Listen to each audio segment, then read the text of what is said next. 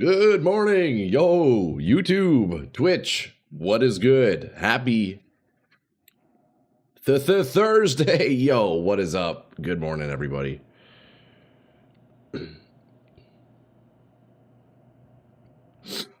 Here we are, back on Diablo 2, back on the grind. I just realized I don't have my fancy little blue light on in the background. There we go. That's a little bit better. Boys, guess what we have in store today?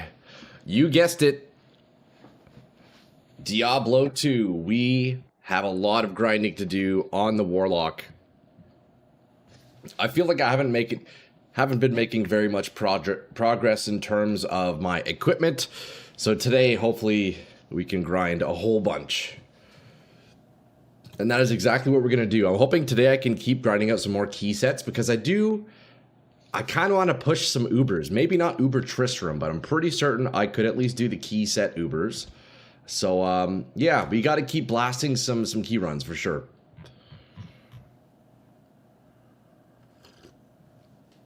And wow, this is so crazy seeing the lobby chat on Battle.net actually be active. I swear, dude, for years and years and years, man, you would never see people typing. Maybe there'd be like one message here and there. This is really cool, man. I like to see that. Look at that. People doing trades.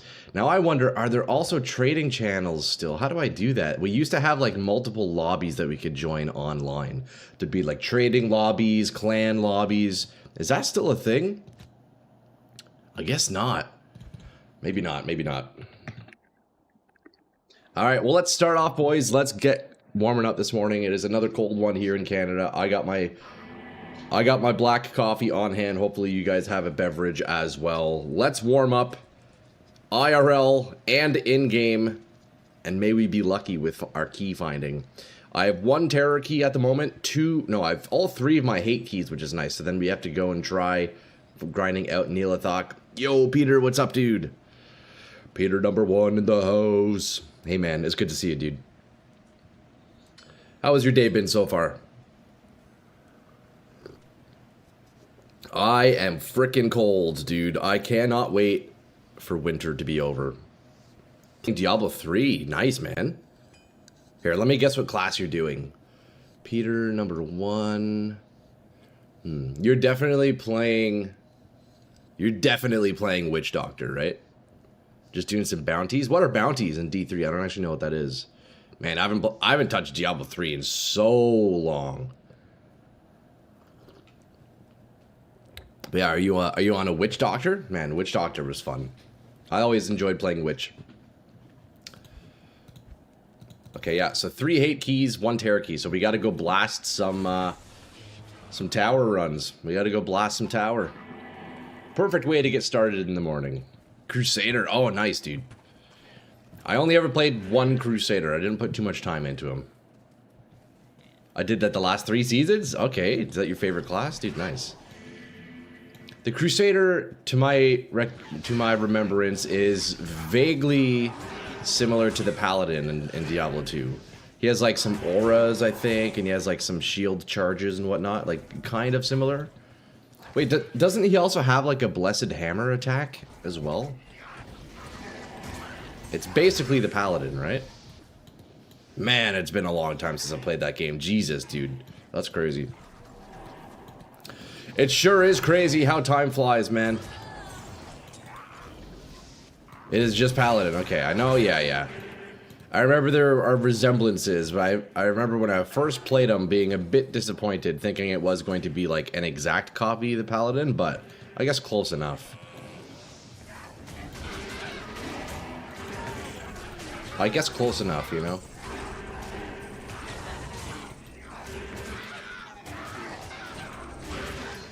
Okay. Nice. We're looking good. We pick up every magic ring. Hello, hey, Fatals. How's it going, man? Different names, some of the same skills. I got you, Peter. Okay, yeah. Man, one of these days I'll have to revisit. Diablo 3, man. That could be a fun time. Yo, Fatals, how's it going, man? Good afternoon, brother. How is Mr. Fatals doing on this lovely, lovely Thursday?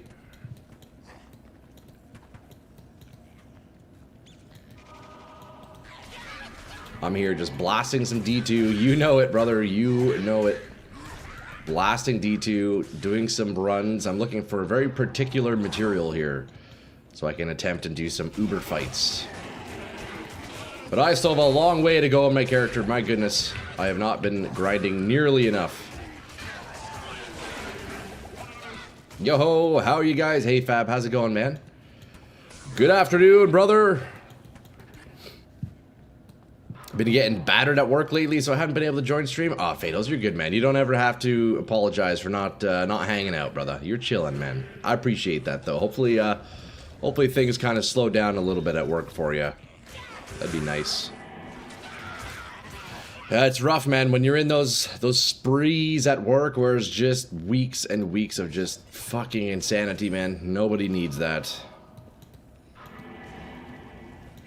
Nice, TY Troy. I'm very good today. Hell yeah, man, dude. I'm glad to hear that, Fab. It's good to see you guys. Always good to see you guys showing up, especially in these different times now that I'm on Diablo 2. At least for a little bit. We will eventually get back to Path of Exile. But I appreciate you guys showing up, you know, it means so much. I'm just a guy in a horse raining down automatic Fist of Heavens. That does sound pretty OP. That does sound pretty OP if you ask me, bro. Oh, that sounds sick, man. Yo, Peter, honestly, you kind of got me wanting to play D3, I'll be honest. Last shift for the week is tomorrow, but Friday's also the worst. Yo, you'll get through it, bro. I know you will. You got this, Fados. Come on, bro. Just think about how good it's going to feel once your shift tomorrow is done. Hey, we got a foul rune. That's a good way to start it. I'll take a foul rune. Are you going to be watching the PoE1 new league reveal? Potentially, Shizu. Do you know what time that is? I think it's at 2 p.m. Eastern, right? I'm not sure what time zone you are, but that would be in, what, 4 hours, I believe? If so, we could definitely pull it up. If you guys are interested in watching it, we could watch it on stream, yeah? I don't mind doing that. I don't mind pulling that up. Oh, in 4 hours is the new P1 League reveal. Okay, yeah, so 4 hours. Yeah, we could definitely watch that if you guys want to see. You get free cosmetics for PoE 2 if you watch it live. Nice. I am interested. The other builds this season are way stronger. Oh, really? No one on this build has a greater Rift 150. It's the max. I see. Yo, I bet you could push it further, Peter. I bet you could push it. 2 p.m. Eastern. Okay, that sounds good. Yo, Fatals and Shizukan. Yeah, we can watch that, man. 2 p.m. Eastern, the PoE1 stream. Yeah, we could definitely pull that up. Morning, y'all. Hey, Trash. How's it going, man? Good to see you, man. Happy morning. Happy Thursday. Pretty much every other build can do greater Rift 150. So then Crusader's the weakest class in D3 is what you're saying.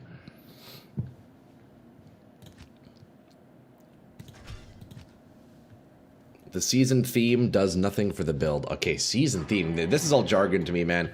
Back when I played Diablo 3, I don't think it had season themes and all that stuff. I think I pretty much stopped playing Diablo 3 when they incorporated set items. I didn't really touch the game after then. So a lot of things about Diablo 3 I don't even know anymore. So are you able to turn drops on for your stream? I prefer to watch it here than dip just because of the rewards. I have to look into it. I'm not sure if by default I will have it on Path of Exile. So I know it's like based on your account or your Twitch account, like you can have drops enabled. I think beyond that it might depend on the game title. I should have drops on it. I should have it. And if I don't blame you for leaving. You know, obviously it would make sense to go watch it elsewhere. I'll have to look into that though. It should be enabled. If not, then I don't know. Maybe sometimes it's like creator specific. I know sometimes developers will limit drops to like certain creators. So yeah, I don't know. We'll see. We'll see.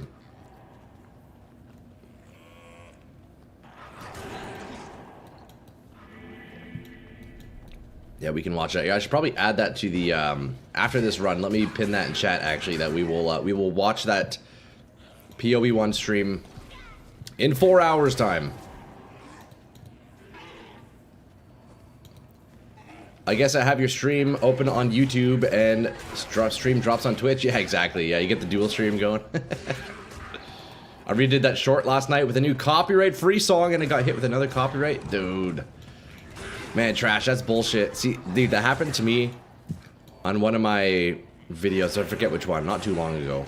I used a royalty-free song, which I had like a certificate for and everything, and then yeah, it still gets struck. It's like, come on, man. It's straight up not worth even trying to use music in videos. It's straight up not worth it. Which is pretty shitty, but I guess at the same time, it also makes it a bit easier. But some good music in the video, man, really can elevate it in a good way. So it's unfortunate that the copyright thing is it's so strict, you know. It sucks, man. You just need to record like a little a cappella beatbox yourself or something, you know. Put that in your video. I guess it's okay to YouTube if you take people's music as long as the short is 60 seconds, but it's over, then oh no, it's a crime. Oh really? Is that the criteria? Like if it's a short video, it doesn't really matter? That is pretty whack. So you just need to use like 5 seconds from a bunch of songs and splice it all together. I guess that's the workaround. Alright, Countess, can you drop me a key, please? That would be fantastic. That would be absolutely fantastic. I'm not sure. Oh, I am lagging. Fuck. I was gonna say, I feel like I'm lagging. Yeah, I definitely am. My FPS, my bitrate's going down. Come on, buddy. I need you to stabilize. Just beatbox yourself while you fingerboard? Man, that sounds like sick fucking content.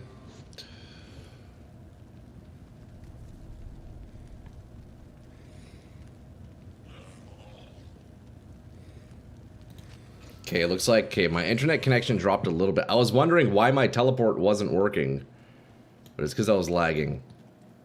And now I have no way of going to get my drops. And I lost my fucking demon because of it. God damn it!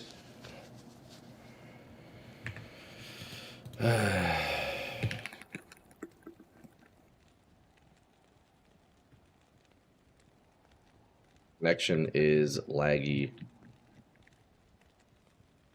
We should stabilize here. That's how it went when I tried Hell Countess for the first time yesterday and it wasn't lagging. Yeah, I was like, okay, I'm chucking my teleport up ahead. Why is it not teleporting me? Oh, it's because I'm lagging. Look, my bitrate's at 0. That's why. God damn it. So now I lost her drops and I lost my Hephasto. So I need to go back to Hephasto farming. Okay, it looks like the connection has stabilized. We can rejoin. That is unfortunate. Damn. So now we have to spend a bit of time getting a new demon. God damn it. That's okay, though. That is okay, though. I'm not too concerned about that. So that's technically my second death on this character, but I don't really count it because that was, you know, lag-induced, but hey, it is what it is. If this was PoE and if I typed /deaths, it would tell me too. Alright, can we find a strong Hephasto first try? That'd be nice. Or dude, even like a grotesque or something. You know what? Let me grab one of these grotesques in the meantime.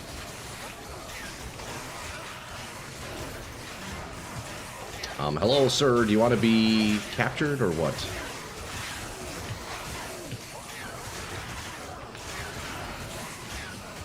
There we go. Has anyone else had massive connectivity issues with PoE lately? Like when I was streaming it last week, well, I was 7 hours with no issues, and then spent 10 minutes... Let me not die. Oh, I'm still lagging. Are you fucking kidding me? Okay, I need to wait for my connection to stabilize here, because otherwise I'm just going to keep dying. And then spend 10 minutes with massive encoder issues on OBS. That is an interesting one, Fatals. I don't know, my PoE was always fine, but I didn't play a lot lately. It could also be an OBS issue, Fatals, honestly. I wouldn't be surprised. I'll be back later, guys. Okay, Fab, we will see you later, bro. Have a great day at work, man. My connection is really quite unstable right now. That is just fucking lovely. I love to see that, starting the day strong with some goddamn shit internet. That's fucking great. I love it. I love it, boys. Really, it's truly just the best thing.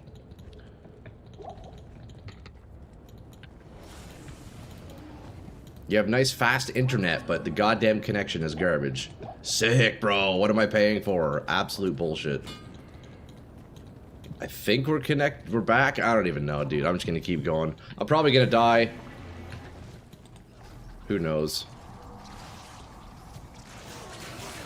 Okay, we are looking for another Hephasto here because the lag took our last one out. I don't know though, because when I was streaming the pirate game, I never had issues. It seems to only affect PoE. Yeah, that is interesting. I mean, it could very well be that. Glad to see you're enjoying this lovely day. Oh, man, it's a great day, but this internet pisses me right the fuck off, dude. Like, fuck, man. Yeah, no, I'm connected to Ethernet. I have fast internet, I have direct Ethernet. It's just, man, it's just fucking, it's this area. It's the area I'm in, man, honestly. It's the area, and it is just no good. The entire neighborhood has issues.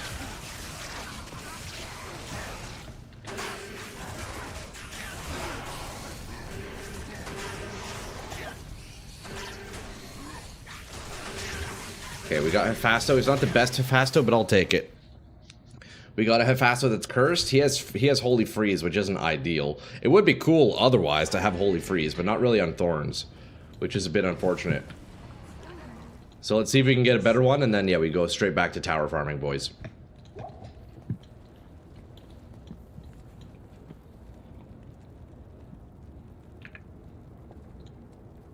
All I need in my life right now is just a little bit more jazz. Let's turn this up.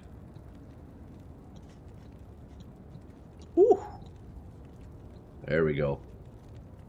Got some nice smooth jazz. That'll help out with our internet connection, surely, right? Surely that'll help our connection? What else could possibly happen?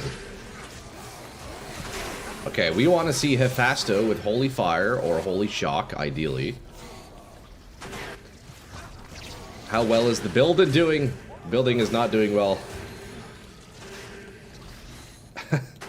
Oh, wait, Grotesque. Oh, Cursed Grotesque, boys. Wait, that's fucking sick, actually. Hold up. Did we get him? No, not yet. Where is he? Hold up, I need that Grotesque.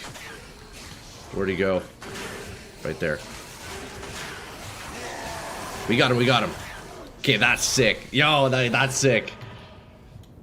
I don't know what I'm looking at, so I don't know if this is good or not. It is. Let me demonstrate. So basically, the Warlock Fatals has an ability called Bind Demon. I can basically take control of a demon, and it includes his, like, inherent stats. So this was a unique mob, and he is Fire Enchanted, extra fast, and cursed. So meaning he applies curses when he attacks, which is huge for my build. And he summons little demon babies, which is sick. I had that problem a few years back with Cox because they'd reload packets or some shit every hour-ish, and it would drop me long enough for anything I'm doing to drop. Yeah, it's fucking lame, man. It's so weird, though, because, like, I'll go months at a time with 0 connection issues on stream, and then all of a sudden, I'll get these, like, 2-week periods where it's just, like, dropping every day. It sucks. So I'd have time to disconnect around trash pull-in raids because I was in a top raiding guild back in TBC Classic. It was always a pain in the ass, and I was so worried I'd DC on a boss and get kicked. That would suck. Bad boys, check it out. So I now have a cursed Grotesque. So once he starts attacking, like, he's gonna start spawning his little demon babies. Watch. How the fuck is D3 servers overloaded? That is crazy. Okay, so look, my Grotesque is now spawning all his little demon babies. We should get a total of 5. Looks like we have 4. Yeah, okay, so we have 5. So now I have 6 demons for the price of 1. And they all adopt my Thorns aura. So now I have a bunch of little demon babies, and I still get the amplified damage, which is nice. Although I don't think he drops it as frequently as Hephasto did. Hey, look at that. That's my amp right there. That's a thing of beauty. I still think Hephaestus probably overall is maybe a bit better. Especially because these guys aren't melee, so they can't actually Thorns themselves. But you get the idea. Nobody plays fucking D4. That is weird. Maybe it's because they took off some of their resources on the D3 servers, so they just don't have as much capability anymore. I don't know. Your Thorns are on your minions. Yeah, so basically, it's my mercenary has the Thorns aura, and that applies on my minions. So not only when I'm hit, but also when my minions are hit, they reflect Thorns damage, which is pretty cool. Yeah, look at that, bro. I got all my demon babies. Now, what would make this guy even more powerful if, in addition to being cursed, he was also aura enchanted? The demon could also have another aura, which would then also stack onto me and all my minions. So we could become even more powerful. But that's pretty good. Let's go do the Countess now. We need to get 2 terror keys, boys. Exciting times when you get yourself a cursed grotesque, boys. Very exciting times. We got lucky with that one. Now, if I could get one that also has conviction or like holy fire or holy shock, my goodness, it's just GG. And then as long as I don't die from lag again, we'll be able to hold on to this guy forever.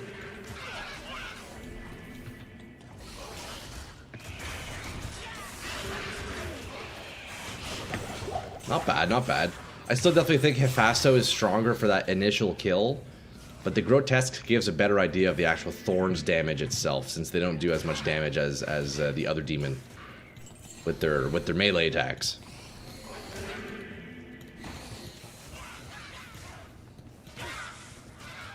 All right, tower level 2. We have found it right here. Easy. Boys, we need 2 T keys, and then I need to figure out my way to kill Neelathok. I think with this Grotesque, actually, I could make it work. But it's a pretty sketchy area. Really what I would need, ooh, rare, a blue gilded shield. Always worth identifying those blue paladin shields. You can find absolute bits with those things.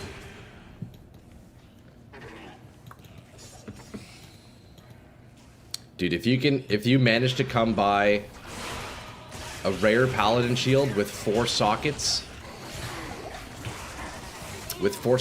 and 45 resist and the deflecting modifier, you're actually just rich. You're actually just rich.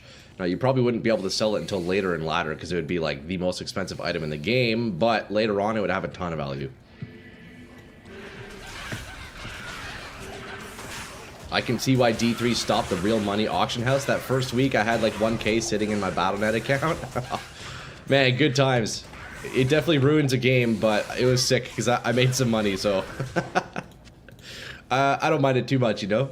How's it today? Hope your RNG is better. Hey, Kennedy, it's good to see you, man. I appreciate that. So far, we're just getting started. I did start the day off strong by having a wonky internet connection, and then I lost my Hephaestus, but I got a bit of an upgrade. Check it out. Look what I'm rocking right now. I found myself a cursed grotesque from the River of Flame. So we still have our amplified damage, and we have little demon babies who also reflect my Thorns aura now.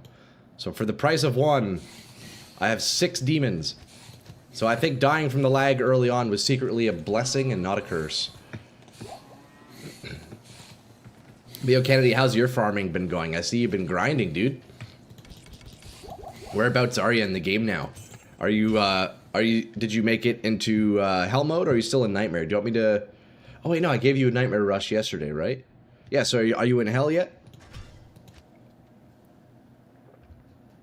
Or are you still just leveling up? Because I can potentially give you a bit of a hell rush, dude. If you want to make a game, I can join up and I can do my best and see how far I can progress you through hell. Okay, so I need my mercenary to turn on his Thorns aura. That would be fantastic. It takes him a little bit to kind of get warmed up. That's the one downside with using an Act 2 mercenary for Thorns, is he needs to actually turn the ability on. And sometimes he just waits a while. That's one disadvantage of using A2. Instead of having like the thorns on your items and then it's just, the aura is just always on, the mercenary has to turn it on himself, so it's a bit tricky. But once he does, we're chilling, and that's one benefit of staying in games longer. Farming more things, because, well, your aura will always be on. I feel like I should go farm this TZ. You know what? We're gonna do the tower. We're gonna go TZ, rinse, repeat. Bruh, yo, what's up, Phoenix? How's it going, man? Uh-oh, I'm on the edge of my seat. What's up, man? Did you find, like, crazy gear or something? Did you get yourself Materials Might? If so, that's fucking crazy, bro. If so, that is insane, dog.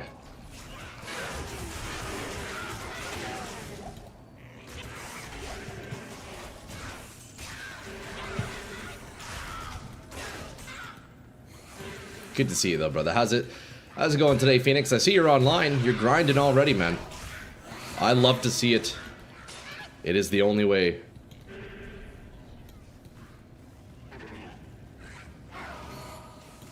Act 5? Oh, you made it to Act 5? Nice, let's go, dude. Do you need me to clear anything for you? I can do your ancients, or I can maybe kill Bale for you. Let me know if you need any help, dude. Let me know and I will be there, bro. Mithril point. Well, that could be a cool one. It's ethereal.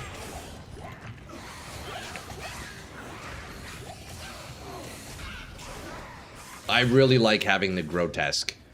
I know that having the grotesque for Thorns isn't ideal because I kind of want to be the tank with attacker takes damage, but realistically, until I get more defenses, I think doing grotesque is probably best.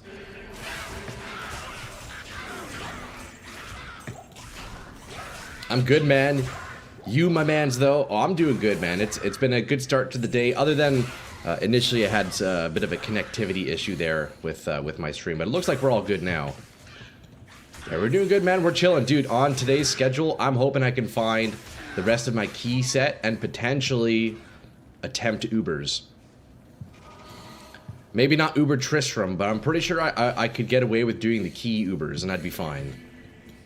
So I'm hoping I can do that today. I'd have to get real lucky with the keys of destruction, though, and I still need 2 T keys, so we got a ways to go. We got a ways to go, that's for sure. And then get some TZ farming in, hopefully. Man, I feel like there's not enough time in the day. There is not enough time in the day to farm. Which is crazy to think, because I'm doing this as a job right now. And there's still not enough time. What the fuck? Okay, last time I was here, my connection lagged out. Hopefully that's not the case again. MFTAL. GG, gotta go. Alright, Peter, man. Yo, we'll see you around, brother. Have a great day, dude. Thanks for stopping by, man. It's always good to see you. Volleyball, oh, okay, easy win, right? Surely you guys are gonna destroy the enemies. The enemies, the opponents. Maybe they're not enemies, I don't know. Maybe they are. I don't know how how involved your volleyball league is, but yeah, good luck, man. Yo, hopefully you win. I got 4 kids. I don't want to hear about not enough time. Yeah, true. Yeah, I honestly can't say much. I don't have any children myself, so.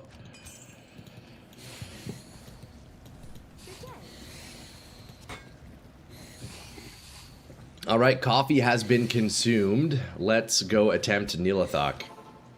My teammates. Kids are a trap, don't do it.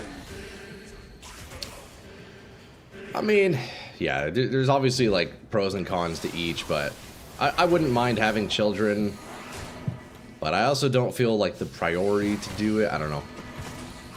Okay, we need to find which side Nilathak is on. If we look at the map, we can see exactly where he is. He is northwest. Yeah, we know for a fact he is this way. We can tell by looking at the mini-map. This is going to be a tough one because there are a lot of ranged minions here. You know what? I don't know. I don't think this one's possible. Instead of a coffee, have you considered cocaine? Dude, that would be sick, honestly. I'll be honest, man. That sounds like that'd be dope. That sounds like that'd be super sick, but like, you know, that's not really my thing. Okay. Oh, Superior Grand Matron Bow. Hold up. That could be good. Let me go in and grab that real fast. Let me go in. Fuck. I can't get in, bro. That is one issue with having max block, is you're constantly just stuck in a block recovery animation, even with 60 faster hit recovery. Man, this area is so tough. Every time you die, you do another line. That's fucked, man. Grow up and do meth like an adult? Yeah, that's what real men do, eh? Holy shit, that's crazy, boys. Okay. I need to, like, get in there, you know?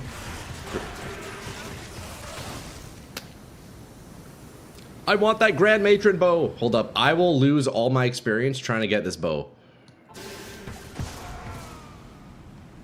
Dude, that bow could be worth so much.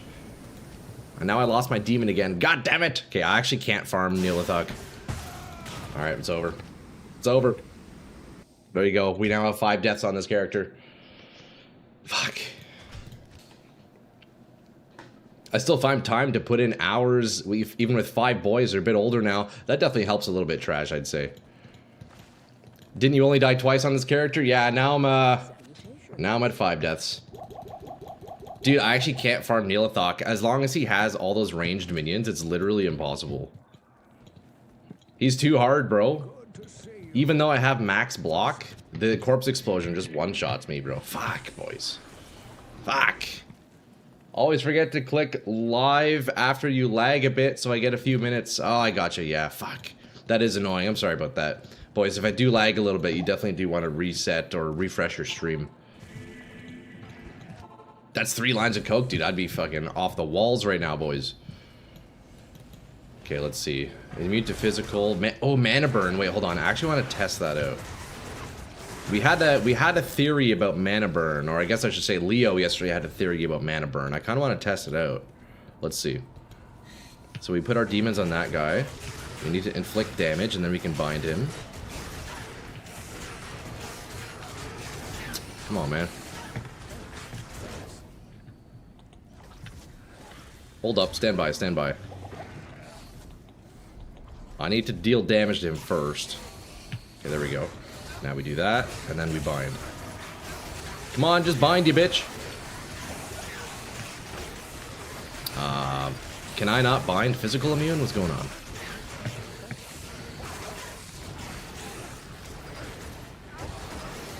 I guess I can't bind him. It's not working.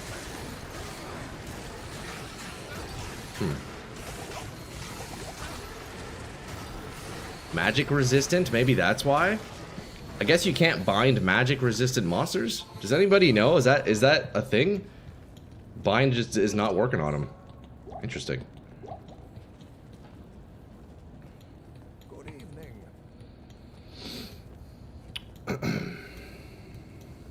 What are you talking about, Fatals?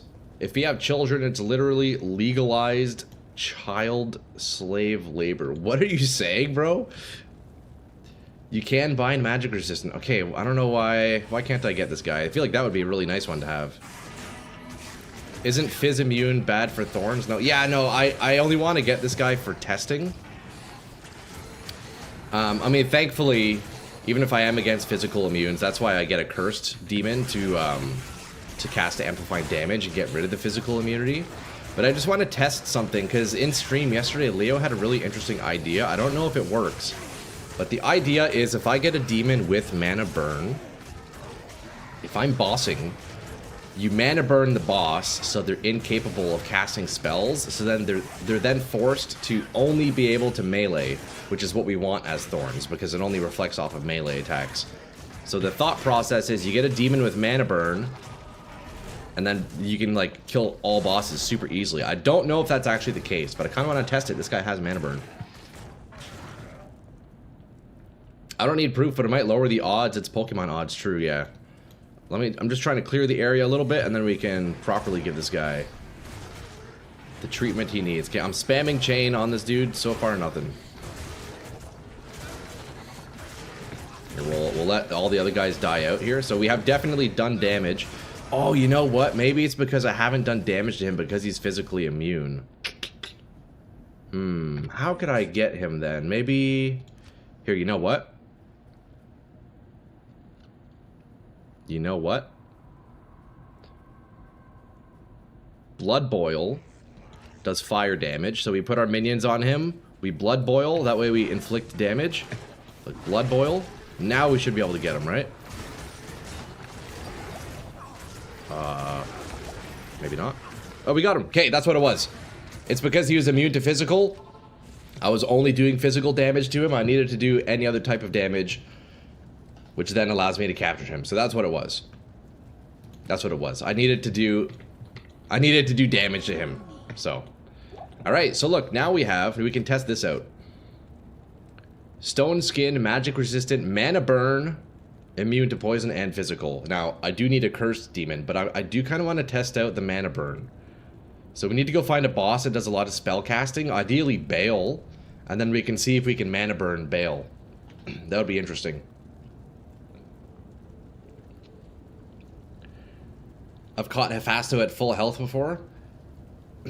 Really? See, I thought you had to inflict at least a little bit of damage to them before you could bind, but I guess, I mean, that probably makes sense. Statistically, I guess it could happen.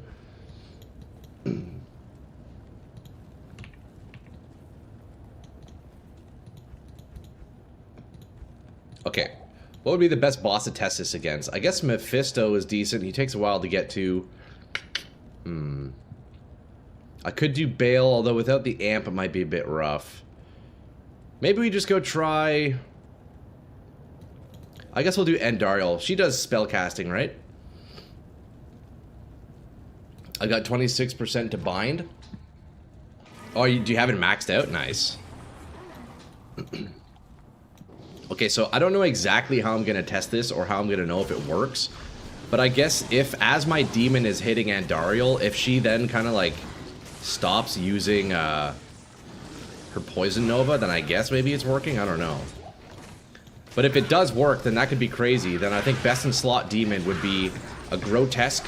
An Aura Enchanted Grotesque who is cursed with Mana Burn. I don't know if that's even possible. I feel like that'd be pretty crazy, but we'll see. I am curious if it works. I don't know if bosses like actually technically use mana, because up until now I don't think there was any possible way of even mana burning bosses, right? But if it's a thing, that could be pretty strong. Troy isn't a visionary. He's held back by dumb things like morals and common decency. Yeah, to a degree. Fatals, that's why I must live vicariously through you, brother. You can be the alter ego. So, I must say immediately, without having the amplified damage on the demon, I mean, damage is a lot lower. But for science, we must find Andariel. Holy shit, look at these ghouls, Jesus. Them kids don't pay bills, you could probably charge them.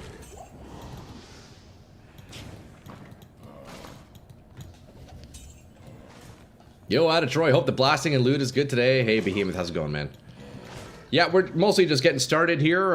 So far, so good. I'm starting the day off with a bit of science here. So I found a demon that has mana burn, and based off what Leo was saying yesterday, I kind of want to test it out to see if I could mana burn bosses and then force them to only melee, which would be ideal against Thorns. So we're gonna go find Andariel and see if that actually does anything against her. If not, we're going back demon hunting, boys. We gotta go demon hunting.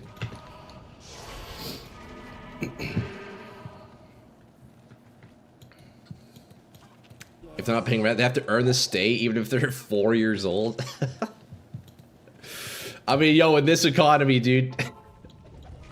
That's funny.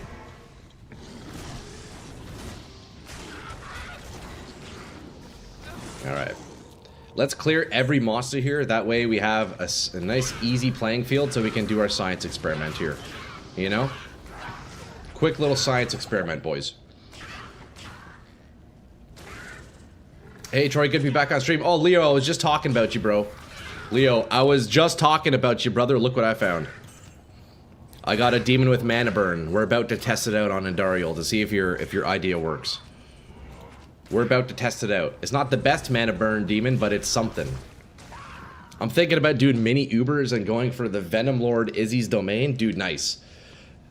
Dude, yeah, cool. That's honestly such a great demon to get. I do plan on trying out Ubers. I'm halfway to getting all the keys. I need 2 T keys and still 3 D keys. But I will definitely be trying Ubers out when I do. Yo, and when I am doing Ubers, if any of you boys want to join the game and come take an Iswald demon, let me know. You can join up and just snag a demon real fast, you know?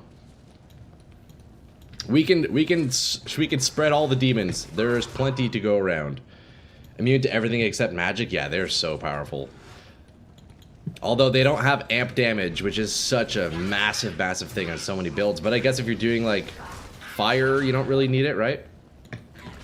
I guess if you were doing Fire Warlock, you would want a Conviction Aura, but... Okay, so how are we going to test this? I need to pull Andariel out. Oh shit, I found a shield with 10 damage to attacker? Nice. I think it rolls up to 20 on shields.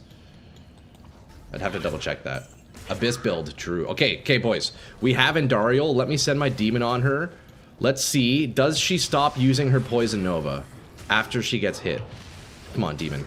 So technically the demon has mana drain.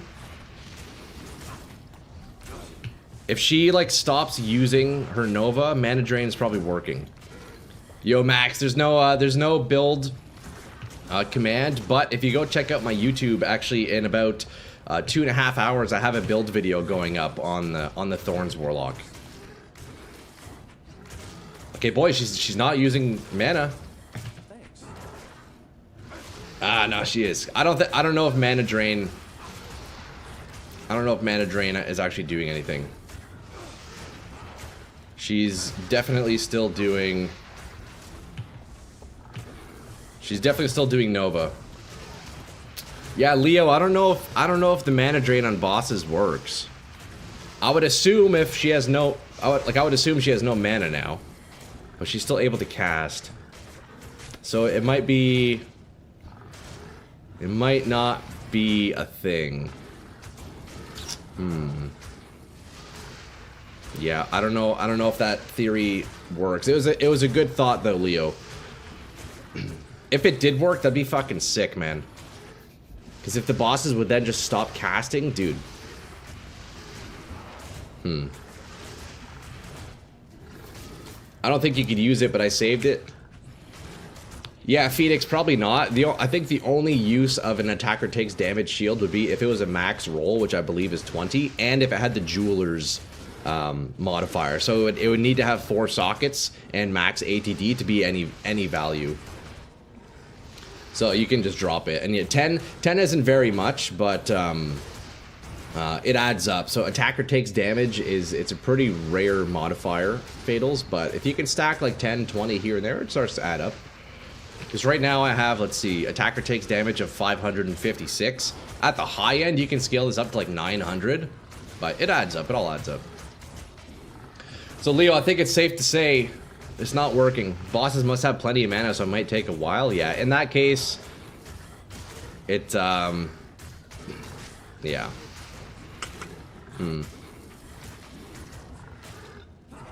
In that case, it's definitely not really a good strategy. Also, it's interesting to see how slow this kill is going with without the amplified damage.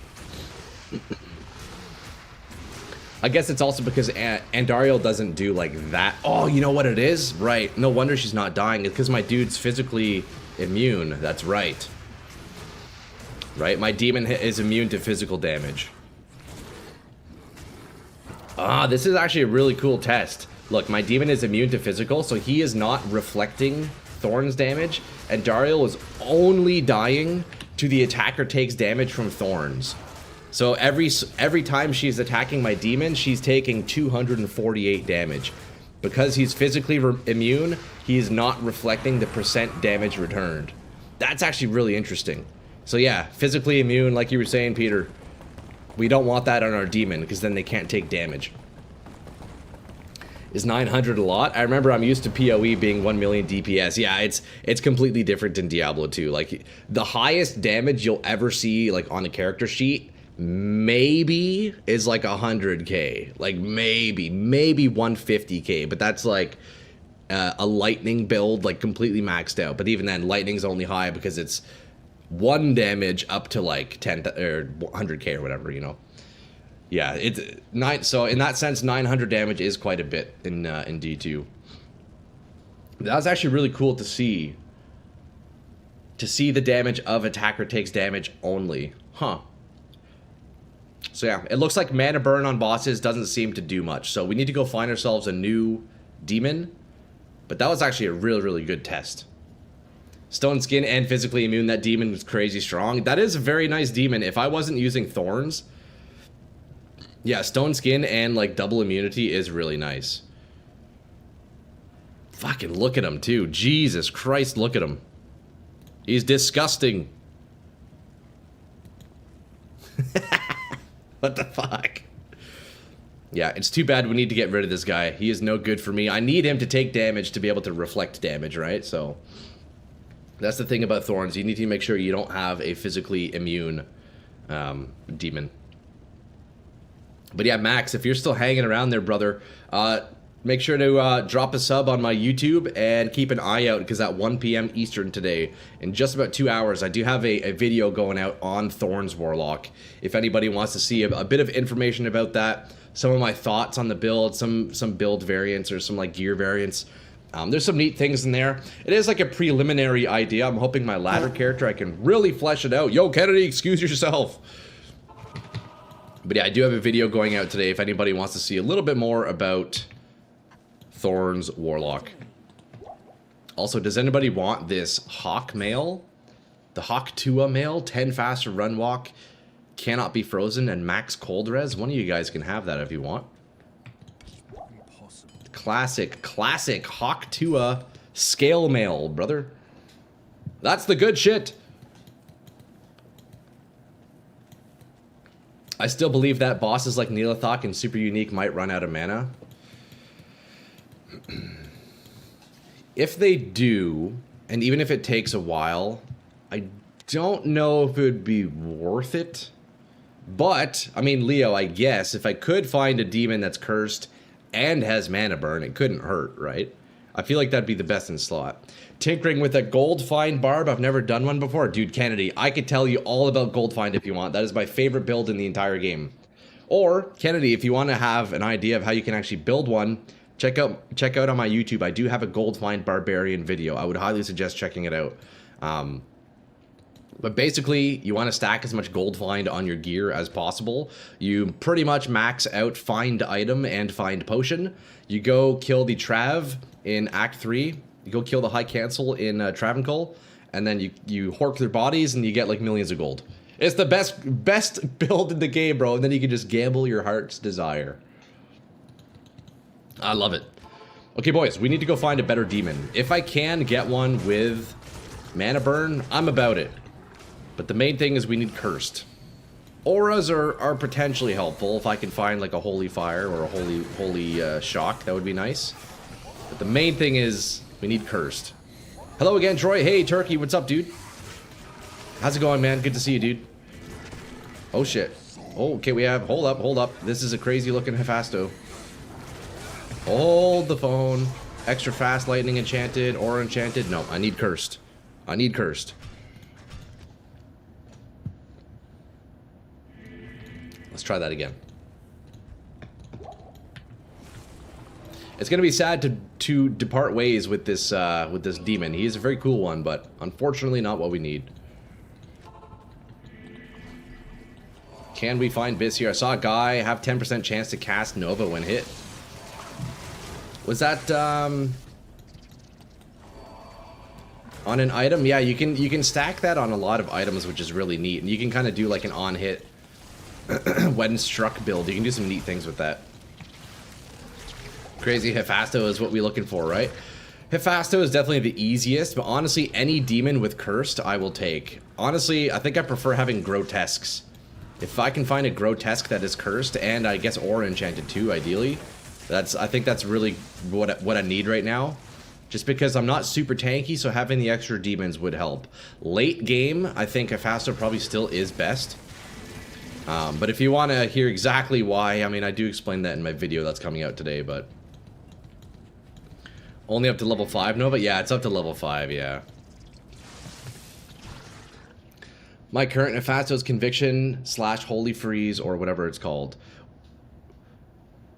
Okay, yeah. Not both, but yeah, one or the other, yeah. Conviction is nice if you're doing damage returned on Thorns. If you're doing attacker takes damage, it doesn't actually scale its damage higher. The only thing that does that would be the amplified damage.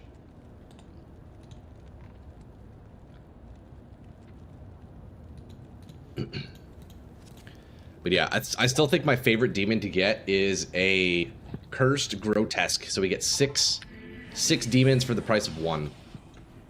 And we can still get our amplified damage. I honestly don't care too much about the auras. We don't need an aura. But an aura is a nice bonus.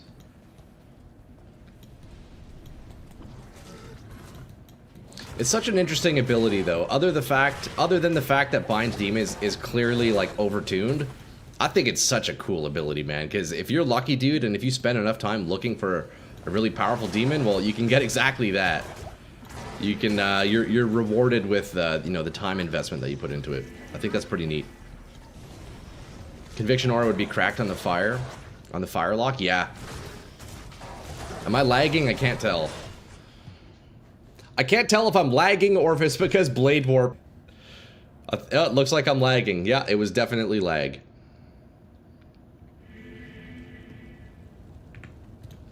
Hopefully we regain our connection. It looks like our bitrate is temporarily dropping a little bit here. Come on, connection. I need you, buddy. I need you to stabilize.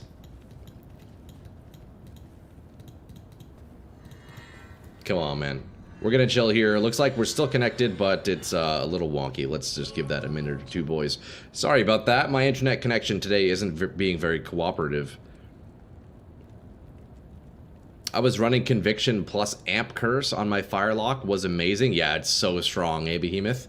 That's what I had this morning, but then I lagged out and I died, and I lost my my Cursed Conviction Hephasto. Okay, I think we're stabilizing here a little bit. Come on, internet, I need you. Please, please cooperate. Please just cooperate with me once. Hold, we are holding. We are still connected, thank God. It looks like my bitrate output is kind of up and down a little bit. It seems we've mostly stabilized.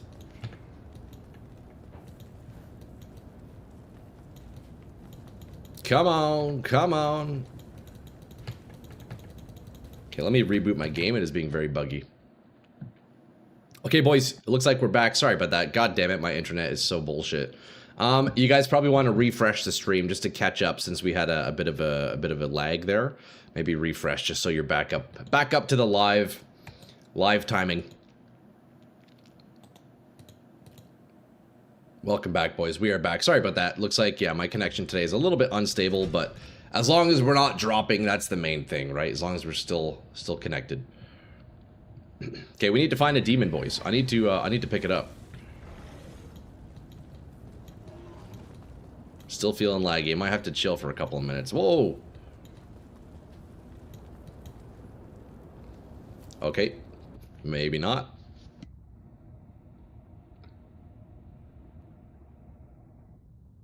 Internet.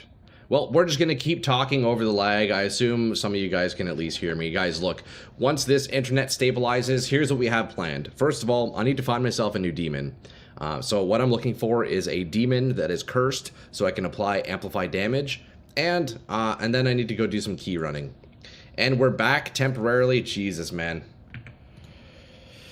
It will stabilize soon. Hopefully it stabilizes. If stream drops, I'll reconnect. Sorry about that, lads. Unsure if you guys can still hear me, but here we are. Come on, internet.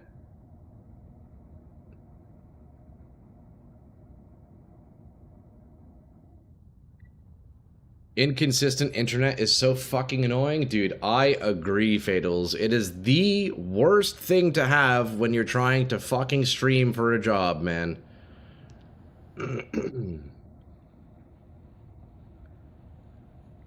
Okay, We haven't dropped, which is fine. We're unstable. Let's get back in game. Do one require two ISP for streaming and playing online? It kind of sounds like it, Leo. I probably should get that. It's definitely a bit rough when you're streaming, man. High demand.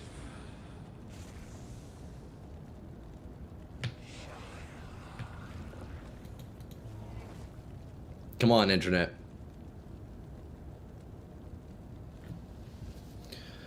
Well, I guess we sit back and relax until this stabilizes. Boys, I do not blame you if you leave the stream. Nobody wants to watch a fucking laggy piece of shit. Honestly, I give you all permission to leave because this is bullshit. It will eventually stabilize, or it will eventually completely drop. Hopefully not. In that case, I will do my best to reconnect. But here we go. What's better than one crappy Canadian ISP, two crappy Canadian ISPs? Like, actually, though.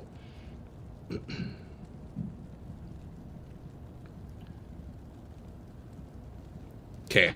At the moment, we're looking stable. I think we're back. Boys, I'm so sorry about that. And excuse me for my frustrations. I'm sure you can understand the frustration that comes with shitty internet.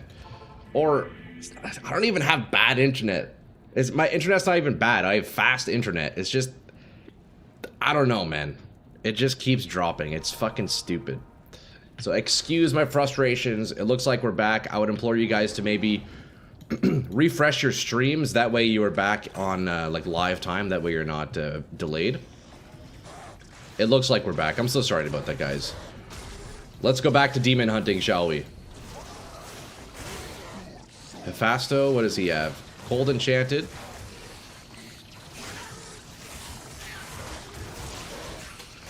Let's see, what does he have? It's hard, there's so many monsters and he moves around so fast, it's hard to see exactly what's going on here. I'm getting surrounded! Leave me alone! Stone Skin, we don't want that. I can't even see what this Hephasto has, he's just surrounded by demons. Cold Enchanted, immune to Fizz, nope, can't get that. It's okay, Troy, it's not a big deal. Well, it's a big deal to me, Leo. Man, it fucking sucks, dude. Nobody, as a viewer, nobody wants to watch a lagging stream.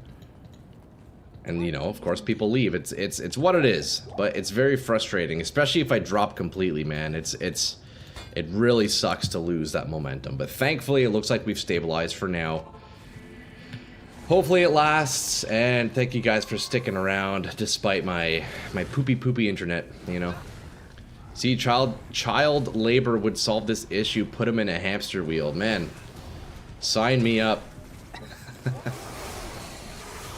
Okay, we got a cursed demon lord. I guess we could take him for now. Right? Might as well.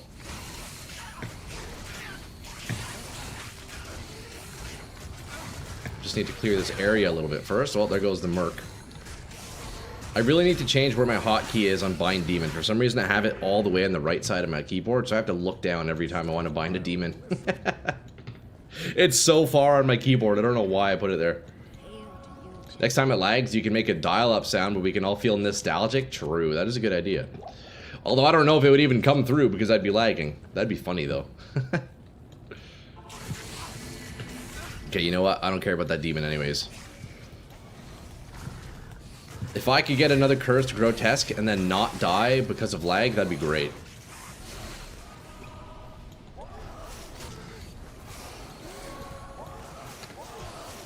Dude, the Worldstone Keep is terrorized. Boys, now's your time to go run some Bale. That's how you get some real good drops. The highest level area in the game. You boys should definitely go hit that up. Unfortunately, I'm stuck demon hunting. Alright. What do we got here? What do we have here? Urdar. Mana Burn Urdar. What'd you call me? I called you an Urdar. I'm farming keys right now. Nice. Yo, cool. I need to do the same thing, bro. I got a bit sidetracked with this lag death, though. Got a bit sidetracked. Which keys are you farming, Cool? Are you doing all three, or are you doing like a specific one? I wish I could farm D keys. I was able to kill Neelathok before I respect. Before I shifted over to max block, I actually had HP. I was able to tank his corpse explosion, but I can't anymore. So that is the one downfall about doing max block, is I have no goddamn health. 320 right now? Nice. Yeah, I'm 130.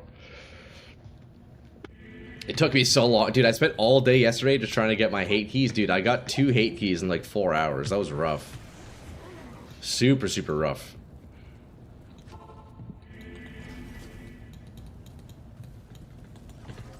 It sucks having to be sidetracked, though. Having to find another demon. It is not ideal.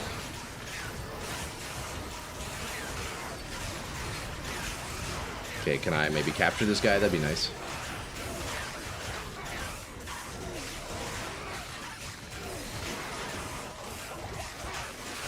Alright, we got a grotesque at least. We need to find a cursed grotesque, though. Or any cursed demon, for that fact. For that matter. What, yo, Cool, what class? You're on Warlock, right? The nice thing about D key farming is that it's very fast.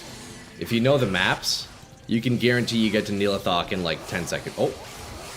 Ah. We found a rare grotesque, but he's not cursed. Damn, almost. We keep looking, boys. We keep looking. Yo, I heard yesterday Blizzard took a survey with a bunch of content creators and their partners on things they are planning to add in Reign of the Warlock. Seems like Blizzard is still cooking. Yeah, based on what Mr. Llama has said and maybe hinted at, we can very well expect more content for this game, which is fucking crazy to think. Do you know your PoE username and 4-digit number? I do not, no. I didn't realize you even... Oh, I guess, yeah, I could check the website for that, eh, Fatals? Why is that? Should I go take a look? Is there some new development? Abyss focused. Oh, that's right. Yes, the Abyss Warlock. Nice. Abyss is a cool one. That's like pretty much... Oh, extra strong stone skin. Nope, that's not the right Hephasto. Other than taunt on the Barbarian, Abyss is like the first skill that like pulls enemies in somewhere. Dude, if taunt worked on multiple enemies at once, it would be such a cool ability. Unfortunately, it's only single target. Or like one at a time, so it's pretty weak. Stone skin, spectral hit, don't need that.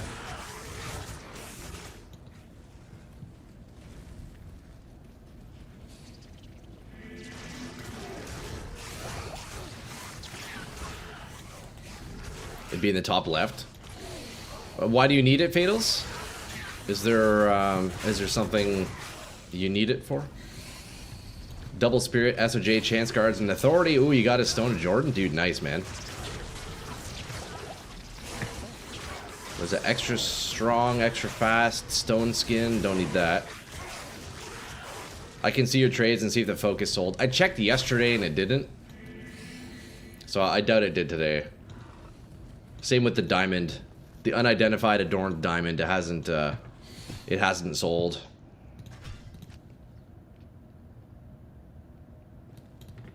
So I highly doubt it did.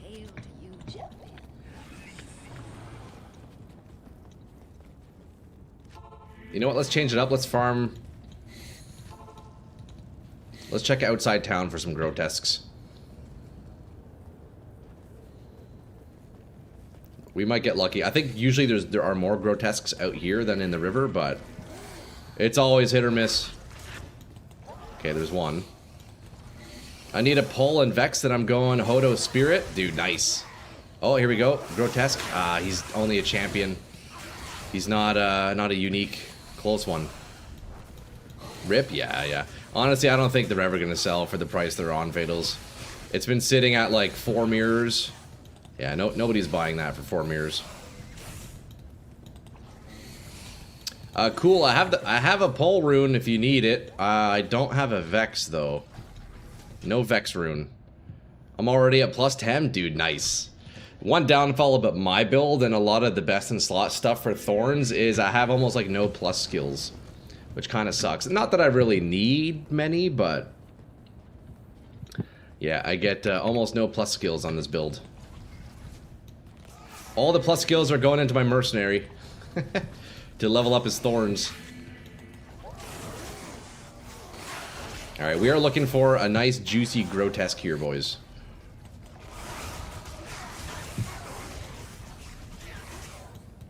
So far, no luck. We might be doing this for a while. I may just have to settle for any little demon. Probably just go back for Hephasto. I think that's why Hephasto is so good, just because he's really quick to farm. And he's reliably powerful, you know? Otherwise, it's hard to find a very specific demon that you might need. So maybe we'll just go do that. We'll go back to Hephasto. You never know, we might get lucky. We might get lucky.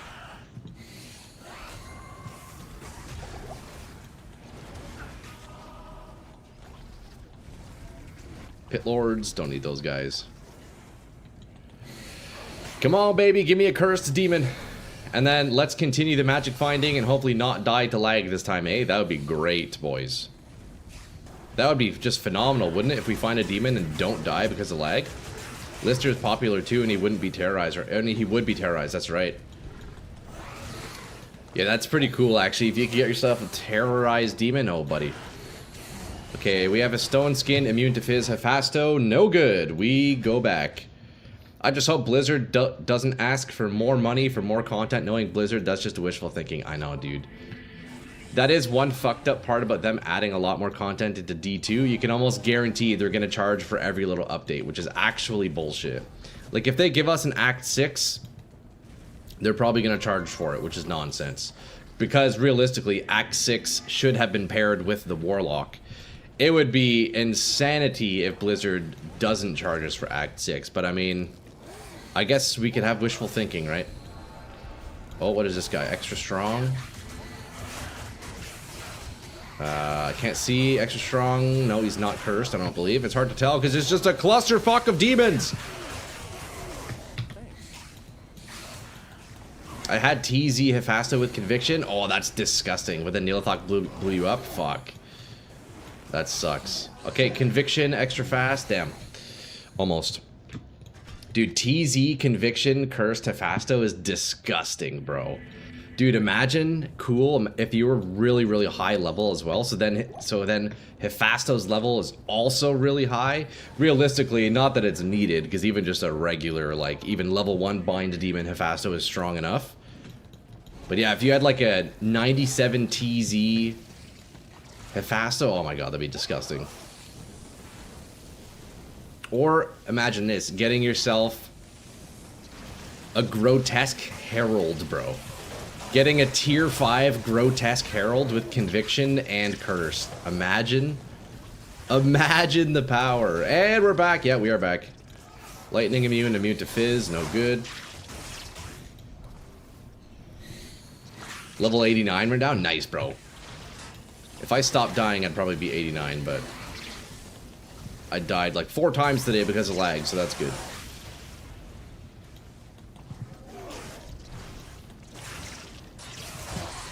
This is one downfall, though, about when you die from lag, or die in general, is you gotta spend all the time finding another demon, which kind of sucks, but thankfully, it's pretty tough to die in Warlock.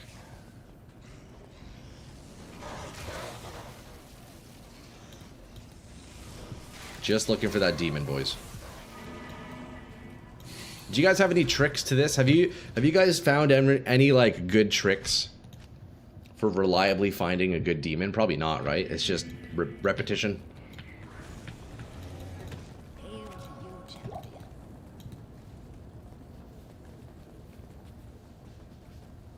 All right.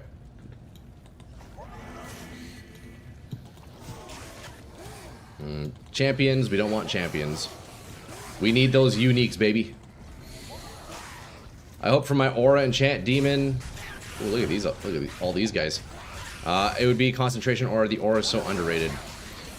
Yeah, I mean, if you're doing fizz damage, dude, concentration is great. Or I guess even magic damage. Wait, does concentration scale up Echoing Strike like how it does with Blessed Hammer? Because if so, yeah, concentration is good. Although I don't know if packs can have concentration unless you're getting a Herald, right? I think only Heralds have concentration. Which would be pretty neat to get, honestly. I am not having any luck with these demons today, boys. We will get one eventually. We just got to go until we find one. There's no alternative reality right now. We have to get our cursed demon. It is mandatory. There we go, cursed right there. Finally. There we go. We got a cursed Hephasto. I believe he has Might Aura. Honestly, that's fine. I don't really care what his aura is, as long as we have cursed. Yeah, immune to cold, cursed, cold enchanted. That is okay. Not ideal that he's cold enchanted, because he will be slowing down enemies, which actually is kind of really shitty now that I think about it. But I guess it's enough for me to go back and farm my keys, right? It's better than nothing. Better than nothing.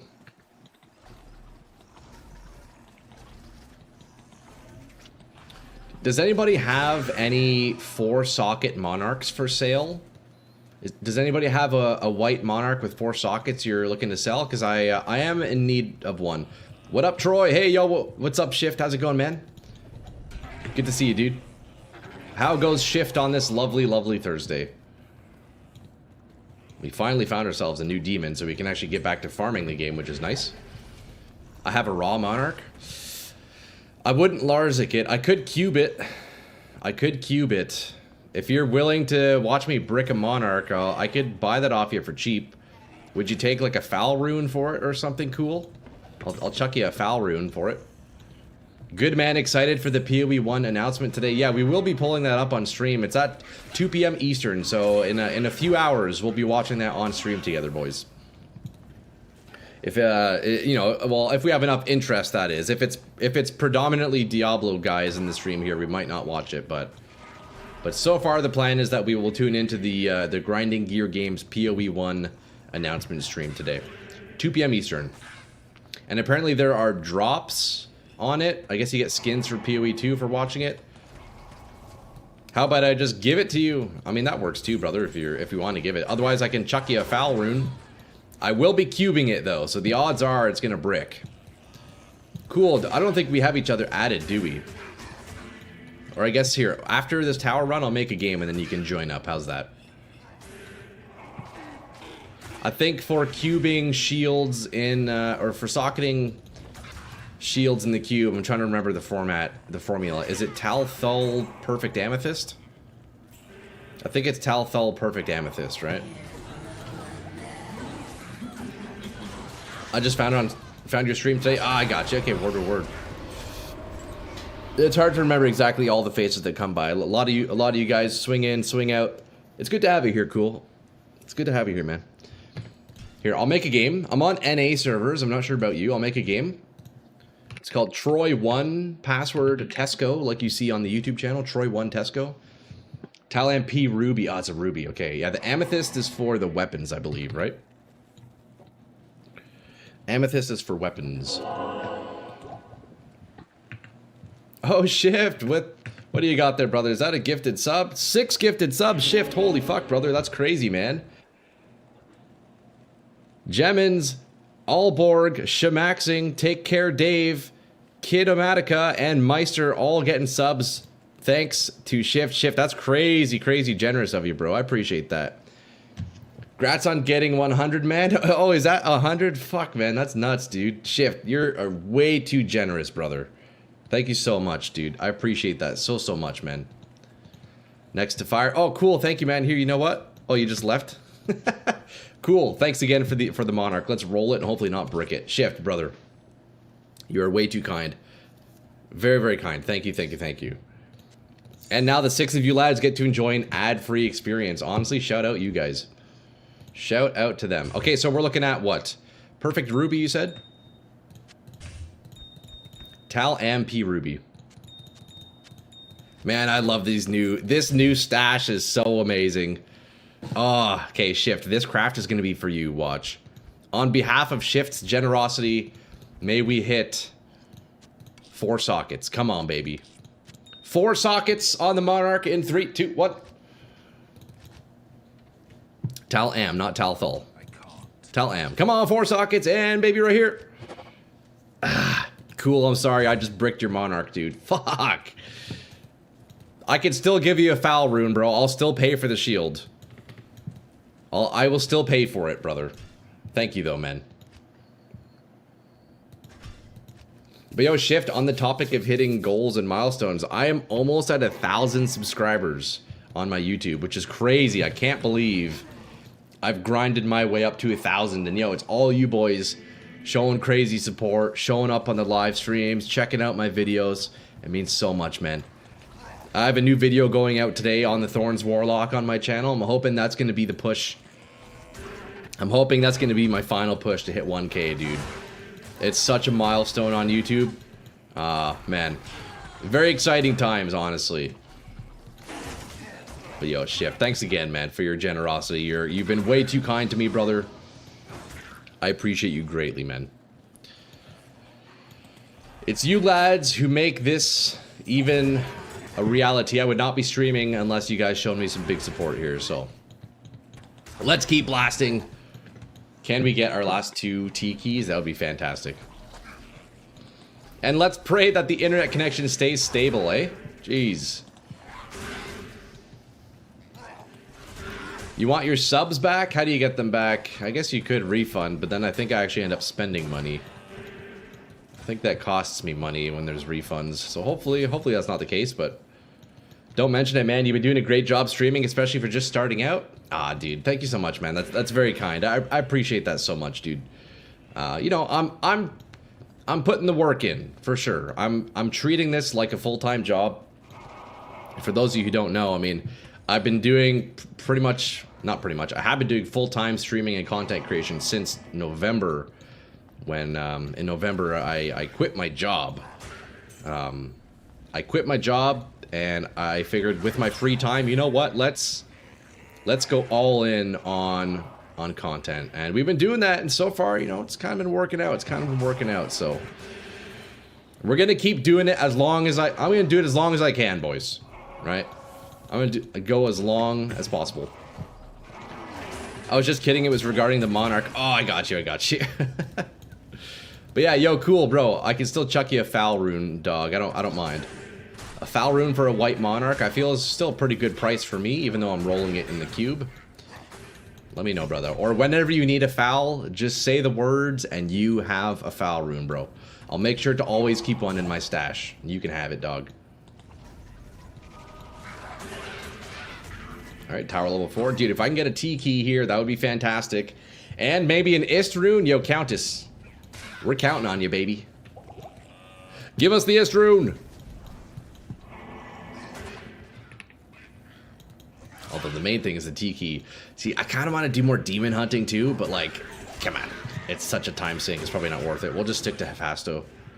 I don't play D2, so feel free to gift it to another viewer. Yo, Shift, you got to get on that, bro. Now's the time to jump in, brother. Now is the time to jump in. Where's the Countess? She's hiding, eh? Oh, shit. Okay, they're really hiding in that corner.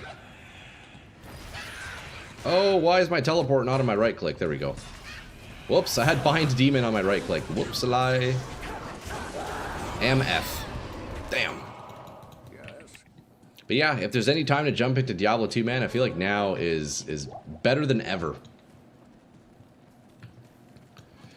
And you know what I'm realizing? I'm going to continue doing Arcane Sanctuary runs to see if I can get more H keys, because I don't think I'm capable of farming Nilithok, so I'm going to have to trade for my D keys. And I think it's going to be like a 2-for-1, so I would need about 6 H keys for 3 D keys, which is pretty rough.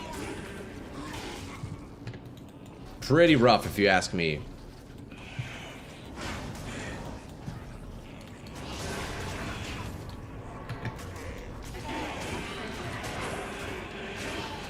Boys, do you guys want to see some TZ farming, or should I keep doing key farming? Fuck. Honestly, I kind of just need anything, boys. I still have, like, garbage gear. It's kind of insane.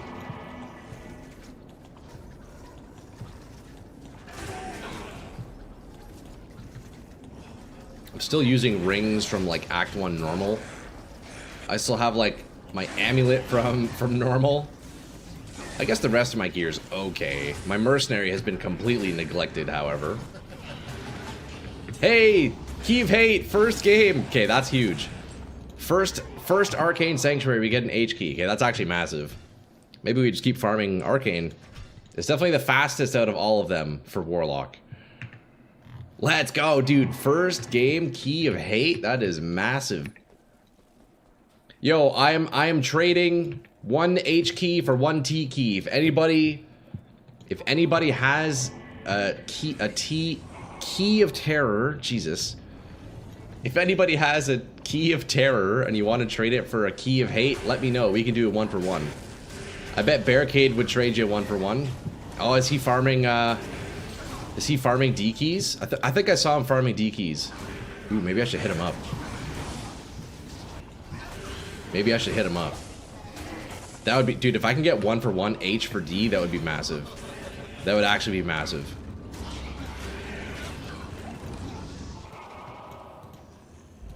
Man, shout out Barricade, dude. What a legend.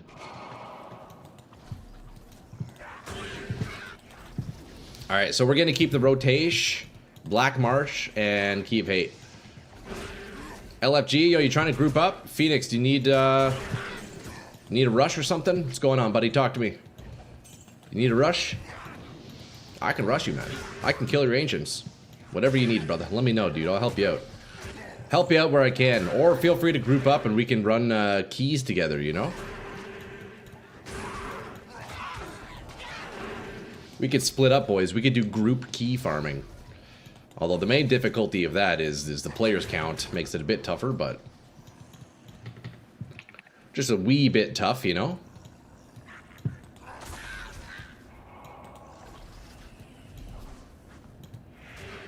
Okay, so we now have 1 T key, 4 H keys, 0 D keys. That's going to be the tough one. I think if I get myself a really powerful grotesque demon, I think I can farm D keys if I play it like super safe. Especially if I happen to get a bit more vitality. If I could upgrade my helmet, that'll help greatly, but... Ow. That's a lot of scary archers there. No, thank you.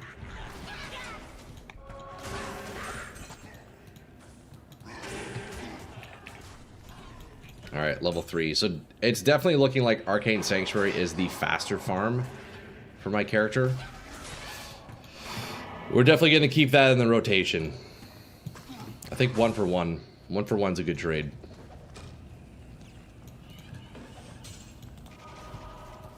At least for the T keys, that is.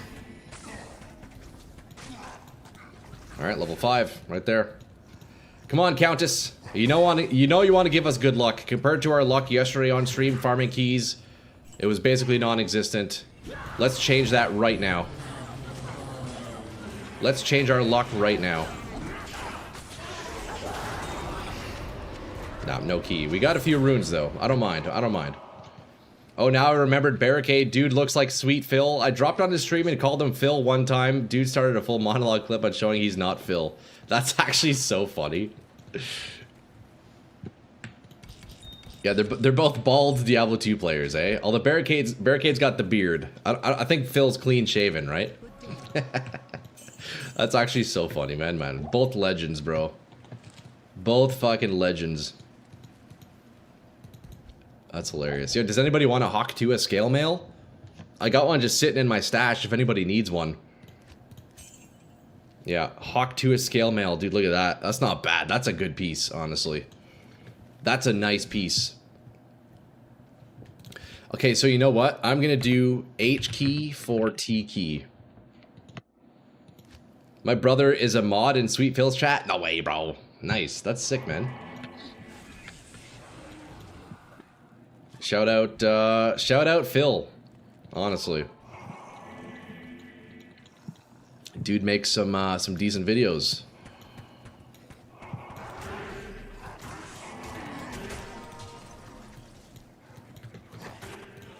Alright, will we get lucky on the tower this time? Hopefully. Boys, I'm so over key running. If any of you lads want to trade your T key for my H key, let me know. You got yourselves a deal. Phil sucks at the game. He dies all the time when he isn't geared to hell. You know what? The funny thing is, I feel like a lot of people who play Diablo 2 kind of just suck at playing video games, you know? We're all fucking washed, boys. We're all fucking cooked. There's a reason why we play old man ARPG games, because we don't have the skill. Yo, where's the tower at, though? What's going on? Yeah, this is why we all play fucking boomer ARPGs, boys. None of us are good at video games, let's be real. Barricade's awesome. I love his community. I agree. Barricade, he's very entertaining, man. He's very good at streaming. And it's awesome to see him on D2. I know he plays like quite a bit of D2, but he's always in between like Diablo 4 and other games. It's sick to see Barricade back on Diablo 2, man. A lot of people back on D2. Honestly, what a time. What a fucking time. Does he even do Ubers? No, he does Andy over and over to make loot videos. I mean, if it works for him, it is what it is. I mean, Diablo 2 is definitely not about a showcase of skill, right? It's just, you play the game however you want. I periodically enjoy watching Phil's videos. Honestly, I support any creator who's putting in the work, you know? You don't have skills, which is why you killed Arbiter with dodge roll. Yeah, I don't know if that was so much skill, more so just practice, you know? I don't think ARPGs really have any kind of requirement of skill. Really, all you need to be successful in an ARPG is just time, right? Bruh, the self-roast. You literally had no skills equipped. I mean, that is true. Yeah, exactly. No skills. Yeah, that's so funny. Shift. It literally was 0 skill. My merc died somehow. I don't even know what killed my merc. Welcome back, Mizan. Where have you perished? Go back and find your body, buddy.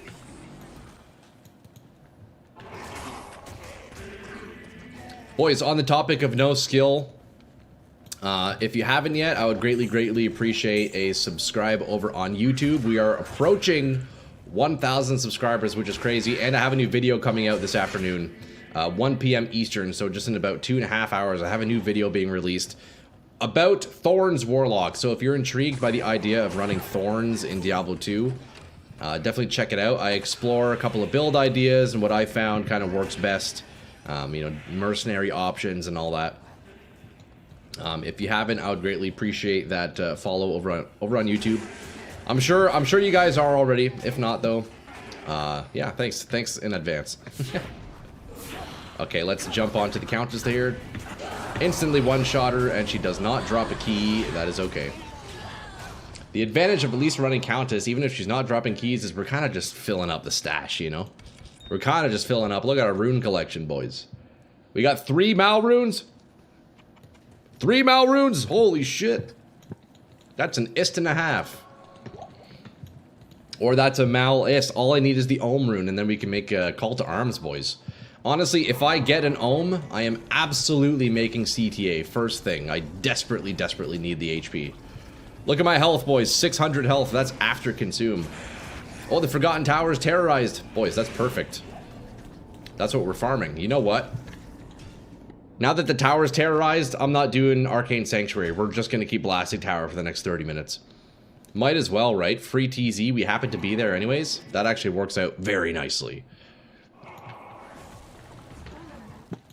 Alright, Countess. Give me something good, baby. Give me something good. Oh, and since we're terrorized, we kind of have to kill every mob, right? Hey, look at that. We got the tower right away. But any unique pack I find, we will be killing it because, you know, terrorized is very nice. My Merc just needs to turn on his Thorns aura. That would be very, very helpful as well. Sometimes he's a little Thorns shy, and it takes him a little bit. But once he does turn it on, we start blasting. Okay, no problem. Damn. Dude, there are so many unique packs in here. What the fuck? Demon crossbow? No way, we just got a fucking guts. Oh, I thought it was, damn. I thought it was a Bariza. Which one's the Bariza again? I forget what base it is. Fuck, that would have been nice.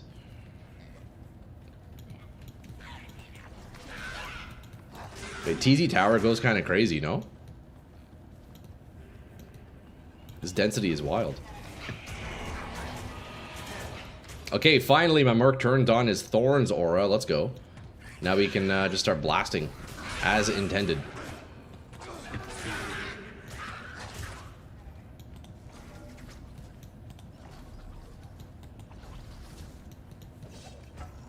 Hello, where are the monsters? There we go. Yo, chill, goat. You always want to identify the blue barbarian helmets. They can be absolute bis, boys. Pretty much any class-specific item, you want to identify all the magic variants. You can find crazy, crazy shit. It is always worth. Okay, here we go. A nice, rare, terrorized ghost pack. Let's get that high rune, baby. I guess not. I guess not. Another one right here. I'll take it. Get that nice little... This guy's hiding behind the pillar. You can't hide from me, ghost. I'm the one supposed to be scared of you. You not scared of me. Do ghosts get scared? Mr. Llama has all but confirmed patch after season, which includes unique set rebalancing. Oh, man. That's very exciting, Aaron, dude. So many unique items in the game need a rework. Dude, I think the coolest idea that I had... the coolest idea that I saw Ginger Gaming Mentor had, dude, for Spikethorn. Imagine if Spikethorn had Thorns Aura. If it grants you Thorns Aura. Dude. That would be so sick. I think that'd be the dopest fucking change, man. Because then you could do self-wield Thorns, stack it with Bramble, and then you could get like a high-level Thorn, still have the shield. Man, it would be so sick. Okay, this pack's a little bit scary, so let's get Hephasto on the big boy there.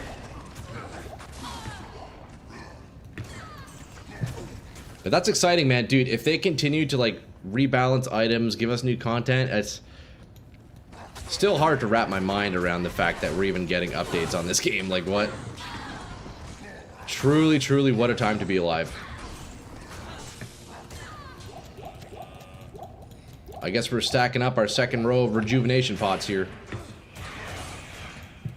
Okay, first TZ Countess. Come on, give us something good, baby. Give us something good.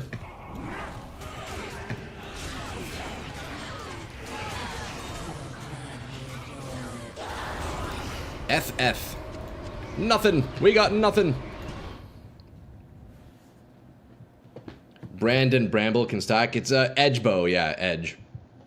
Yeah, if you have a perfectly rolled Bramble, which gives you level 21 Thorns, Edge level 15, you get 36, which is nice. Which is actually the same level of Thorns you get from a level 98 Act 2 Merc. But of course, that requires you to be level 99. So realistically, you'd have a slightly lower Thorns, but there's pros and cons to the different Thorns variants, you know. I think personally, my favorite is using the Act 2 Merc for Thorns, but it also depends what you're farming, where you're farming, and how you're playing too, so...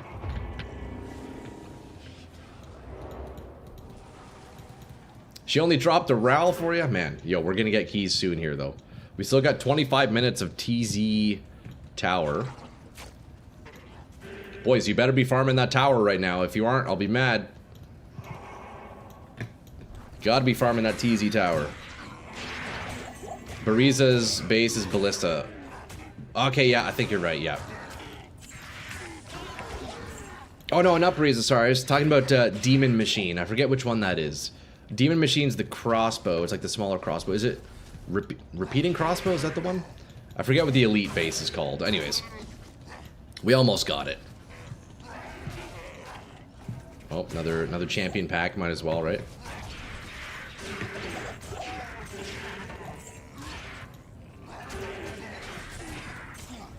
Okay, looks like my Merc finally smartened up. He finally smartened up and turned on his Thorns aura. It's about time, buddy. Yo, Mazan, I don't know what you're doing, buddy. I might have to go and hire, what's his face? Emilio, dog. I swear, Emilio is actually, he's the better mercenary. He turns on his auras faster. This Mazan guy, I don't know. He's kind of slacking. I'll be honest. I'm not really fucking with Mazan. Demon Machine is the Chukonu. Oh, okay, you're right. Yeah, that's the one. It would be nice to grab me one of those. But yeah, I think we're gonna be hiring Emilio instead. We're gonna have to do some Emilio farming after this TZ. Mazan's just let me down, bro. Like, come on, dude. Guy refuses to Thorns.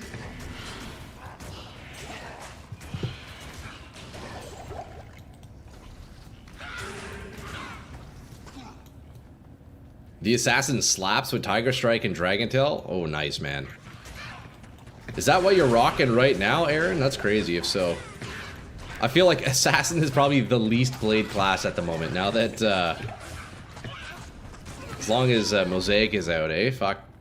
Although Trap Assassins still put in some work, man. They still put in work. I do like me a Trap Assassin. Thorns Assassin? Is that something you've tried? I haven't tried that, actually. That is not something I've tried. Damn, I perfectly just avoided level 3 there. God damn it! Okay, we'll try this again. Okay, we got some fanaticism goats. We want to respect those guys a little bit. Mithril coil. Broadsword, 4-socket. Does anybody want a 4-socket? A 4-socket broadsword? I just found one right now. If anybody needs a spirit, let me know. I can roll you a spirit. I can definitely roll you a spirit. Max Blade Tree for Blade Shield. A1 Mark with Bramble Edge. Spirit of the Barbs from Wisp Projector. Very fun. Man, I wish the Spirit of the Barbs was healthier. Whether you get it from Bramble or your Wisp Projector, the Spirit just always dies, man. That's the one issue with it. Like, it is a good source of attacker takes damage, but it never fucking survives, which kind of sucks. Otherwise, I'd be using it.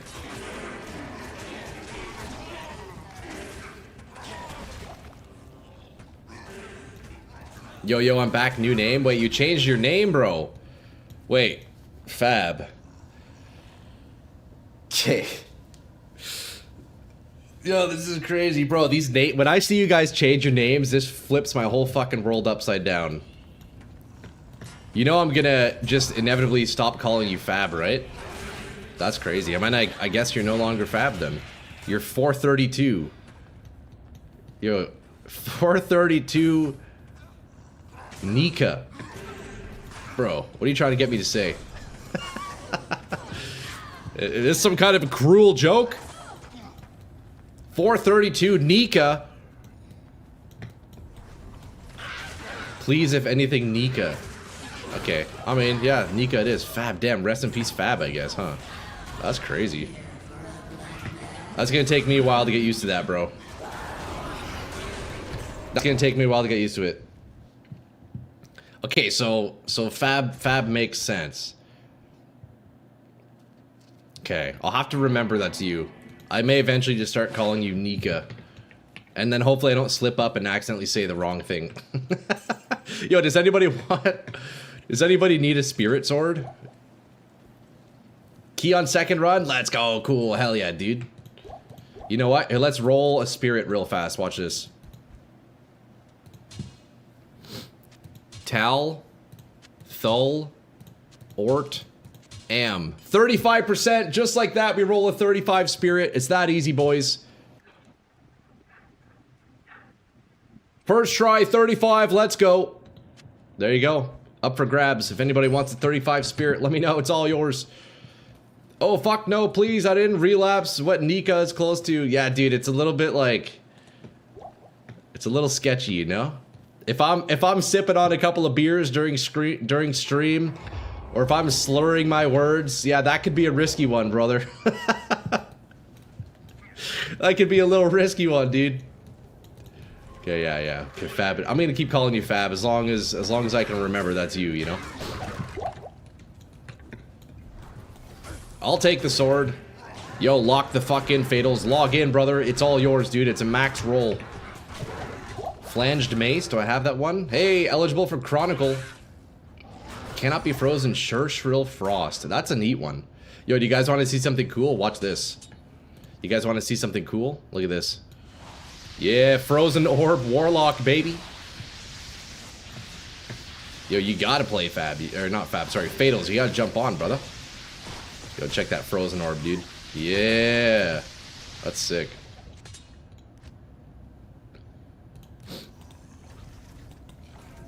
Fatals, if you get D2, you got that Spirit Sword has your name on it, bro. Perfect roll. It's all yours, man. It's like your little sign-up bonus, you know? Here, Troy Tesco's chat gives sign-up bonuses for new players. It's all yours, man. It's all yours, dude. Alright, where's the tower at? There's also no mobs. What's going on? Get it, Fatals?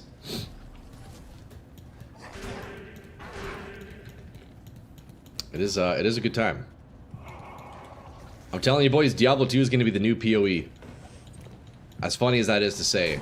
Especially if we continue to get updates, I'm sure Blizzard will continue to take inspiration from Path of Exile, so I'm sure we'll be able to continue to see similarities between the two, you know?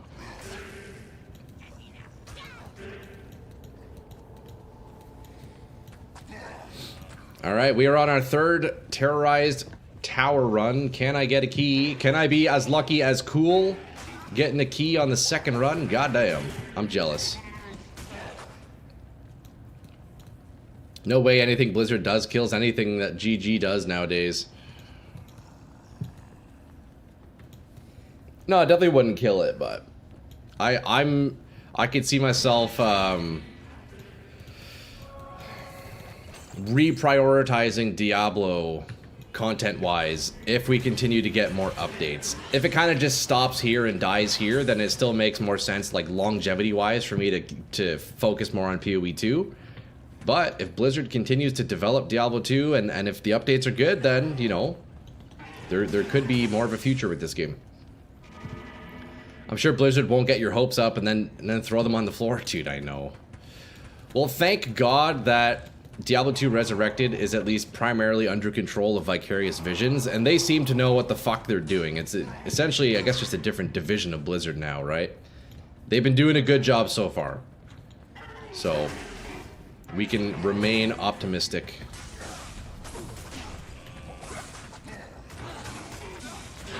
All 3 months, $30, some small updates. Yeah, hopefully, dude, I'm praying, like, if they continue to give us updates, I am praying they don't charge us for each individual one. I'm sure they will, because fucking Blizzard. But yeah, if they release an Act 6, I speculate they would just give it to us as an update. Because I feel like it was supposed to come out with this update, but they were forced to release it too quick, you know? I don't know. Who knows? How's Thorns going? Yo, Frollo, what's up, dude? Thorns is going okay. I haven't made very many upgrades to the build. I'm still pretty weak. Although, yo, Frollo, check this out. Look at this Tomb Reaver I got. 3 socket, which is nice. It's not ethereal, which doesn't matter because I'm not meleeing anyways. 3 socket, perfect all-res roll. 50, perfect roll. It's so good. So now, once I upgrade my jewels, I can get 3 attacker takes damage jewels in there, buddy. Right now I have 3 jewels for a total of 9 ATD. I have 2 in my stash that are max roll, but buddy, it's gonna be great. That is my most recent nice upgrade. I spent quite a bit on that one. But we still have a long way to go. What can I, sorry Kenny, I missed your message there a second ago. What can I make for my low level barb in a 4 socket 2-handed mace? 4 socket mace? I don't think there are too many rune words that will be affordable at your level. If you get yourself a 3 socket mace, you can make a rune word called Malice, which is very affordable. It's tier L, what is it? Tier L F? Malice. Yeah, look into the rune word Malice, Kennedy. That could help you early on. And what you can do, if you go to the Act 2 merchant near the stash, she can actually sell you 3-socket flails that you can put your runes in. That could be a good early rune word. Malice. Look into that one. I've been on Tomb Reaver as well. It's so nice on Warlock. It's a really great weapon. I'm pretty sure it's best in slot. Even for Thorns. Look, I did it on YouTube too, at least. Hell yeah, dude. A new era of fab, dude. 432, bro. 432, man. Oh, dude, that's so funny. That's fucking sick, though. Oh, shit. Okay, we got a little ghosty boy over here. Ton of little ghosts. Alright, Countess, drop me a key, please. Oh, she's hiding. She's hiding. She's scared. Countess key right here. Come on, baby. You know you want to drop a key. She didn't even drop a rune? Wait, she didn't even drop any runes, boys. What the fuck? That's crazy. That's actually crazy. Why is the number funny to you? I don't get it. It's just funny because I'm so used to calling you Fab, bro. And now, like, understand from my perspective, I see a lot of names coming in and out of chat, and it's hard to remember, like, exactly who's who, exactly what account you're on, who's changed their name. Like, it's a lot to remember. So I imagine, like, other than today, I'll probably end up forgetting about your name change, and then I'll just start calling you 432, right? Because it's at the beginning of your name. That's why I find it funny. Because I'm probably accidentally just going to start calling you 432. I can't believe there was no rune. I don't know what that means, but I'm profoundly shocked. Dude, Fatals, you should be. That's a boss that literally always drops runes, and for some reason she didn't, so that's an interesting thing. Who's Who would be a dope name? Dude, yo, you should claim that. You do you, it's fine. Nah, I mean, I should be able to remember that 432 is fab, bro, because you'll always be fab in my heart. You'll always be fabulous in my heart, fab.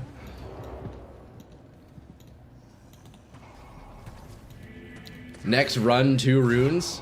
Yo, Fatals, I appreciate the optimism, bro. She normally does drop 2 runes. Oh, there goes the mercenary. Holy shit. God damn, that is a tough pack. Good to see you.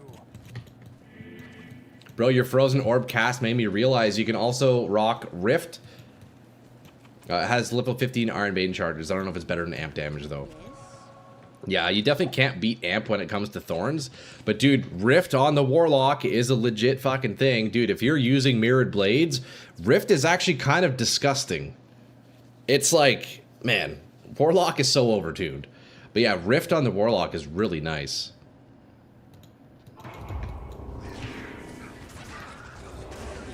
Okay, this pack is actually way too deadly. No thank you. Jesus.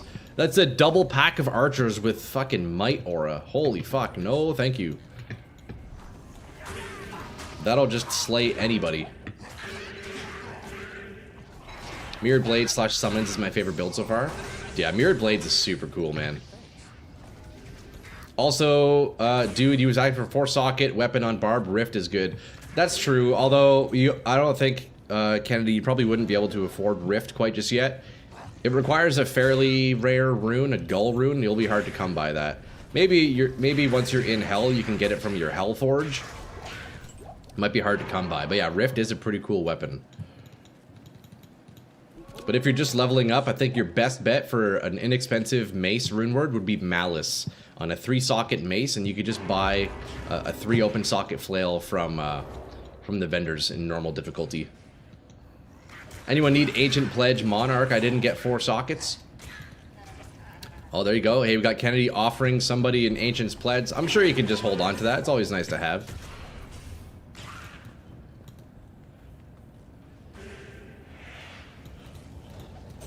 Ancient's Pledge, man. Actually, such a nice rune word. So many resists. And you get it for free. You get them from saving the barbarians in Act 5, man. The 3rd quest, you get Ral Ortal for free. Very nice. Very, very nice.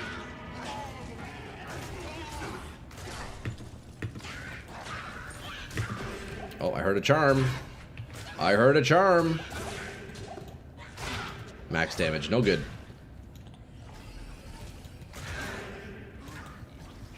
Okay, so did anybody find any terror keys during this terror zone? We have 9 minutes left, jeez.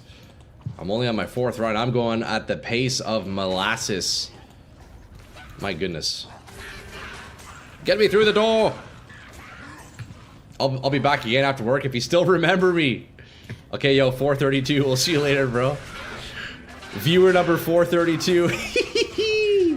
Yo, fat bro. We'll see you later, bro. Have a good day at work, man. We will see you later, my brother. Hopefully work is treats you well. Hey, Boneweave, ethereal? It is ethereal. Hey, that's a pretty good one. Check it out, 744 defense.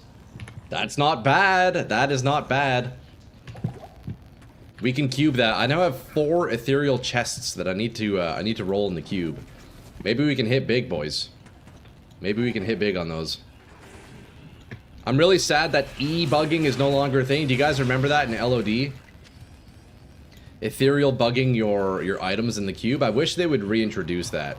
Or I wish they just made that a feature of using the cube formula. You know? It was so good, man. Being able to get like a base armor down to like 1k, or fuck, more than 1k, like 1500 defense, you know? That was the good shit.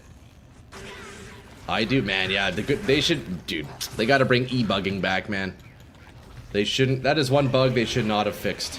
Yo, yo, yo, yo, Afiro, what's up, man? How's it going, brother? Good to see you, dude. All right, can we get a key? Come on, Countess. Damn.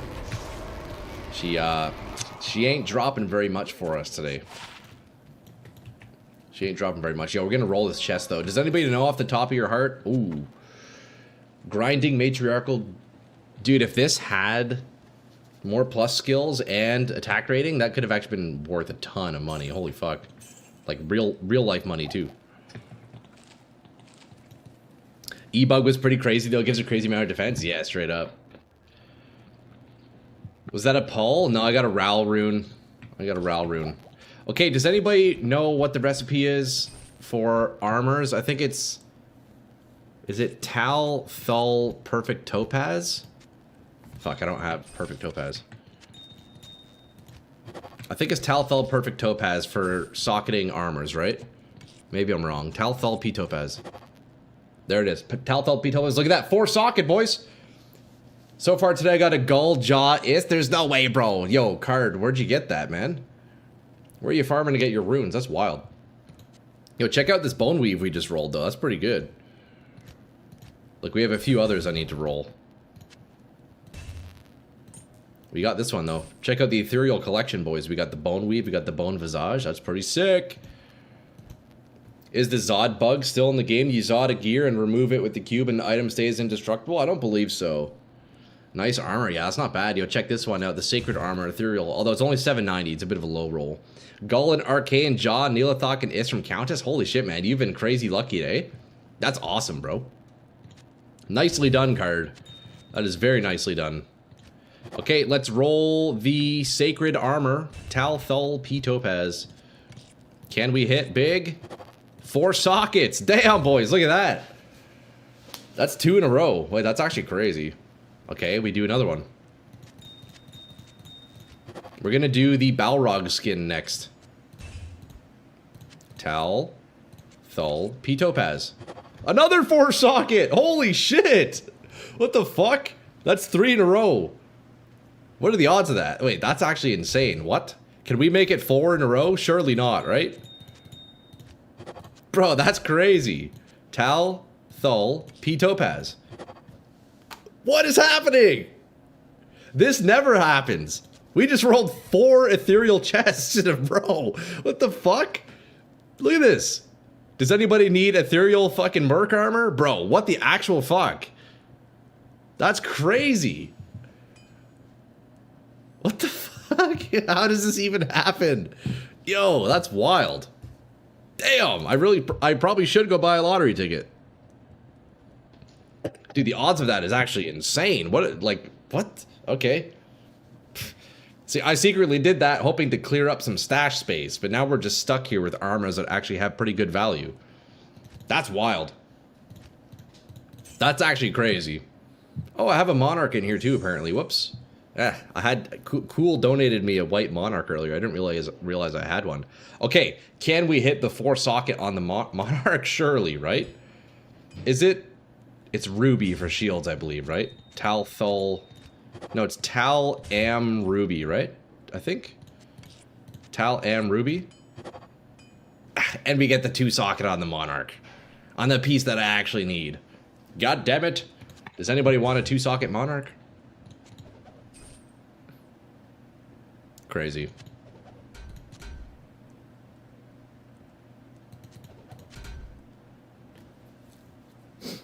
Alright, well, we keep going. Looks like we have 4 minutes. Probably not enough time to do another Countess run. Maybe we can just farm some Black Marsh for a little bit. Wasn't there a recipe to remove the sockets?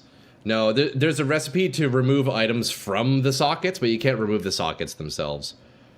I have a 4-socket Monarch you can have. Dude, card, yeah, I mean, I'll take it. I can also trade it. I could buy it off you. I could chuck you... I mean, I can chuck you like a Lem Rune or something if you want. Or a Foul Rune, or I mean, if you're feeling nice and, you know, it is what it is. Feel free to join up, dude. Here, I'll make a game. I'm on NA servers. Let's do Troy 1 password Tesco, like you see on my channel name there. Troy 1 Tesco. I'm just looking to have a Monarch on my swap instead of using Storm Shield, which is nice, but just getting that extra cast rate would be nice for my my teleporting, you know? I could also give you this interesting bow. I don't actually know. It's not really worth anything because it's a ceremonial bow, and it's 5 sockets, but it could be an interesting, like, leveling up bow. Could slap some jewels or something. I don't know. It's an interesting one. It is definitely an interesting one.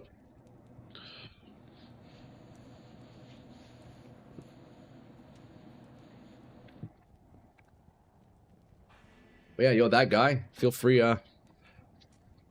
Horizon's Hold any good? Oh, that's the new set item. That's a new set in the game, Behemoth. You should definitely hold on to that. Yo, thanks, bro. Here, let me give you a Lem Rune or something, right? You at least gotta take a Lem Rune, brother. I appreciate that card. Let's roll this out, though, eh? Talthul Ort Am. Talthul Ort Am. What do we get? 32%. Not bad. Yo, thank you, card. I appreciate that, man. Dude, take that Lem Rune, bro. Take the Lem Rune, brother. Thank you, man. I appreciate that. I appreciate that. Anyone have a 5-socket mace? You can't get 5-socket maces, unfortunately. You could do... Thanks again, bro. Kennedy, you could do 5-socket swords. I don't think there are any maces that do 5 sockets. I'm trying to think.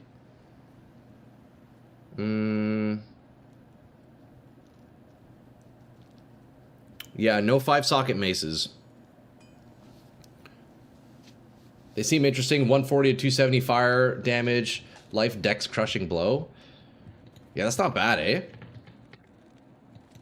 Here, let me look at the item. Actually, I don't remember exactly what that set is. Let's see. Horizons, eh?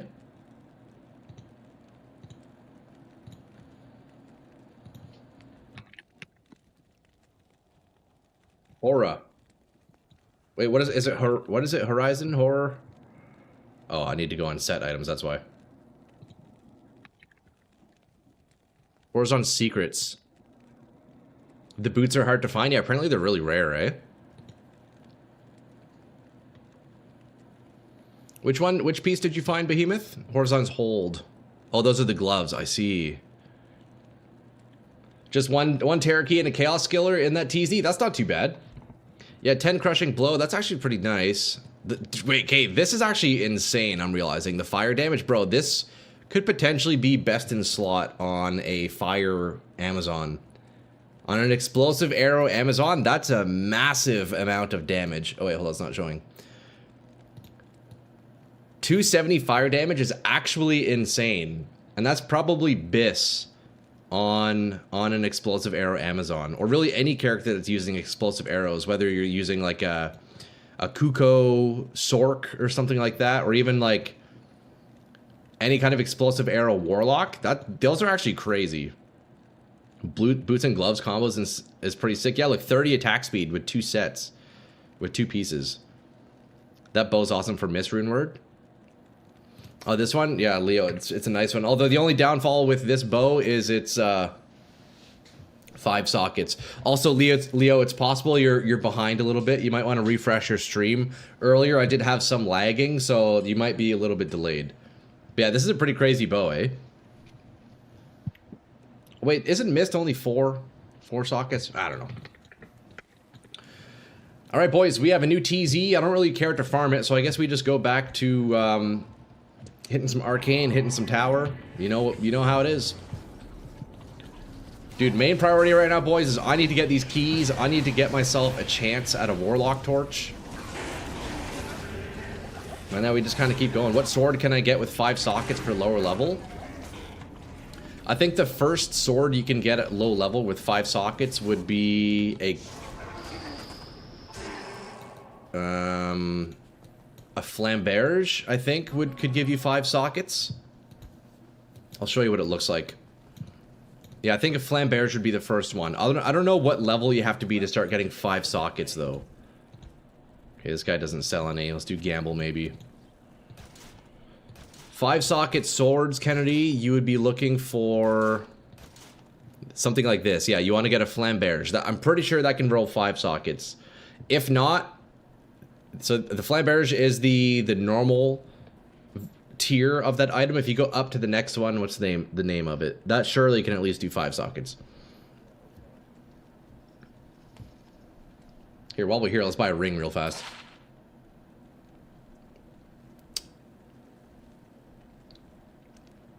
That's a pretty good mana ring.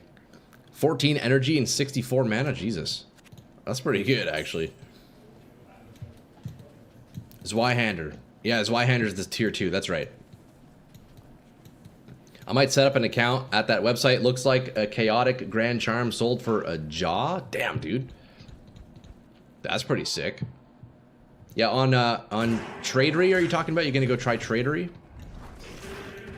Okay, this is a scary pack. Let's just telestomp the archer here. Take that guy out real fast. There goes the merc. Man, these archers, that is one downfall with Thorns, dude. Like, any area with a bunch of ranged minions, you're kind of just useless because they don't deal damage to themselves. Or they need to change it, man. So Thorns can at least reflect on ranged minions, even if they keep it so it's still only physical damage. Please add in like ranged Thorns, like please. I understand if you don't want it working with like elemental casts and fire and lightning, all that stuff. At least let Thorns work on archers and stuff, like please. I want to make honor weapon. Which one's honor again? I think honor's a pretty good one. It's affordable early on. Yeah, ML Ith Tier Soul Co. That is a pretty nice one. Yeah, and that goes in melee weapons. So yeah, you would want to get a sword. Yeah, that is a pretty nice weapon, actually. +1 to all skills, lifesteal, max damage. That's a nice one, bro. Where are you in the game, and what level are you, Kennedy? I'm curious. Hello. I did 3 arcane runs on my Sork last night. Got 2 keys? Bro, Behemoth, what? There's no way. That's insane. That's very lucky. Well, wish me luck, bro. About to run 3 Ubers going on Warlock Torch. Yo, you actually got that. Easy card. You'll have to let me know how it goes, man. Let us know if you successfully kill them and what your build is. I'm curious. Are you doing Echoing Strike or what? I couldn't believe when they dropped. That's crazy. Yeah, Behemoth. You saw me struggling yesterday. I spent like 4 hours getting 1 key. And then you do 3 runs to get 2? That's actually insane. Somebody call the cops. Behemoth must go to jail. First Uber run on Warlock Echoing. Okay, you got that easy. I will be trying it myself soon. Once I can get my key sets card, I will be doing it. But we're going to be trying on Thorns, which is kind of fucking crazy. We'll see. I don't know how well that's going to go. Even half the damage is reflected on range is always welcome, but then let them add to Thorns. Yeah. I'm hoping they make some changes to Thorns, brother. It needs some love. Talthal P Topaz. What's that for, Nate? I think, yeah, we were doing some rolls earlier, Nate. You might be a bit behind on stream, potentially. Pretty low? Okay, yeah, so Kennedy, the reason why I ask is because sometimes, like, if you're in early on in normal difficulty, you won't be able to find high socket, like, base items. But if you're in Nightmare, you should be able to find, like, 5-socket swords and stuff like that. I'd say the best spot to find that, if you've killed Bale in Nightmare, you can open up the cow level in Nightmare. That'd be the best spot to farm for bases. Easily the best spot. My brother was playing offline last night and accidentally spawned in 2 of the Ubers at P7. Oh no. Oh, that's rough. Yeah, that's a tough time. P7 Ubers, Jesus. That is one advantage of being online. You will not make that mistake. That's for sure.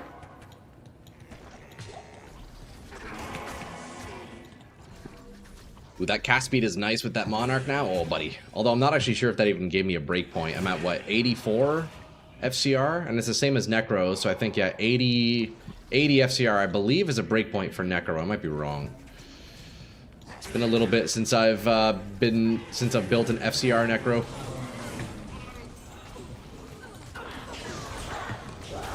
Hell Rune. And a Lum Rune. I'll take a Lum Rune. I'll take a Lum Rune. 75, that's right. Okay, yeah, so then I hit a breakpoint with the Monarch, which is nice. Yeah, 125, exactly. Yep, thank you, thank you.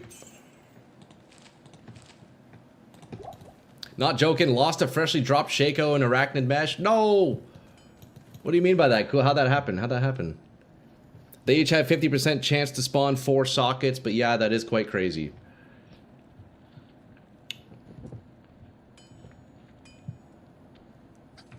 Oh, for the chests, yeah, okay. Yeah, Nate, I think you're definitely behind a bit in the stream. You probably won't hear this for like 5 minutes or so. But, yeah, Nate, it seems like you'll need to refresh your stream. You're probably behind a little bit. Why not use Telestaff? I could. It's not, I mean, Blade Warp isn't the worst thing. The issue with Teleport Staff is just, it gets so expensive, you know, because you have to repair it and it gets pricey. I think I'd rather keep my gold and just struggle with Blade Warp for a little bit, Point.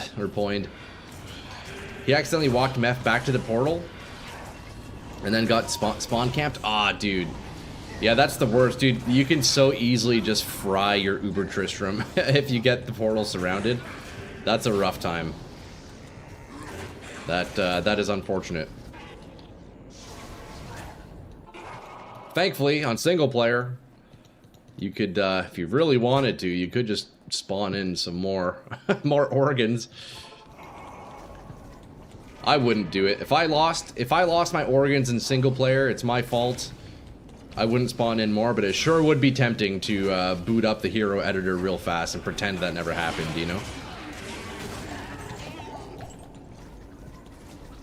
Oh, did you clear it already? There's no way you already killed Trist card. That's nuts, if so.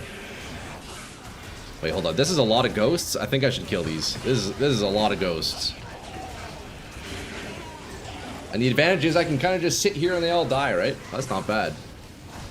Also, games may be a little bit loud. I turned it up last night because I was doing some recording. Let's turn that down.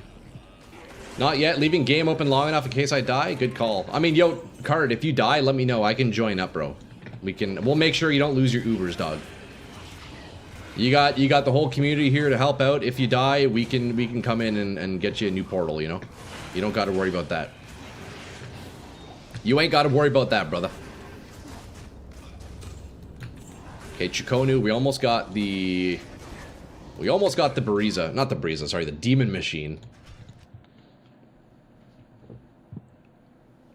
You can go AFK? Yeah, no, perfect. Yeah, you don't gotta worry about that, Card. Let us know if you need rescuing, bro.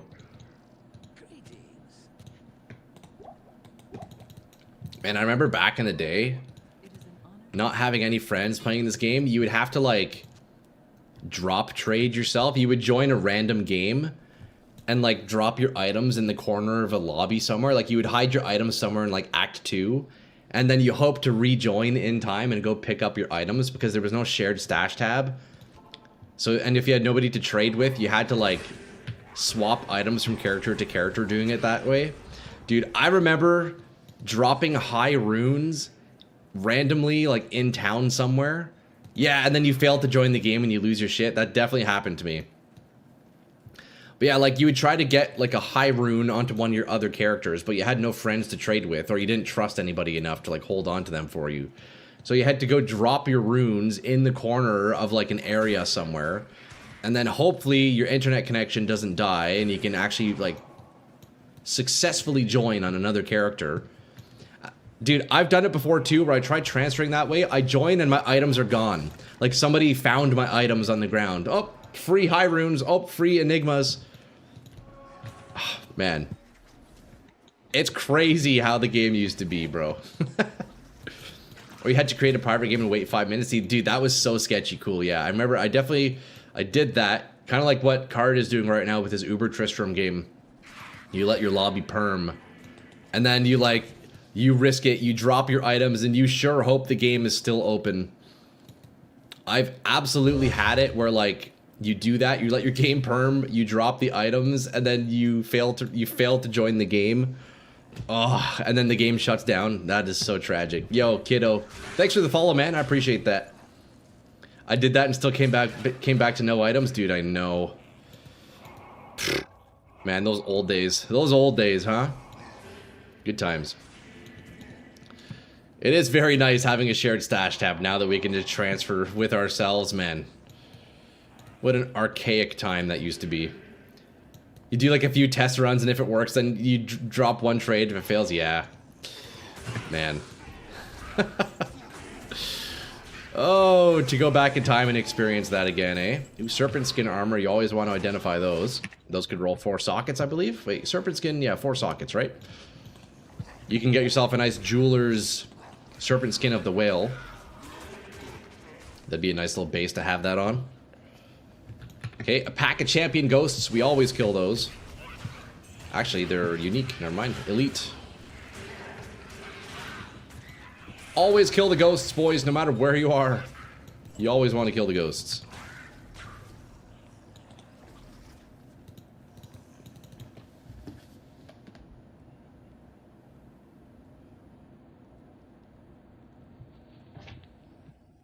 Did you need a demon machine? Just found one. No, I don't need one, but I think it's a cool item, so I keep mentioning it. That's a cool find, though, man. Dude, you can slap that on your Warlock, Mr. T, and run Mirrored Blades, and you just fucking melt shit, dude. It's really strong in Warlock. It's definitely a cool item to have. I wouldn't toss it. I would for sure keep it. How's the first week been for it? Yo, kid, what's up, man? It's been okay. It's been a little bit slow. The build is slowly coming along. We have a couple of nice pieces. We actually have 4 of our BIS uniques here. Our helmet's okay as well. It's mostly just my boots and my jewelry I need to replace, and then my mercenary needs quite a bit of work still. So we got a long way to go, but so far so good, man. Just doing some key farming, hoping to attempt some Ubers on the Thorns Warlock, but we're still pretty weak, bro. We are still pretty weak. I need to find a way to get more vitality because I am doing max block. So I have like almost no vitality right now. It's pretty rough out here, man. So one thing I could do to upgrade is get a new helmet. I could get another 11 life. It just requires hours and hours of Larzik farming, but that would be an upgrade I could do. Gloves I can swap for whatever. I don't really need the fire res, so I can get better gloves. The boots are nice for the life, but yeah, we'll see. That's a lot of AM. Yeah, 3 AMs.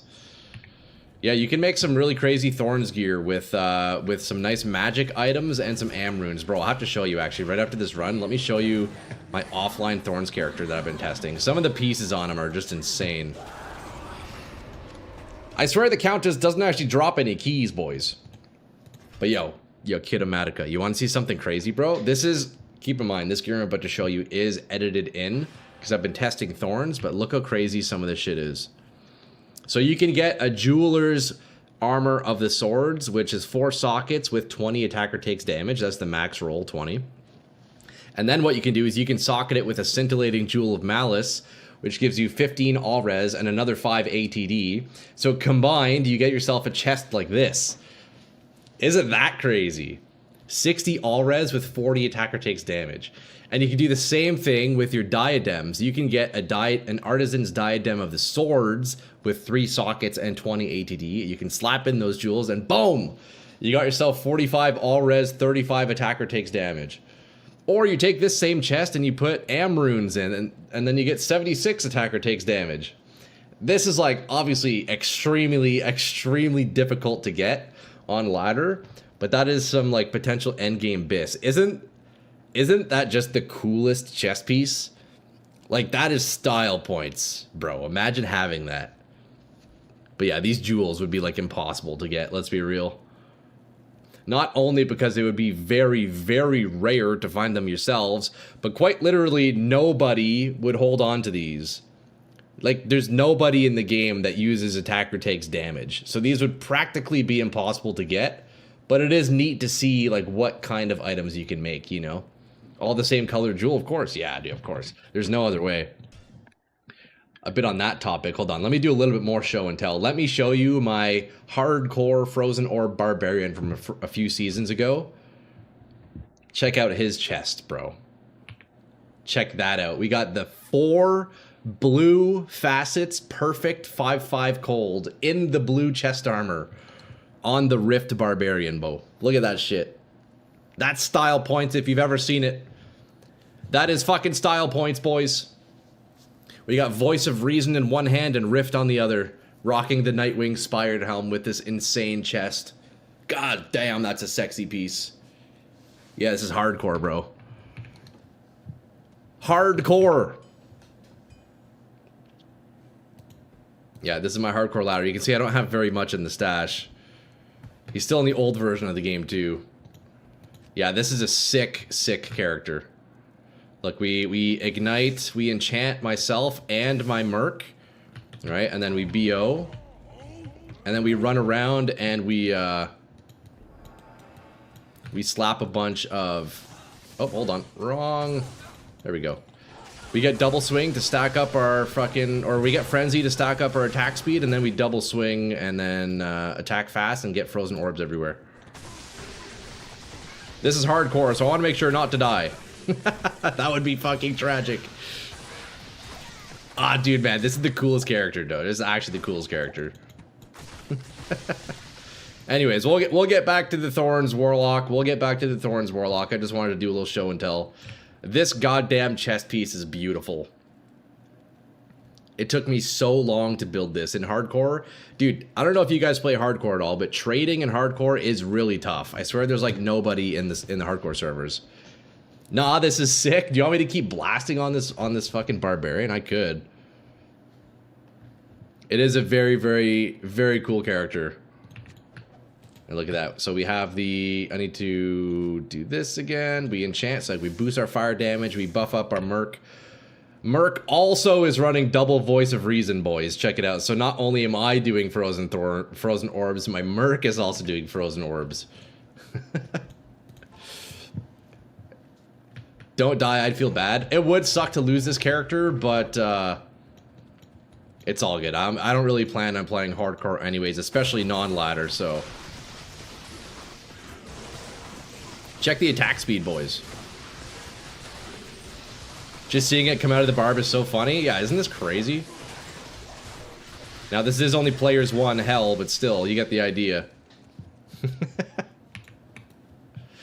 See, the crazy part is that you could push this character even further on Warlock. You could essentially make this guy on Warlock. Now, you wouldn't be attacking as fast. But with Mirrored Blades, your Rift and your Voice of Reason, or I guess it would just be the one Rift. Your Rift triggers 5 times for every 1 swing, right?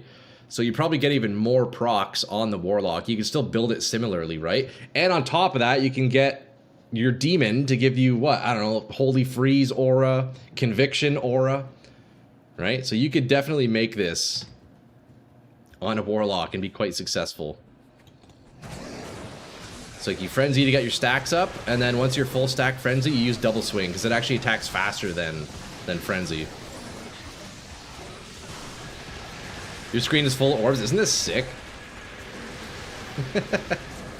Yeah, it's a pretty fun build. It's like, it's somewhat viable. It's definitely not the best shit, but it kind of works. In Players 1, you can kind of kill stuff, you know? What level? I'm level 93. But this is hardcore. Isn't that crazy? Such a fun character to build, boys. Anyways, we are going to go back on the Warlock. Just had to do a little bit of a show and tell. But you could pretty much recreate that on the Warlock very nicely with mirrored blades, right? And just get a ton of procs. Here we are, back to the Slowpoke Thorns lock. Epic. Yeah, just a little show and tell for you lads. Just a little show and tell, you know? Now we go back to farming Countess and have her not drop any goddamn terror keys. I swear she doesn't drop anything, bro. Needless to say, I still have a bunch of farming to do on this character. Boys, we are still weak.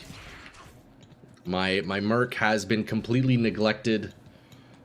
My defenses are quite low. Pretty much, oh, I heard a charm drop. Pretty much all I have going for me is my Tomb Reaver, my Spike Thorn, and Gladbane. But, I mean, they are potential best in slot, so we're looking decent. I guess on the topic of Thorns, though, boys, and all those crazy items I was showing you, if you guys find any jewels that have 5 attacker takes damage, I will definitely buy those off of you. You can get blue jewels. They roll up to 5 ATD. Rare jewels also roll up to 5 ATD. So naturally, rare jewels are better because you can get other stats on them. But yeah, if you guys find any of those, definitely hold on to them. There's not really a market for them, but I am the market right now for attacker takes damage jewels. I'm pretty sure nobody is doing Thorns, like, at all. So you have a buyer if you find any right here. I'll buy your ATD jewels. I'll take them. I'll give you like a foul rune or something. 1 foul rune per 5 ATD jewel. You got yourself a deal. Farm Blood Raven for jewels. She's good for that, is she? Okay, I'm down with that. That's a good idea, bro. Farm some Blood Raven, eh? Does she? Speaking of jewels. Speaking of jewels. And a new Chronicle item. Hell yeah. Jinn Slayer. We don't need that, but hey, it is what it is. So does Blood Countess actually have like higher jewel drop rate? That's interesting if so. Good to know. I'll hold them for a ransom. Okay, yeah. Sounds good, kid. That's funny. Yeah, at the moment I have 2 perfect roll 5 ATD jewels in the stash waiting. Once I get my 3rd one, I'm gonna chuck it into my Tomb Reaver. At the moment, I just have like shitty ATD jewels. I only have 9 in my Tomb Reaver, but I can get that up to 15. So I need 1 more perfect roll. Demon Machine looking good right now. Dude, Demon Machine is actually fucking sick as fuck on the Warlock. Hey, we got a gold find charm too. 38 gold find. I'll take it. I will take that. Oh, yes, sir, I will. Ubers are dead. First run done. Dude, nice. Wait, yo, Card. Did you identify the torch yet? Or are you going to ID them all at once? And I have a question for you. Ah, you identified it. I was going to say, do you want me to ID it for you? We could use the streamer client. That's all I'm saying. That's all I'm saying. I could ID the torches for you. Obviously, you get them back. Blood Raven is my go-to for facet farms. I have seen all types of jewels from her. You know what? I'm curious. Let's go check her out. Let's go see if this Blood Raven strategy is real. I'm trusting you, Leo. Oh shit, look how dense this pack is. Let's jump right into there. Take our hands off the wheel and watch Thorns do its thing. Okay. Oh, another jewel. We pick up every jewel now, boys. Now that they stack, we pick up every goddamn jewel. Dude, Blood Raven runs is an interesting thought. I've never done Raven runs before. But if it is a good source of ATD jewels, then maybe that becomes my go-to farm. Especially when she's corrupted. Here we go. She's this way. Unless this is the stony field. I think it's a stony field. Oh no, burial grounds. Alright. Come on, Blood Raven. You've been hyped up. Don't let me down. The downside is that she's ranged. So she can't actually trigger my Thorns. So it's up to Hephasto and my Merc to kill her. The old school way. Although we could drop Rancor on her. Actually, that makes no difference. Never mind. Quit running from me, bro! I guess this is where Lethargy would be nice, but... too many hotkeys. Okay, quit running, buddy. See, this is why they need to make it so Thorns triggers off of ranged physical attacks. Like, come on, bro. She should be killing herself. You know? It's not fair. It's all good, though. Let's get back to Countess farming, boys. We need those keys, man. We need them keys.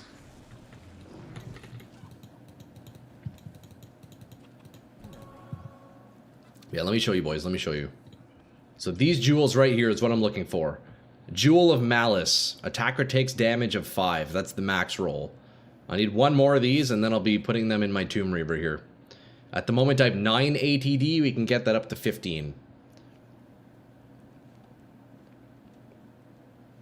And then if you happen to find a Jewel of Malice with other stats as well, buddy, I'm licking my lips thinking about that right now.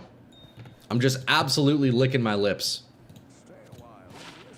Maybe farm her with a different character? Yeah, unfortunately this is my only character right now. So I probably won't be farming her. I need my keys before anything, boys. Come on. I need my keys. Like, what are we even talking about? I am certain that I will be able to clear the key Ubers. I don't think I'll be able to do Uber Tristram quite just yet. But I'm pretty sure I can at least kill, like, Lilith and them, right? I don't know how I'm going to clear Uber Trist. I might have to hire one of you guys to kill it for me. Now that we know... Yo, card guy, now that I know that you can clear Uber Trist, I'm probably going to hire you. If I get my organs. Morning, big man. Hey, yo, what's up, Billy? What's up? What's good, man? Good to see you, brother. Dude, we are just farming keys with no luck, dude. We are having no luck. Billy, yo, I recorded and edited and uploaded that Thorns video that I've been talking about. If you want to see some of my thoughts and ideas on Thorns. I know you were here yesterday when I was giving the spiel, so you kind of understand already, but I do have a video going out in 30 minutes, actually. 32 minutes on my YouTube. And I'm praying, bro, once I get these key sets, we're going to be trying some Ubers, man. It's going to be a rough one. Thank God you did have been waiting. Hell yeah. I mean, there's really not much to it. I mean, you know, you have all your Thorns gear, your attacker takes damage gear, as you would on any other Thorns character. It's just the main difference is on Warlock is we have the Demon now, which is great for amp damage. We also have Rancor too, which is great for making minions attack faster. But there's some thoughts in the video, so definitely, yeah. If you check it out, I'd appreciate that, man. That'd be very nice. But that'll be up in 30 minutes, boys, on my YouTube. We have a Thorns Warlock video going out. I've been spending the past, like, week doing offline experimenting, and I think I found the best in slot setup for Thorns. But the cool thing about it is there are a lot of variations you can make. So it depends on what you want to farm, how you want to play. Serpent skin armor. Always identify those, boys. Hell yeah, dude. Yo, Billy.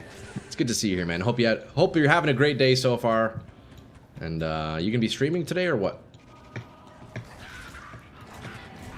It's kind of nice. I like how you're on the other side of the globe. So usually when I'm done my stream, I think approximately then is when you're usually booting up on stream. So, you know, I can get to tune in, can lurk while I'm doing some edits and whatnot. It's nice. This key farming, though, is not working out, boys. Fuck, dude, I swear Cow just does not drop keys. Watch, she's not going to drop one here. This is what, run like 15 today already? Hands off the keyboard, everything dies. Just like that. That's all you do. You jump in, everything blows up. What aura is your demon using? My demon has a might aura. It's not the best demon. I need a better demon.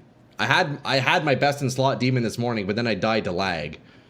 But I don't really care about the aura. It's really just for cursed. That's the main thing. We want that amp damage. I'm getting ready for work at 6:30 a.m. I'll be live in about 6 hours. Okay, word. So 6:30 in the morning, eh? Jeez. So you're 6 hours. No, wait, you're 18 hours ahead? Or I guess I'm 6 hours ahead of you. That's crazy, man. I guess it's not that bad, actually. Why did I sell my Juven? Why did I sell my rejuvenation? I need that. But yo, Billy, I'll catch you later on your stream, bro. I will definitely be tuning in. Maybe lurking. Although, hey, I got my video out last night. Now I can chill for a few days. We don't have to, I don't have to work overtime for the next few days, which is nice. But now I need to figure out what the next video is going to be. The constant struggle. I try to get at least like one video out a week, but man, even that frequency is pretty tough, man. Like, I like to get some good production value in my videos too, you know, so it's a lot of work. You should try using Curse plus Holy Shock. Holy Shock will proc Amp Curse. So yeah, T, that is actually my best in slot auras. I do also mention, I do speak on that very briefly in my video that's coming out in 29 minutes. Best in slot would be Holy Fire or Holy Shock for the Thorns.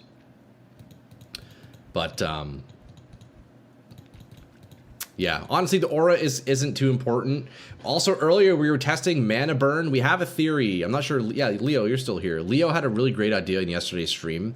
If we get a demon with mana burn, the idea is that when you're bossing, your demon will drain the boss's mana, making him incapable of casting spells, forcing him to only melee, which is what we want as Thorns.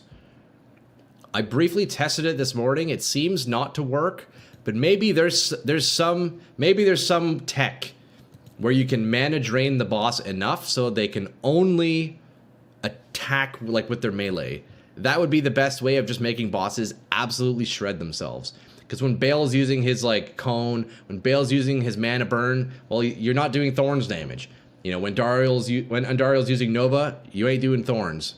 It's applicable to every boss except for Duriel, pretty much. It's an interesting thought. Quick testing this morning seemed to not work, but I don't know. Maybe there's some like new tech that somebody can discover. But yeah, basically you jump in, you drop a Sigil Death, you take your hands off the keyboard, and everything just kind of dies. And then you identify a 5 attacker takes damage jewel. No, that would have been crazy, though. That would have been crazy. But yeah, we need to go demon farming. I want to get some keys first, though. But yeah, I still think my favorite demon to use is a Grotesque. If you can get a cursed Grotesque, man, they're so awesome, dude. Because you get all the little demon babies.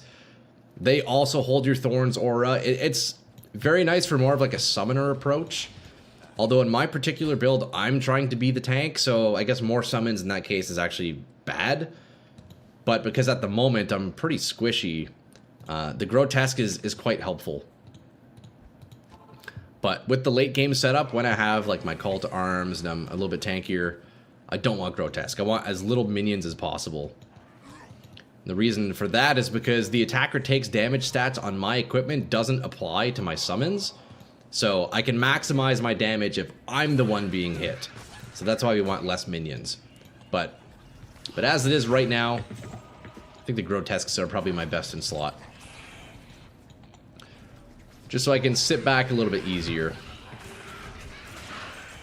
I have a 4 ATD jewel with 2 mana per kill, or are you just after 5? I just need 5 at the moment, Billy. You can hold on to that. I appreciate the offer. Because I have 2 5s sitting in my stash at the moment, so I just need that one last 5, and then I can re-socket my Tomb Reaver.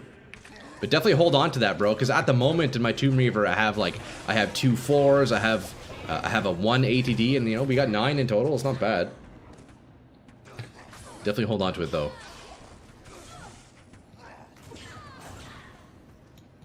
We gotta go jewel farming, boys.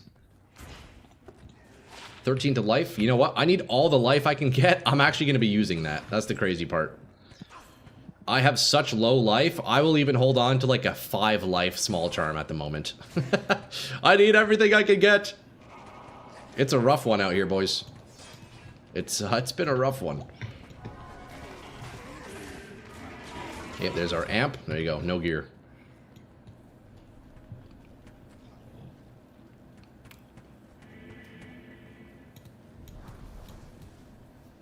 Behemoth, are you still running keys? What keys do you have, boys? Look, I have an excess of 1 hate key. If anybody needs a hate key and wants to trade me a T key, I will do it.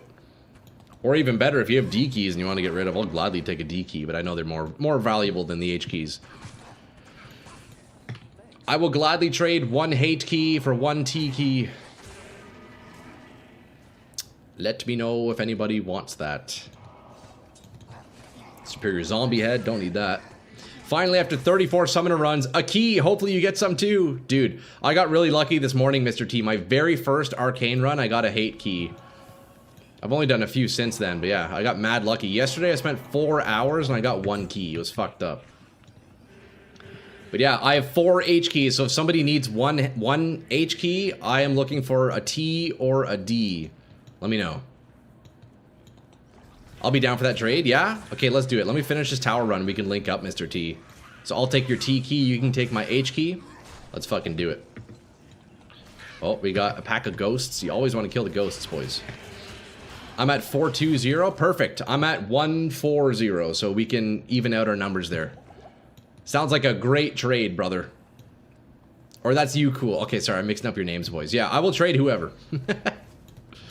I have an extra H key that I don't need.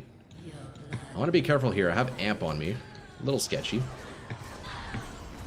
Come on, Countess. Please just drop something. Please drop something good, please. Hey, we got a co-rune. You know what? I'll take a co-rune. That's not too bad. Okay, I'm going to make a game if you guys want to join up. I guess first one to join, we can do your T key for my H key. Let's do that. NA servers. We are on NA. Feel free to join Troy1 password Tesco, like you see on my account name. Troy1 password Tesco. My H key for your T key. Let's do it. Let's fucking do it. And then while we're in this game, let's go ahead and farm more keys, you know? Might as well, eh? Might as fucking well, boys. Yeah, I'm down with this co-rune, though. You can always use a co-rune, eh? We're going to be upgrading some uniques. Oh, you know what? I guess my uniques are already... Can I upgrade shark skin belt? I think I can, right? Okay, there's 1 H key. I will take your T key. Is that your password for every account? No, yeah, Tesco is just my password. Good trade. Thank you, brother. Yo, Cruda, how's it going, man? Good to see you. Okay, so I'm now at 230. Let's go. You know what? I'm going to... TY. Yes, thank you, T. I appreciate that, man. I'm quickly going to claim this tower. Feel free to claim the Arcane Sanctuary in this run. Oh, you got more presents? Do you have more presents for me? Oh, dang. Look at that thing. Wait, hold on. Let me buy that off you.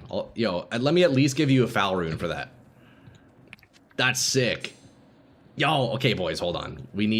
I'm going to use my hell rune right now. We are going to re-socket my Tomb Reaver. Check this out. 15 ATD right there. And mana after kill. I mean, I don't really need that, but I guess that's cool. Yo, T, thank you, bro. Okay, let's take these out. So, Tomb Reaver, ID scroll, hell rune. Oh, no. TP scroll, right? It's the TP scroll I need, isn't it?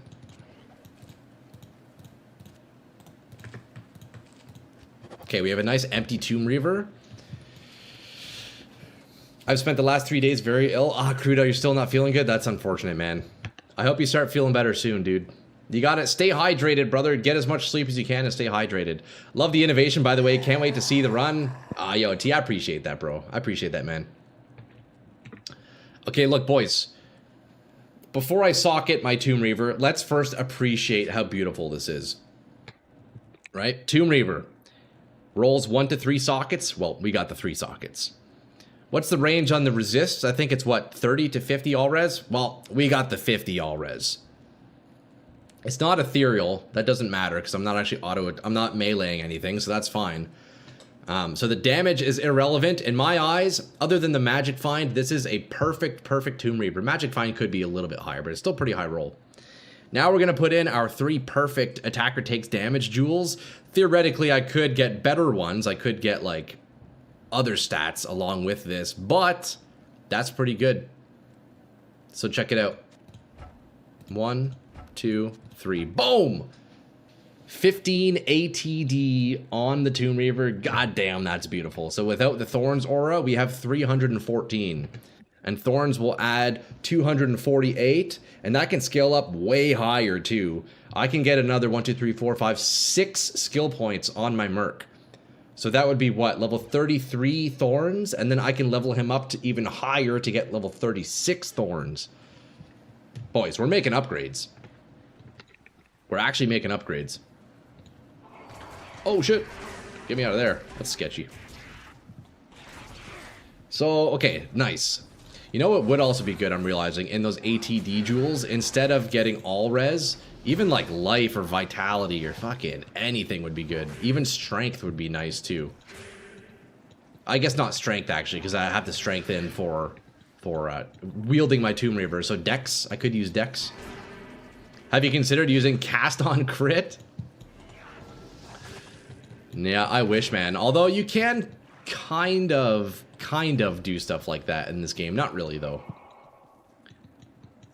Do we notion about how much percent X plus 15 attackers take damage yields? I mean, it adds to the damage. It's not, you know, it's not insane.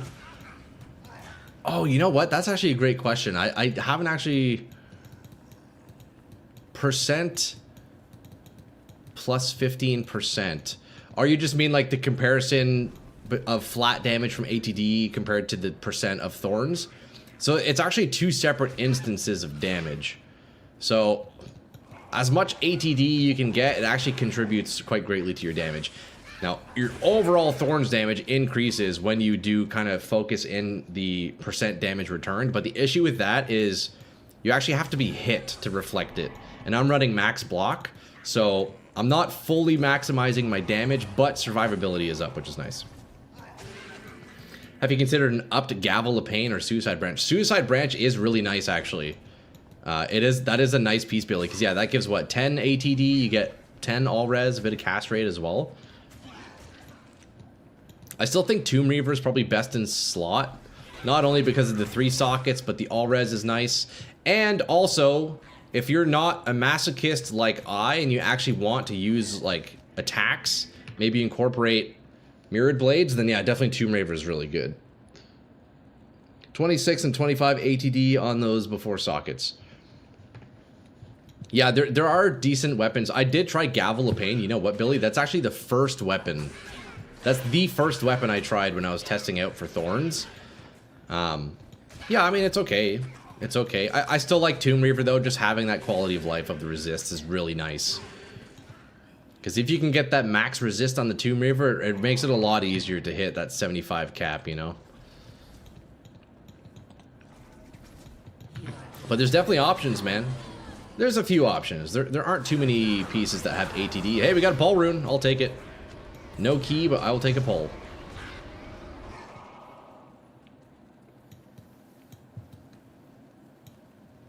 Like 10%, 2x, 100x. I'm not sure I'm following Athos.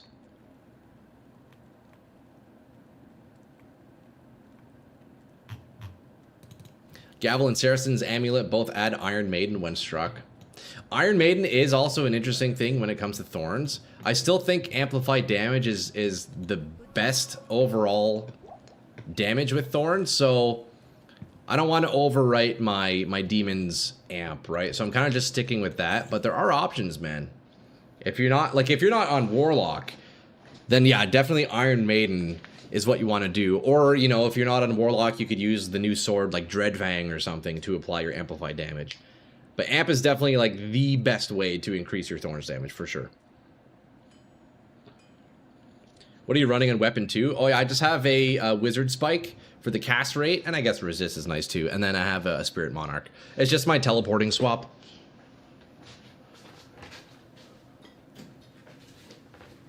Just my teleporting swap. I will eventually swap the Wizard Spike out with a Call to Arms, but I just need an Ohm rune first. I have the Mal and Ist technically, but yeah, we need to find an Ohm, boys. So that's where I'm hoping if I end up doing more Arcane Sanctuary runs, maybe we'll get some off the ghosts. That'd be nice. But yeah, I think in terms of like Thorns setups, the main focus really is just stacking as much attacker takes damage as possible and then filling your defenses. So whatever means necessary to get high resists, whatever means necessary to get as much ATD as possible, I think that's the play. Now the main decisions come between like how you want to source your Thorns aura. Do you want it from an Act 2 mercenary? Do you want it from an Act 1 mercenary using Edge and Bramble? Or do you want to self-wield it? Right? Those all affect like how you play. Honestly, the idea of self-wield Thorns, I fucking love. And it has interesting synergy. And that also opens up your mercenary slot. So you can then do a Prayer's Merc, right? A Prayer Merc to keep your health nice and high.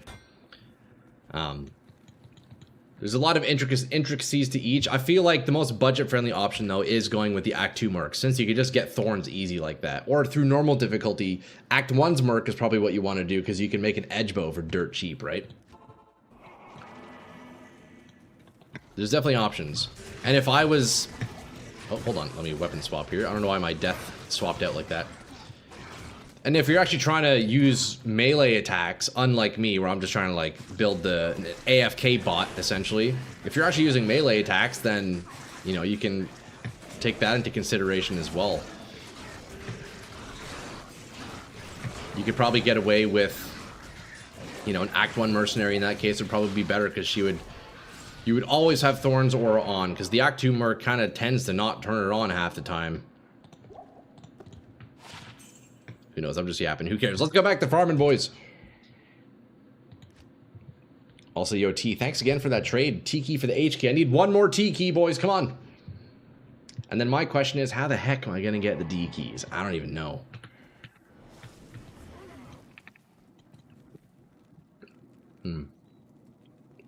Could do some amulet gambling.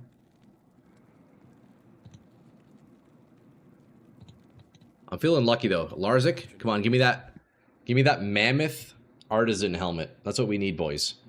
If you guys are shopping at Larzik and you happen to find an artisan helmet of the mammoth, please purchase it. I will buy it off you. Gotta find somebody to give you the D, eh? Yo, Behemoth. Are you volunteering? Is that an offer, brother? Sure sounds like one. Hey man, I'll take the offer. He's gone from I don't take donations to chat gimme. Yeah, I'm still offering to purchase items though. I'm still offering fair prices. But I said this yesterday. I do think it's also a bit different comparing, you know, Diablo to Path of Exile 2. In PoE, I find it much easier to kind of like make what you need, since it's not as much about the drops and identifying gear you need. It's more just about like acquiring enough currency to then like craft what you want, or just buy on the market what you want. That's not an option in this game. If I'm trying to get gear, well, I have to find it or trade for it, which is really tough. So yeah, I mean, yo, if anybody in chat happens to have what I'm looking for, dude, I will buy it off you boys. I will buy it off you lads. Especially because I'm looking for such niche pieces, like really hard to acquire. If you guys happen to see any like attacker takes damage items, or like jewelers of the whale chests, things like those, man, I will definitely buy those off you. Demon head, 2 socket serpent skin. 1 hour 10 till Pee Wee news. Is it really that? Damn, it's already okay. Yeah. Damn, time is just flying, boys. I gotta do the Act 5 quest so I can run the zone on my sword. I could probably need about 10 levels. Oh, which quest? Which quest is that, Behemoth? Bale? Do you need Bale? I can kill him for you. I can definitely kill Bale for you. D2 loot system is the OG greatest. Yeah, I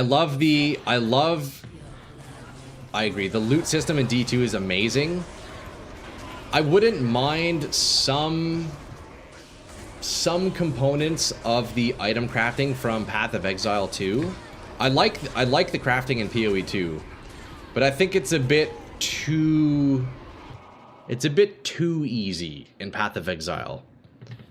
Of course, the main limitation of crafting a good item in PoE is like your currency, so you need to be, you know, pretty wealthy to craft really good pieces. But even just crafting like whatever pieces with some of the modifiers that you need, it's really easy.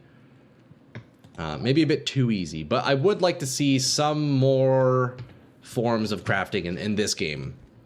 I think that would be okay. But I don't know. It also would take away from like the complete randomization of crafting. I don't know.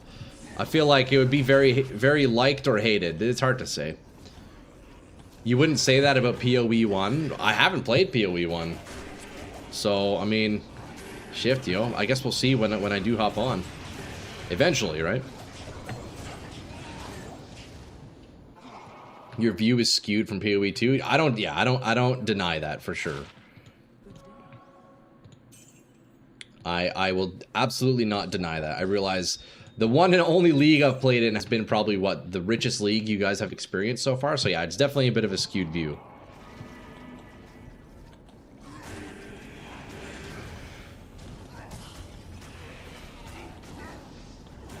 I think there's like 10x the number of currencies. Fuck, okay, so there's even more currency in PoE 1. That's crazy.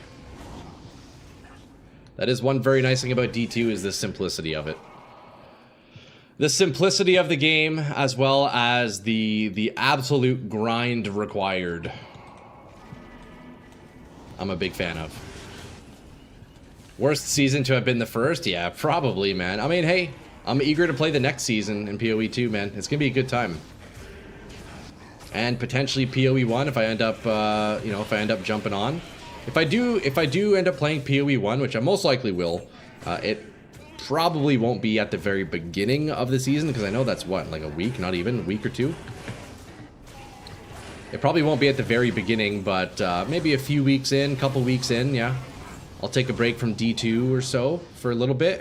I'll at least do a playthrough of like the campaign in PoE 1 and maybe start hitting some of the end game stuff. But I don't know how much I would actually grind it. That's the thing. I don't know why. I guess I'm teleporting back this time. Once you start to introduce crafting currency, it's a slippery slope.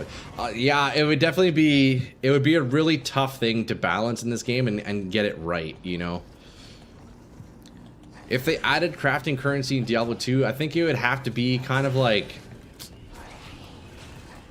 Man, I don't know. Well, actually, didn't they... Isn't that technically a thing already now with the new Sunders? Don't you use the World Stone shards to re-roll them? So I guess in a sense, we do now have, like... crafting currency, right? That's like the first iteration of it. On top of the market being fucked, you also were given a lot of stuff you never... Yeah, I know, for sure. Yeah, towards the last couple of weeks, yeah, I just started taking items. But even then, even before I started taking community handouts, you know, it's easy to make pieces that have, you know, 1 to 3 modifiers that you find helpful. So I do really like that about Path of Exile 2. But at the same time, I don't. You know, I don't know. It's weird. Don't listen to me, though. My opinions don't mean anything, boys. I never properly experienced the grind. I mean, I'd like to say I put, what, like 400 hours into Path of Exile 2 before taking any handouts? I definitely put the time in.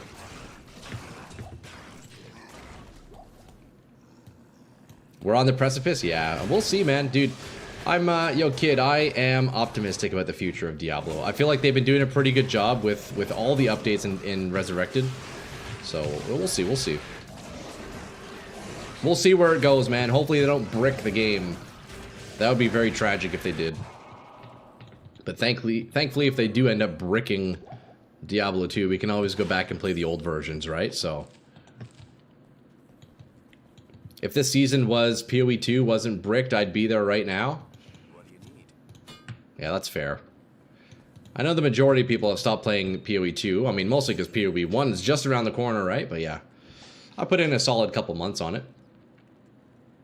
Got to raise some eyebrows? Dude, hell yeah, no. We got to keep that. We got to keep those hopes high, you know? Keep that energy up, boys. I have good faith in the Vicarious Visions team for D2R. I think they're gonna continue to service the game well. Okay, boys, so we have, what, 1 hour and 5 minutes, and then we're actually going to be tuning into the Path of Exile 1 release stream, or the announcement stream, I guess. I'll need to find a link for that. Apparently, there are drops that will give you skins for PoE 2, so I guess once we're live, you guys will have to let me know if drops seem to be enabled. If not, I don't blame you guys if you go leave and watch somebody else to get some free skins, you know? But I will give a little warning. Oh, we got some ghost packs. You always want to kill the ghosts, boys. I will be watching the PoE 1 stream, probably not knowing anything of what they're saying. I don't know anything about PoE 1, so there's that.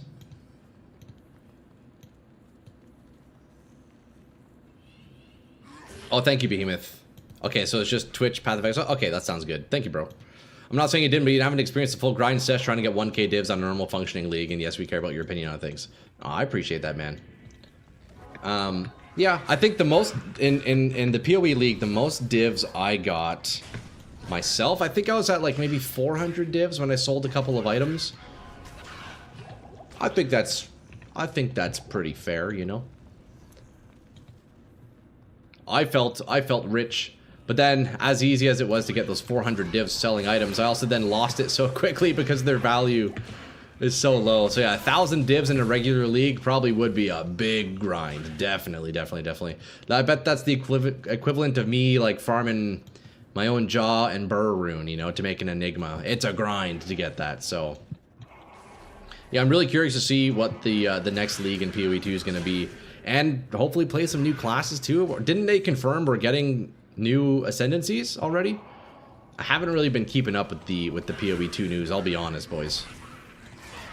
But was it a leak or official announcement that there's going to be new ascendancies?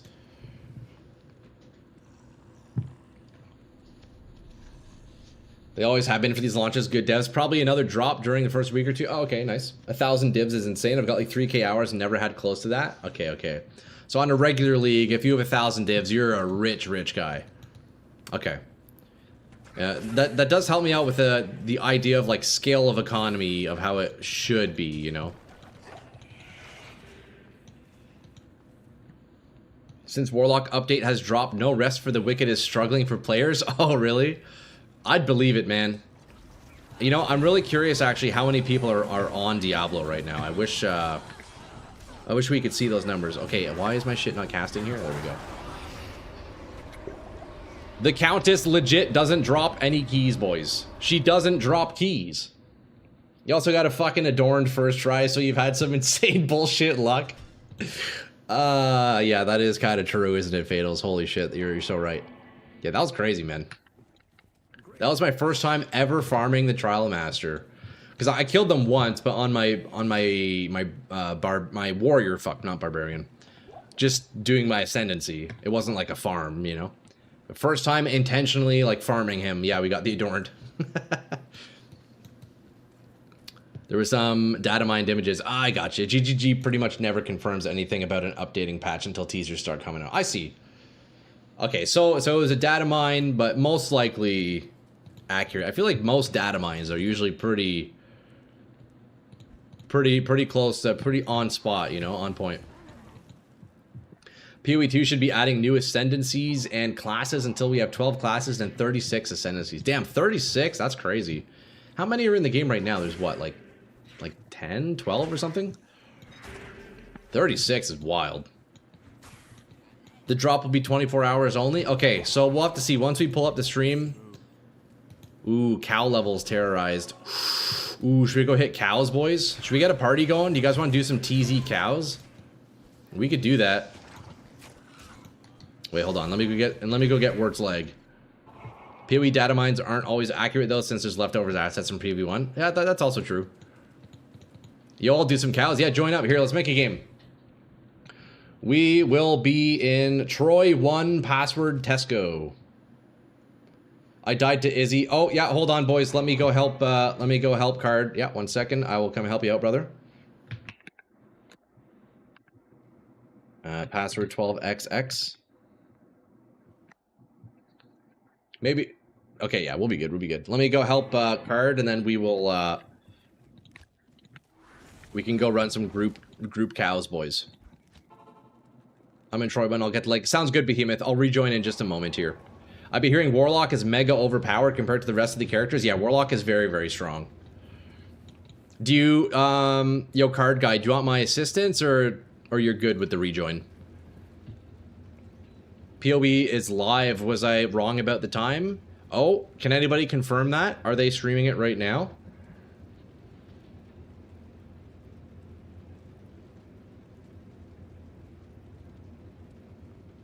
They go live 1 hour before. Okay, so there's like a countdown or something. Just needed the rejoin. All right, sounds good, T. Good luck with the rest of the Ubers, brother.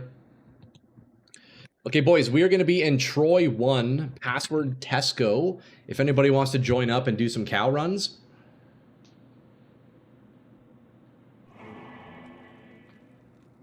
We are on the NA servers. If anybody wants to join up for some cows, yo, get in here. Troy 1, password Tesco.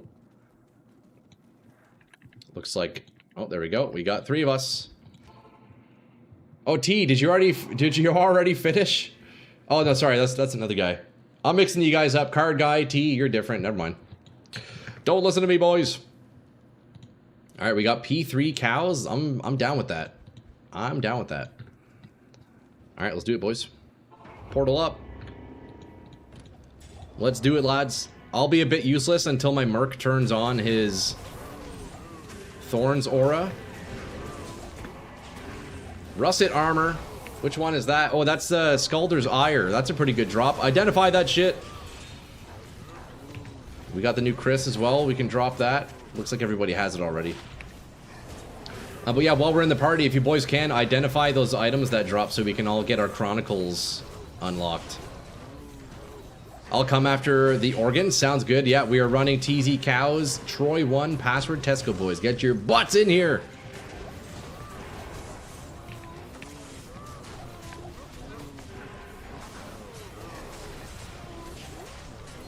One second here. There we go. Yeah, Scalder's Ire. That's a nice find. That's a nice nice chess piece. Okay, my Merc died. I wasn't paying attention. Let me grab the Merc so we all have Thorns aura again. Perfect. P3 cows, boys. Get in here. Chain boots. Let's identify every set item and every unique that drops. Get those Chronicles filled out nicely.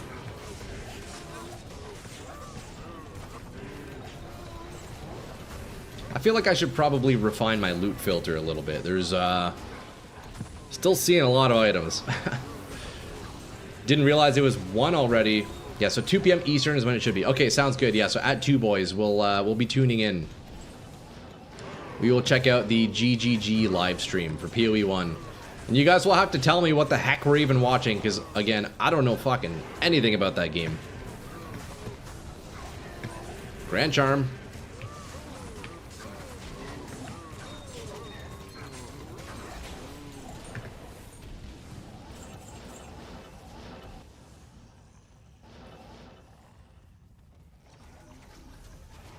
How long are the dev streams usually, guys? Do you know? Is it going to be like an hour, 2 hours, or what?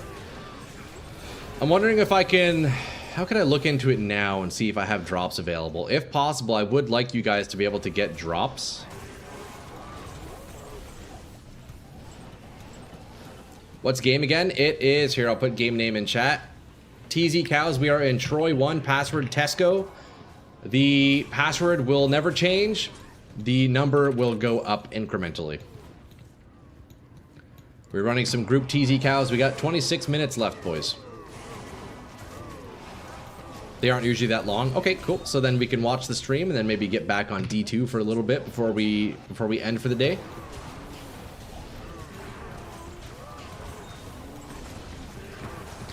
So is it just me, or are you boys also picking up every single chipped and flawed gem on the ground? Because I'm obsessed with getting the full 99 stacks in every slot. Oh, I'm so cruel. Why do I do this to myself? If you change stream game to PoE1, I believe there's somewhere inside Twitch where you can enable drops. I think it's inside the drops section. Okay. Yeah, I'll change the game to PoE1. I know I have my account settings set so I have drops. Okay, we'll have to take a look. I guess I'll go into the stream a little bit early and see if I can figure that out. Oh, we got Kennedy in here, boys. Look at that. We got 5 Warlocks. Let's go. 5 Warlocks and presumably, what, 5 Hephaestos as well? Sacred Feathers. TP up for your body. Oh, wait, where is your body? Kennedy, where'd you die? I think that's looking like a new game. Okay, hold on. Let's help Kennedy. Where are you dying, bro? Are you at the portal?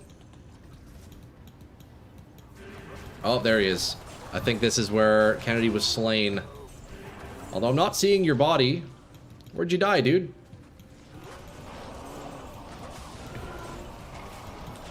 Okay, I guess we'll just new game. Kennedy, you can get your body when you rejoin. Troy2 password Tesco. we kept seeing Kennedy there at the end just dying over and over. You know, you gotta let us know in game where you are, bro. Rest in peace. Rest in peace, Kennedy. Alright, let's see if I can go get us that leg real fast. I'm only using Blade Warp, so it's a little bit slow. But yeah, join up, boys. We're running some Group TZ cows. It's still up for the next 23 minutes. If anybody wants to join. Game name Troy2, password Tesco. Okay, I got Stony Field here on me.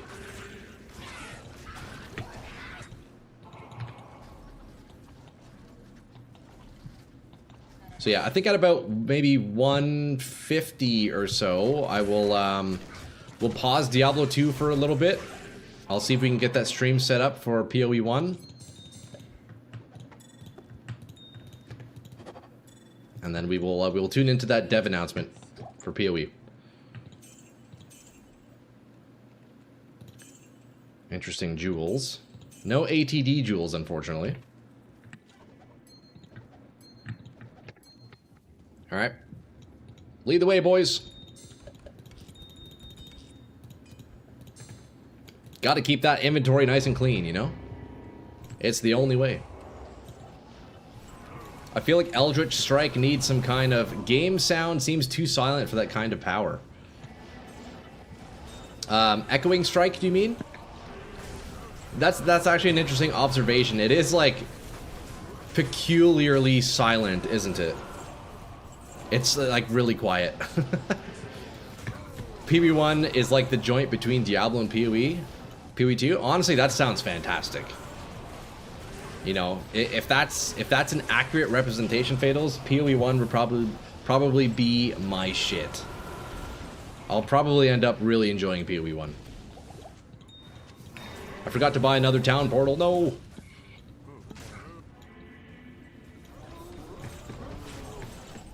After you try PoE1, I'll get you to try TLI. Which one's TLI? TLI. Wait, I just realized my Merc died. No! My Merc keeps dying, and I don't have a teleport. I can't even go back and get him. We are Thorns list. Not that we even need the Thorns aura here, let's be real. In my opinion, I think you'd prefer PoE1 to PoE2. There's no dodge rolls, no WASD sockets, and weapons are how you get skills. That's pretty cool. Ooh, Ethereal Crystal Sword. We hold on to those always. Another ARPG. Oh, Torchlight Infinite. That's right. Yeah, you were talking about that one. I wasn't sure what the abbreviation was. Torchlight Infinite. I don't know anything about that one, Ash.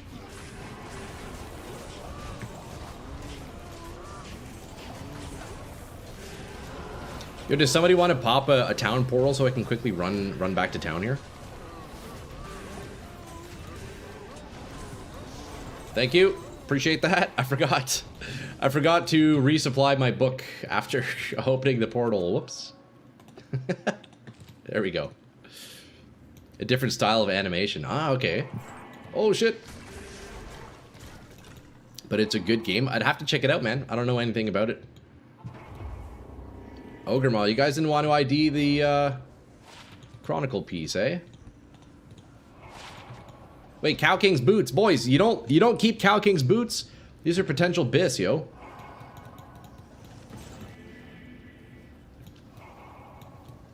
That's crazy. You guys just leave that on the ground? Wild. It's a good game, full market and all that. Boss-specific type drops, crafting, etc. Nice. Okay, that looks like a new game, doesn't it, boys? Troy 3, password, Tesco. Get your butts in here for some cows. We still got room for more, lads. We have room for more. Okay, we put this sword with our other bases here. And then we're going to keep the Cow King boots. Skill trees to mix and match to do what you want. Okay, nice. People sleep on it because of the style. What do you mean by style? Just like the art style of it? Is that what you mean? Is it like different different graphic style? Ghoul Cowl. Oh, you got potential bis there? Ghoul Cowl. Warlock skills, lifesteal. Damn, look at the res on that thing. Almost insane. That's a cool piece, man. If that rolled +2, maybe a bit of FCR. Oh, buddy. Not bad. I don't know how to explain it. It looks realistic. Interesting. Alright, portal's up, boys. Let yourselves in. The water is fine. I promise the cows won't bite. Or will they? I think it probably will bite. Let's be real. The cows tend to nibble. Just a little bit. What level are you guys? 88, 89? Damn, we're all about the same level, eh? That's sick.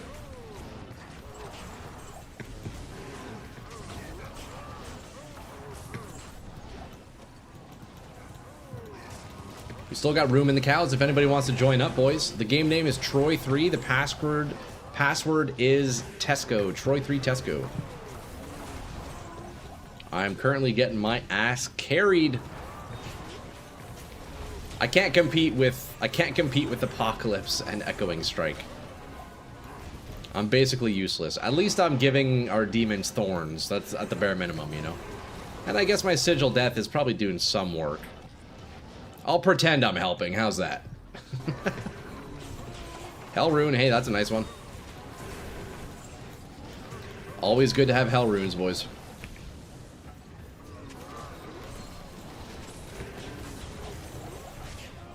Oh, we got a Wormhide. 4-socket Wormhide. 454 defense. I think that's pretty good. Oh, another Monarch. We can roll that. We could definitely roll a Monarch. Cloudy Sphere. You guys don't pick those up? Look at that. 2 Sork skills, 2 Meteor. Almost good. I don't know how to explain it. Glorp? Yeah, I'll have to look at it, man. Scarab Husk. Boys, I'm kind of just like picking up all the loot. I don't know how much I'm contributing to damage, especially when my Merc dies like this. Holy shit. Oh, I'm out of gold too. No. I really need to get upgrades for my mercenary. He just keeps dying, dude. Look what he's wearing. He's wearing a spirit shroud and a lore. Dude, what am I doing? He's never gonna survive with those. Come on, man.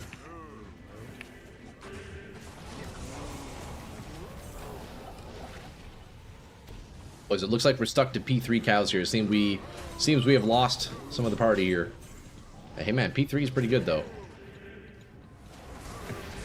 P3 unlocks that next drop table, which is nice.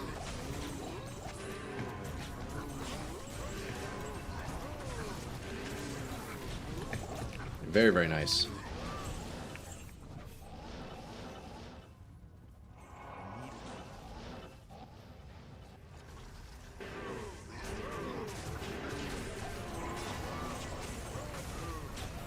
Alright boys, looks like as of 15 minutes ago, yeah, my Thorns Warlock video went live on my YouTube. If you guys are curious to see some of my thoughts and what I've been testing out on Thorns Warlock, definitely go give that go give that a view and a like if you can. That'd be great. We can hopefully make this video blow up.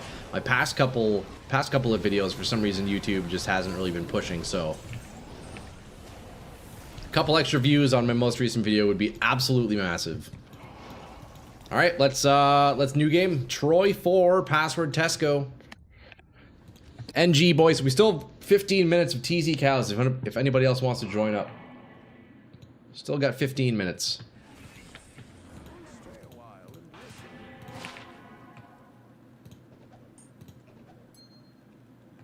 Interesting ring here. 10 FCR with a bunch of attack rating if anybody wants. All right. Let's go get us a limb.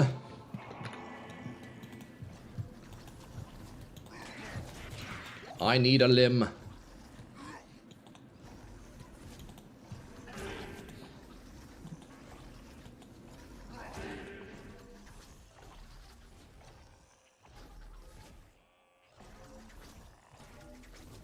Okay. Let's see. Cairn Stones. Where are ya, Cairn Stones? Boys, I think we're actually gonna get a high rune this game, watch. It's all yours too, yo. If a high rune drops, boys, it's first come, first serve, so it's gonna be a race between Behemoth and T. I think we're gonna get a low rune this game, watch. Cow King himself is gonna drop a low, I know it. You can go ahead and clip it, watch, because it's gonna happen. And that'll be the first low rune of the season. Probably not. I'm sure many people have found low runes, but I've yet to see a high rune drop this season. Have you guys? I know some of you guys in chat said you got a jaw rune earlier. That's crazy. Who was that again? Was that you? Who found the jaw rune? That's crazy, man. I remember a few seasons back, I think season 6, so actually multiple seasons back, I started with a gold find barb, as I usually do. Instantly found a jaw rune. Like, one of the first Chaos games I went, I was just horking in the back line. Horked up a jaw rune. Crazy. Oh yeah, that was you, card guy. Yeah, dude, finding a jaw is nuts. That is so good. And we're still pretty early on into the season, dude. You could sell that and make a ton of money. Like, if you're using D2 JSP or whatever, bro, you could just stock up on forum gold right now. You found a Sir last night in cows? Nice, bro. That's huge. Absolutely massive find. We're gonna find a low rune this game, boys. I know it. Watch. JSP sold for 4,500. Jesus, man. That's a pretty hefty amount. I don't use JSP too much. I sometimes do, like at the beginning of a season. It can, you know, help find a couple of pieces. Like, that's how I got my Spike Thorn. That's the only thing I've used it for this season. I do have a few hundred forum gold kind of floating around on there, but I definitely don't use it too much.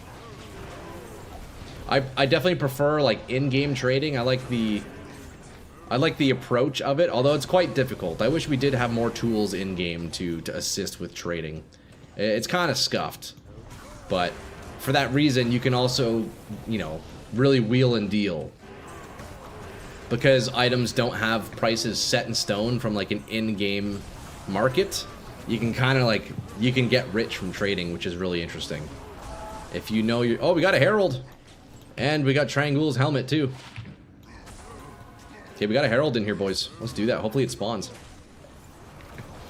You found it before a White Monarch? Okay, that's actually insane, bro. You got a Sir rune before a Monarch.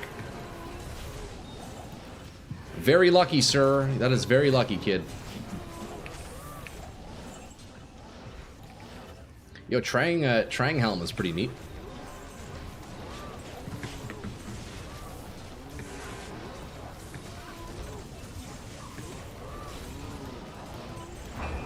There it is. We got a Herald, boys. He's right there. Lock in. Will he drop asunder? Probably not. Was that him? Nope, he's over here. Oh, Herald, where are you? There he is. Herald of Fright, and he dropped a tier rune. Getting that Sunder on a tier 1 Herald would be nuts. Oh, great helm. I think that's a new piece for the Chronicle. Yeah, there it is. Howl Tusk. A couple of yous needed that. Karast Shield. Boys, there's so much crazy loot dropping in here. Holy fuck. Look at that.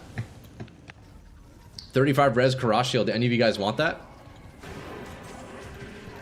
Pretty close to the 45. I hope you find Blackthorn Helm and perfect two throw. You know, Leo, I do have a perfect two throw. Let me show you. Let me show you right now. I found it myself. I got a perfect 40 roll on it with an Amrune. Look at that, 54. It's a really nice piece for Thorns. Blackthorn Helm is okay, I guess, but I think I would still prefer to use something like this. A Mammoth Artisan's Helm, but yeah, Blackthorn's decent. Not complaining? Yeah, I wouldn't complain either. That's great, man. A Sur Rune before Monarch, dude. Holy, I wish I could be that lucky. Alright, looking like a new game. Oh, last little pack here. Alright, there you go. Troy 5. We got time for one or two more, it looks like. Troy 5, password Tesco, TZ Cows, NA server, if anybody wants to join in here.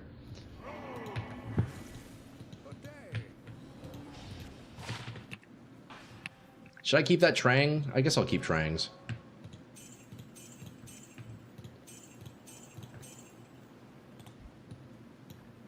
I'm going to drop that Karast shield. I don't think I'll actually do anything with it. You're that lucky Mr. Adorned in one kill? Yeah, that's true. I used up all my luck in Path of Exile. Fuck. I should have kept some of it for D2.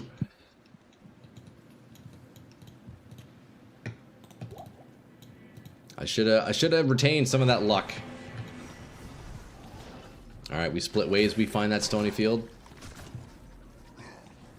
Are you rocking Enigma? T, you got an Enigma, don't you? You got it? Beauty. Man, that must be nice, dude. I'm jealous of your Enigma. That must be very, very nice. I'll get there eventually. We've been slacking a little bit on the magic finding, I'll be honest. We've been slacking a little bit. Boys, look at this cool helm, though. Isn't this really neat? Artisan's Crown of Nova. That's a max roll. Level 5, 14% chance to cast Nova, 3 socket. This is fucking sick. Imagine filling this with jewels that also have chance to cast Nova. If you can get 3 jewels, all with the 14% chance, you could then get a what? What's the math? 52% chance to cast a Nova when struck. Wouldn't that be a sick piece? Man, you can make some cool stuff with that.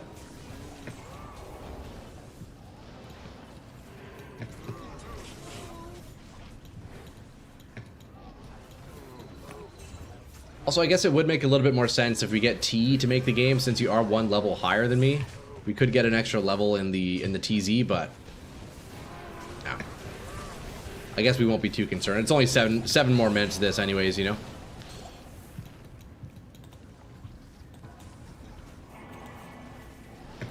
Man, fucking Echoing Strike is such a crazy ability, dude.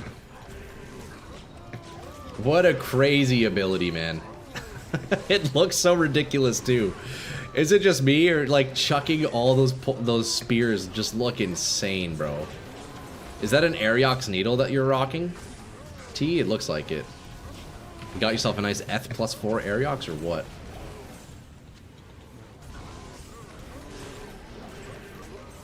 I need to get me one of those for my mercenary. For the +4 levels to Thorn would be very nice. Made 2k form gold from those Sork torches. Oh, dude, nice. You already sold them? That's great, man. Wait, did you get more Sork torches, card guy, or just the one? That's pretty solid, man. Dude, how much are Warlock torches going for? Surely a shit ton, right?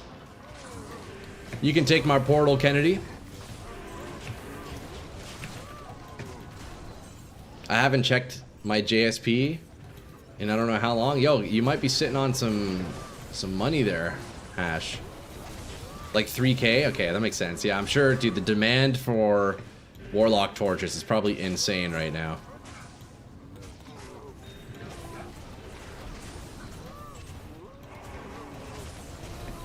Superior Mage Plate.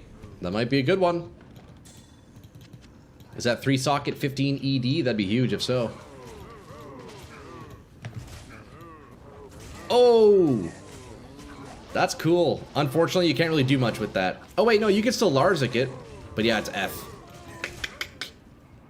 Damn, that is actually really unfortunate. If that wasn't F, that would be definitely a Larzik base, for sure.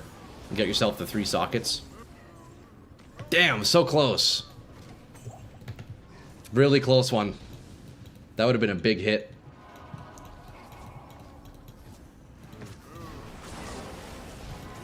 Very, very close on that one. You can sell those F mage plates for pretty good. Pretty good money. 578, dude, hash, nice. Yeah, you could get yourself like a high rune. I think you could probably get like a low rune or something like that for that much. Or just get yourself a bunch of tiny little items that you might need, you know? Easy use all that old currency, man. That's sick.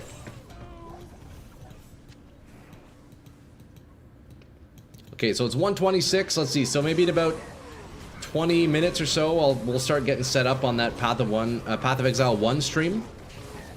16-year-old account. Wish I had my OG one. Dude, nice. Yeah, I think my current JSP account was made in 2008, but I definitely had one that was even older, but I don't even remember what that was.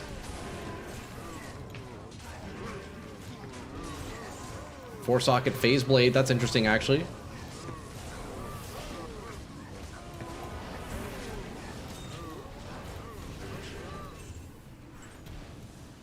I got a bunch of history listed in my profile. I miss Legacy D2. Aw, man. Dude, you have like old screenshots or stuff? That's actually awesome, man.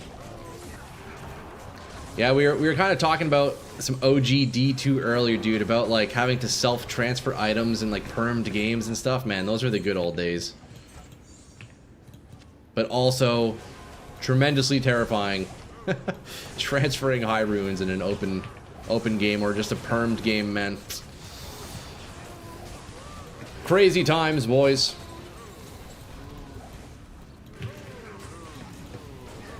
Needed history for perfect items? Ooh, nice. Listed sales. I gotcha. Oh, that's nice, man. I don't have anything fun like that in my JSP profile. I don't use the site too much, but, you know, I find it a bit helpful early on in seasons just to pick up a couple of pieces here and there, you know? Or if you get really lucky, you could then sell it and then, you know, early season become fucking rich and then late season just buy whatever you want. Even just good items, really. Will you be playing the new PoE1 League? I most likely will, Fatals, yeah. I don't know if I'll be doing it, like, straight away, like, right as it begins. It said, you guys said, what, March 4th, I think it was? I probably won't be on March 4th. But presumably a week or two-ish after that. It really depends on when I want to wrap up on Diablo 2. So yeah, if I'm hopping on PoE1, it will be a little bit late, I imagine. Is it just me, or do you guys also pick up every single blue ring? I'm obsessed with trying to find those fortuitous rings of fortune. The closest I had was in Season 6. I got a 38 Magic Find ring. That is the closest I ever got to one. I have way too many base items. I need to get rid of all that. Well, yo, boys, thanks for the cow runs. You guys definitely did some pretty heavy lifting there. There's 1 minute left on the TZ. Thank you for joining. We got some nice runs. We could, I mean, hey, we could do more TZs if you guys want. But we'll be blasting. I'll be blasting for another 20 minutes. We will tune into that stream from Grinding Gear Games. All right, we will part ways there then, boys. Everybody, back to your guard posts, back to your farming. Maybe we can get some more keys here in the last little bit. You're not alone, I do the same? Okay, nice, kid. I feel like nobody picks up blue rings. Like, you go into any public match, and nobody touches them. I pick up every single ring, bro. Although I guess statistically, if you want the highest odds of getting a fortuitous ring of fortune, it would actually be a nightmare. Or if you are gambling, you want to have your character, I think it's level 47. I think that's the ideal character level to gamble for one of those. Or is that Stone of Jordan? I forget. I think it's 47 for the 40 MF rings. 148 defense, perfect Jmod equals low, greater than ultimate Spartan Skynet me. History on one. Wait, a perfect Jmod for a low rune? That's crazy. Isn't that like super cheap? That's neat. Dude, J-mods. Oof. Artisan's Crown. We need one of these with 40 life, boys. The loot filter makes scanning ground loot much easier, better. Yeah, definitely. I need to optimize my loot filter. I pretty much only turned off all the trash. I'm still seeing everything otherwise. The person's name was low. Oh. Interesting. Okay, boys. Let's keep, I guess, keep running keys. Or should I go demon hunting? I kind of want to see if I can get this. You know what? Let's find a good demon for a little bit. Go do a little bit of demon hunting, and then we keep farming. Oh, what do we have here? We have an Urdar with Holy Shock. What does he have? Aura Enchanted. No, he is not cursed. We need cursed. Holy shit! That is a terrifying pack. Oh my god. I am leaving this game. No, thank you. That's terrifying. That's a 100% perfect J-mod. If you can find that for a low rune, you should buy it. Absolutely, yeah. Yeah. That's a crazy one.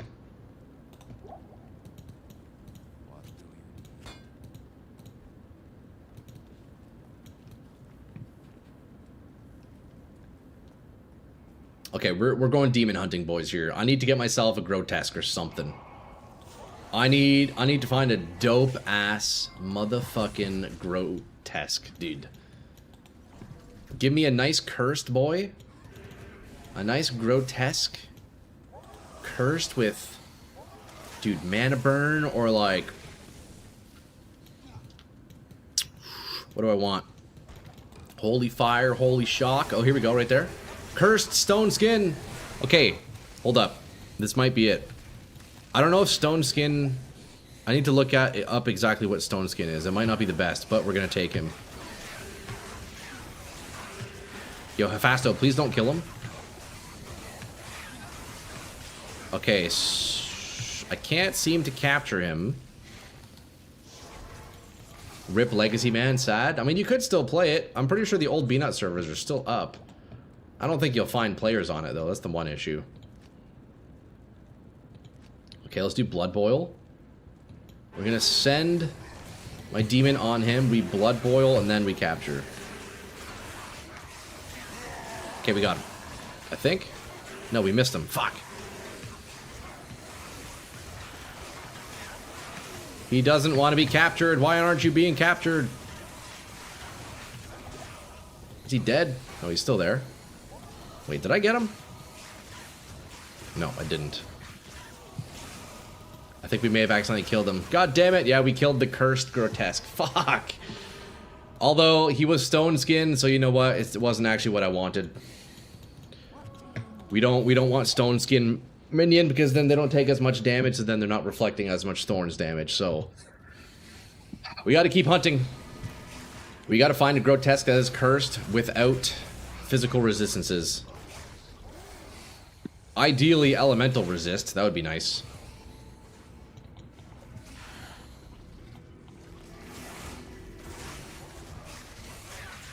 Oh man, I hear the snow plows outside. Boys, look, last night, apparently, or I guess yesterday, we got a bunch of snow. But because I'm a fucking degenerate, I haven't looked outside in like 2 days. So, after stream, I'm probably gonna have a lot of shoveling to go do. JSP doesn't even have a D2 section for non-D2R. Oh, really? That is kind of sad, isn't it? Pretty sure it's like 4 bots on there advertising to each other. That's so funny. Probably. Yeah, I think you're right, dude. That's so funny. Okay, boys, we are grotesque hunting. Come on. Give me... We're gonna find Biss. Like, we're actually gonna find Biss, right? Oh, yeah. I hear the snowplows going. They're working overtime out there. They are definitely working overtime out there. Boys, is it just me?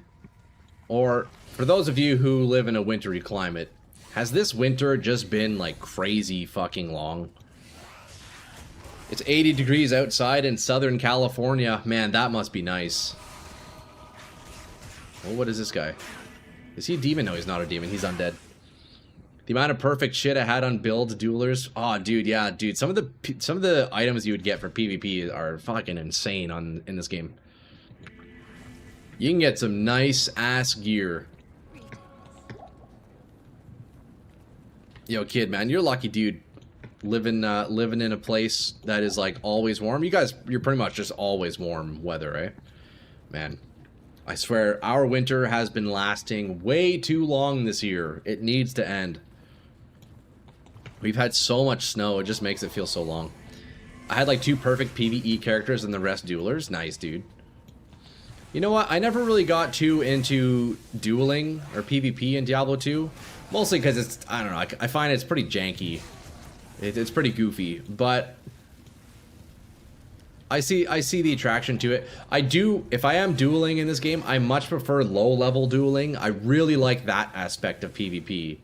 Really trying to push how far you can, like how strong you can make a level 30 character. I think that's the coolest shit.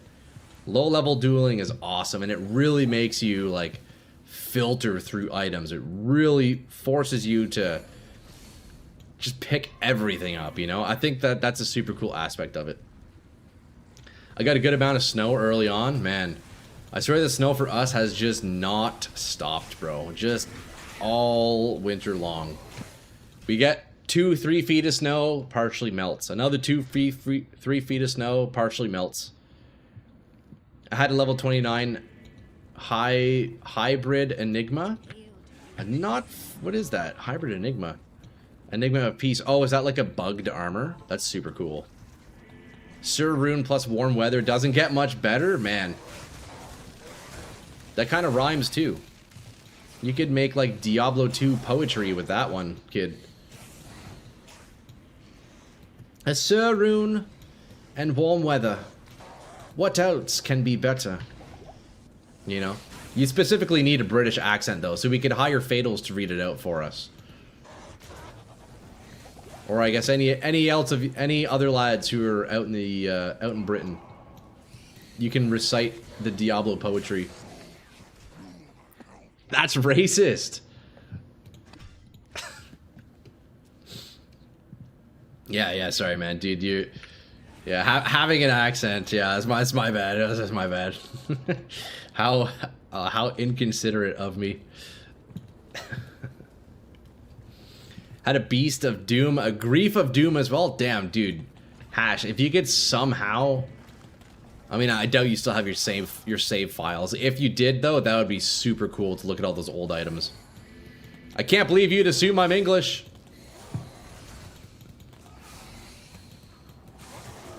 Yeah, my bad. Oh, wait, hold up. We got Cursed. Oh, okay, look at this. Cursed, Fanaticism, Grotesque.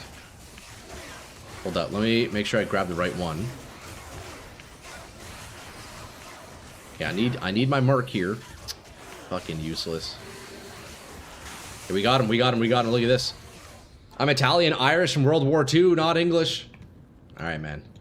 I'm sorry, Fatals. Boys, look what we got. Soul Web, Demon, Cold Enchanted, Cursed, Aura Enchanted, and he has Fanaticism. That's pretty cool.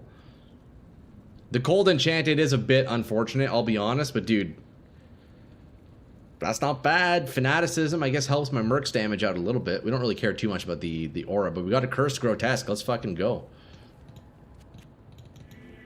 Let's go, boys. That's not bad. Before Legacy went down, well, like a month before D2R.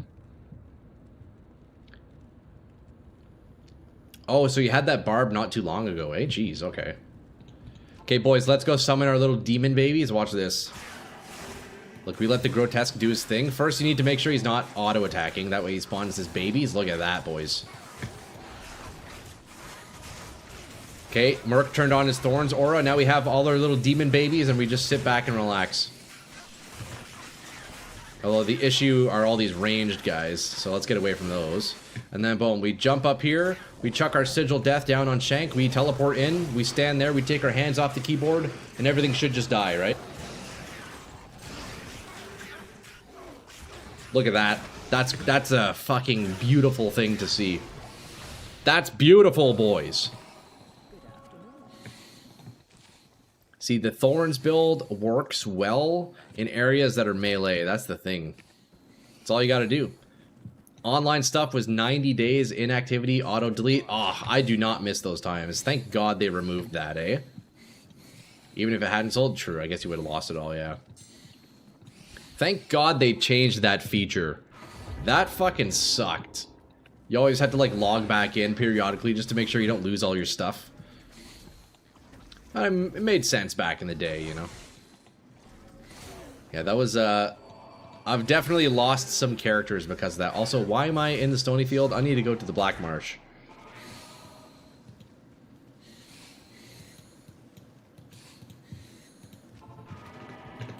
Good times though, man. Yeah, dude, old school OG Diablo 2, man. Honestly, such great times. I still love the game, but those like first memories, dude. Man, I remember like when I was pretty new to Diablo. I was a kid. I remember I would wake up early before school just to do some Mephisto runs. I would be able to fit in like 5 to 10 Mephisto runs on my Blizzard Sorceress before having to catch the bus. And sometimes I would almost miss my bus because I would be there just fucking blasting Mephisto. Man, good times. And then I would go to school. You know how, like, you know, when you're in school and you're in class, you're just doodling on your paper. Normally people doodle, like, little characters, or you, like, draw the sun in the corner of the page. Bro, I was literally drawing inventories of Diablo 2 of my paladins with Heart of the Oak and, like, Shaco. I was literally doodling my fucking Diablo 2 inventory. So I'd hand in my homework, and they'd be like, what is this? And they have no idea what they're looking at. But secretly, it was a fucking 40 all-res Heart of the Oak, bro. Get fucked, you know? Did you catch the Chris Wilson interview with some old D2 devs? Talked a bit about their new game and a bunch of D2. I don't know if I saw that. I'd have to... Was that like... Is that recent? Did that just come out? I saw his video speaking about Reign of the Warlock. I don't know if I saw that one. All Moonbeast games. A day or two. Okay, no, I definitely didn't see that then. I'll have to watch it. Is it a good one? Sounds like it'd be a good one.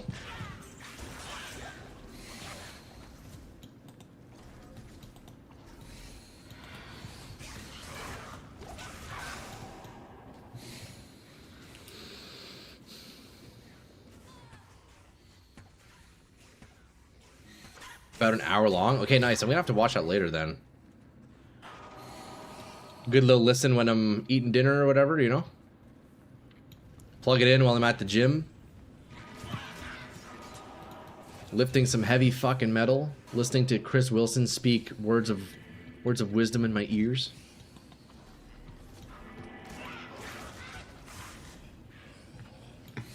Always kill the ghosts, boys. Always.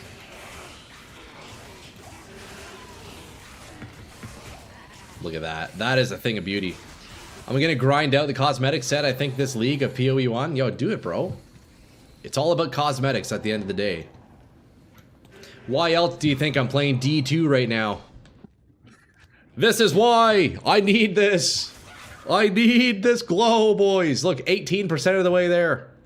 40% on set items. What are your guys' progress on your chronicles? The town portal one's fucking sick, but like, come on, that's gonna be so hard. Man, I want that glow so badly. That is so awesome. I used to farm in the morning before school. Also crazy fun times. We were pioneers. Ah, man, dude. Yeah, fitting in those, like, Mephisto runs right before catching the bus, dude. Man. Good times. I also remember similar to that, and about that same era, maybe before I picked up Diablo 2. Instead of, you know, almost missing the bus grinding up Mephisto, I remember every morning I would have MTV on. I would just listen to the music on MTV. And always, like, right before my bus came, they would play Candy Shop by 50 Cent. And for some reason, I was, like, not starstruck, but I was, like, so invested into the Candy Shop music video that I would watch it every morning, almost missing my bus. But I'm pretty sure it's because it's filled with sexy ladies. So I'm that little boy just staring at these beautiful women in Candy Shop by 50 Cent. Dude, I almost missed my bus so many times watching that. God damn. Sorry. Yeah, and then I picked up Diablo 2, and then I started missing my buses because I was doing Mephisto runs. I'm at 21, 45, 10 on Chronicle.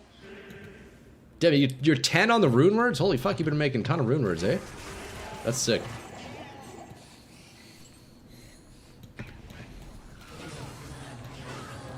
Mine was the Thong Song. Who's that by? Okay, boys, I'm pretty sure Keys of Terror are literal myths. But yo, Jules, how's it going, man? Good to see you, dude. She doesn't drop T keys. She legit doesn't drop T keys. I don't understand. They don't exist. They actually don't exist. I played Diablo 1 first, and it was a literal dungeon crawl. It was so souped, they added a run feature when I first played D2. Yeah, wait, actually so true, Nicholas. Yeah, D1's a good time, man. You can never go wrong with a solid Diablo 1 playthrough, you know?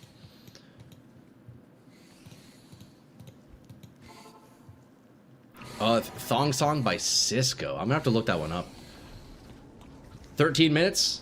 Okay, yeah, let me do this last Arcane Sanctuary run. I'll pull up that stream. I'll try and figure out if I have drops enabled, because we'll be tuning into the PoE 1 reveal stream. I'll get that set up here. We will watch it together, boys. Y'all can judge me. I still prefer to run back to the waypoint in Arcane Sanctuary until I have a real teleport. I still feel like this is faster, especially if I actually consume my demon. Let's start by doing that. She got dumps like a truck. I don't think I know that one. Thong Song. I bet I'd probably recognize it if I heard it. Baby, move your butt. Damn, wait, this sounds like a dope-ass track, dude. Oh, here we go. 2 out of 4. I'll take it. Bone Wand Chronicle? Nope. Boys, I swear keys don't exist. Keys actually don't exist. Okay, let me, on the side, figure out this PoE thing. Path of Exile. Okay, so they're live right now. Live stream Twitch drops. How to participate.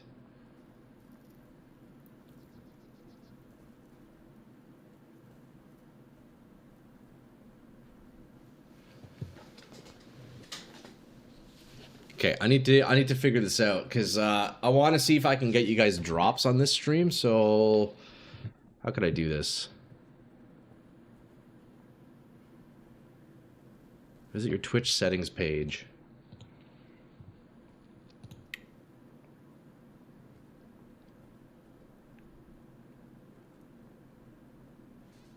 Okay.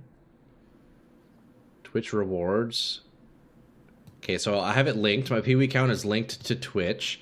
Twitch drops. Your account is eligible to participate in drops. Okay, so we should have drops on the stream. We should have drops. You're still gonna have to watch the stream yourself, though.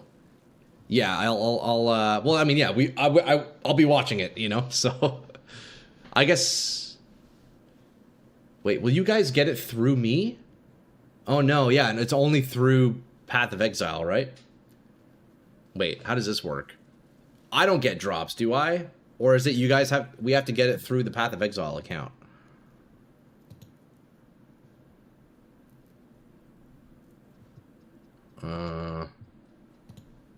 Because I could like restream it and we can watch it, but will that give you guys drops as well? How does that work? I don't know. I usually just have PoE channel up on another tab. I think you'd have to set up a partner stream to get that to work. Yeah,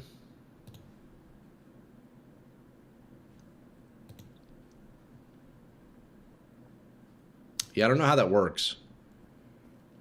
Yeah, you don't know how it works in a stream? Yeah, same, honestly. I mean, normally, like, if there's, like, let's say there's drops for Diablo 2, which doesn't happen, Usually if I'm just streaming Diablo 2, drops are then turned on in my stream, and you guys can get the drops through it. I guess, I mean, I'll rebroadcast the stream. I'll put my category as PoE1. Maybe it'll apply in my chat. I don't know, but you guys would probably have to watch it as well on the side. I don't actually know. Or you could just ditch my ass and just go and watch it yourself, you know? It should work like that. If they're doing it so, like, creators also get the drops, as long as I'm within the category, yeah, it should work.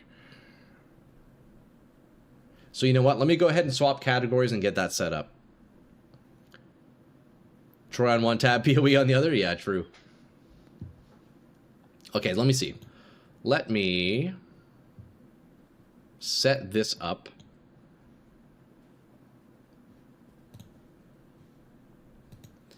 So we'll get that on full screen. Let me see window capture, browser, capture audio.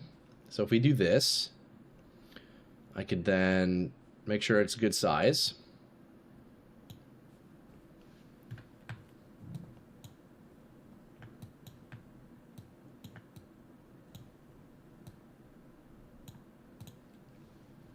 Okay, so there's the live stream. What happens if I close this? Okay, I see. We can do that. We can do that. No problem. Close down D2 here. Okay, yeah, we'll be chilling. We'll be tuning in. We should have audio once it kicks in. You guys can hear that. Perfect. Let me shut down YouTube music. And then I guess, yeah, we'll see. Let me change category and we'll see if drops show up for you boys.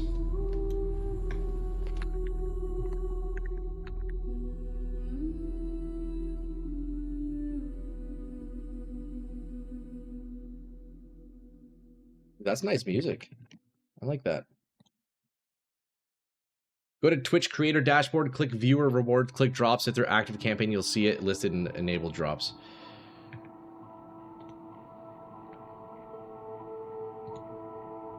Let's move that out of here.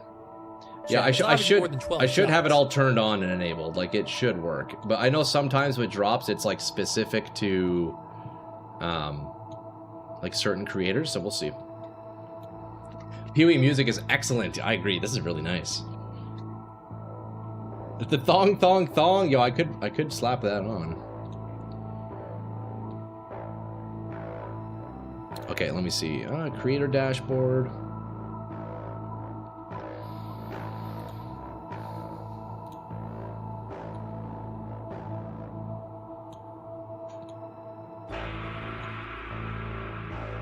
Ooh, that's pretty loud, eh? Alright, let's see. Path of Exile. Diablo 30th anniversary. Okay, that was before.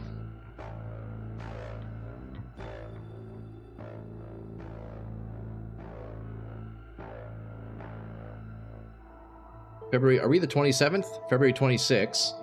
3.28 Mirage weapon effect. Enabled. Celebrate the launch of Path of Exile Mirage with us. Just watch your favorite stream. Okay, well.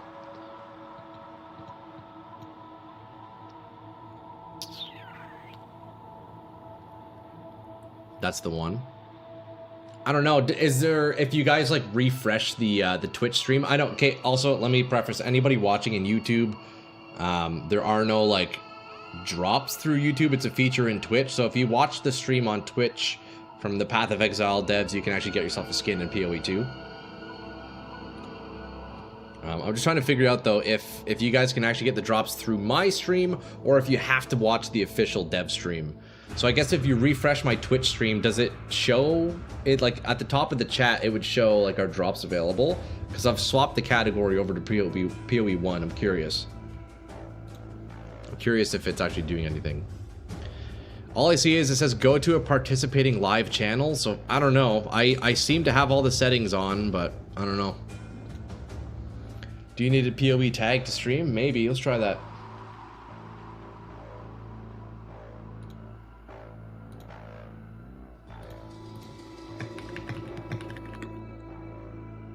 Yeah, I don't know. I mean, if you guys are unable to get the drops through my stream, understandably, if you want to go leave and watch the official broadcast to make sure you get those, I don't blame you, but... Okay, well, we'll see. If you guys can get free cosmetics through my stream, that's great. If not, yeah, go ahead, head over to the Path of Exile official broadcast, right? We'll see, though, we'll see. All I see on my end is it's saying, like, as a viewer, it's saying, go to our participating live channel to get the drops. And then watch for 45 minutes to claim. So I don't know if you guys will get that through me. I do have everything turned on and enabled, so I don't know. It seems like it should work. Unless it's limited to certain creators, I don't know. We'll see.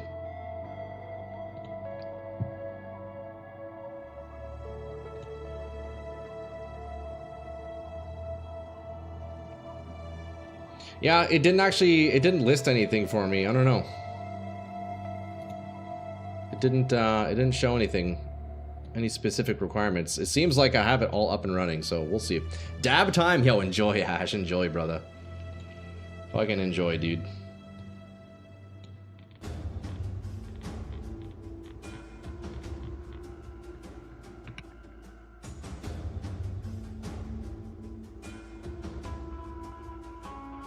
Maybe it takes a while to set up. I don't know.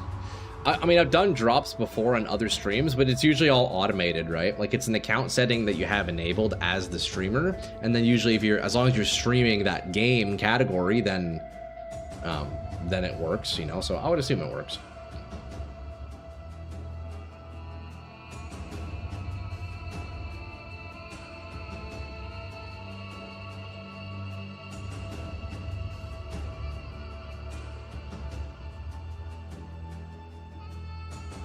All right, well, we got 2 minutes, boys. Let's, there you go. We'll adjust the volume once they start talking, right?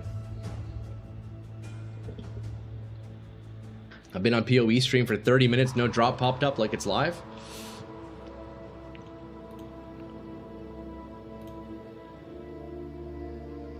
Yeah, the only thing they have pinned in their chat is right here. It's just saying to go to their website.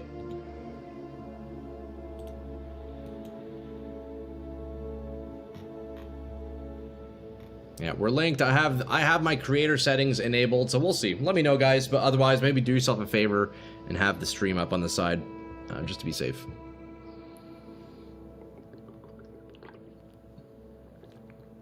That's true. Yeah, wait till 2 p.m. Yeah, you're right.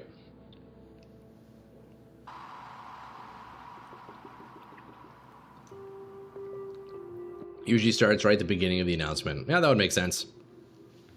I've claimed so many Twitch drops over the years. Dude, it's honestly such a great feature. I've also claimed a bunch of skins. I know I got a ton for Rust. What other games? I think mostly Rust. I have a lot of Rust skins from Twitch.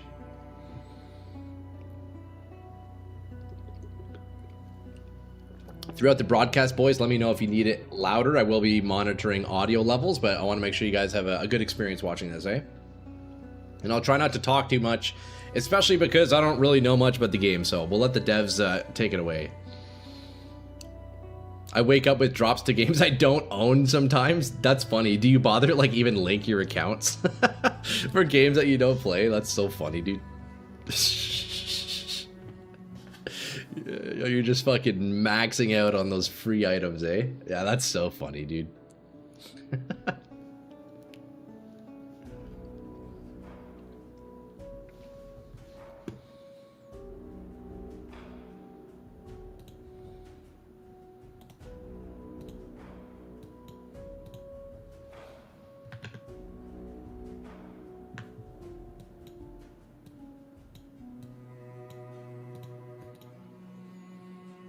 I can explain if you have any questions. Sounds good.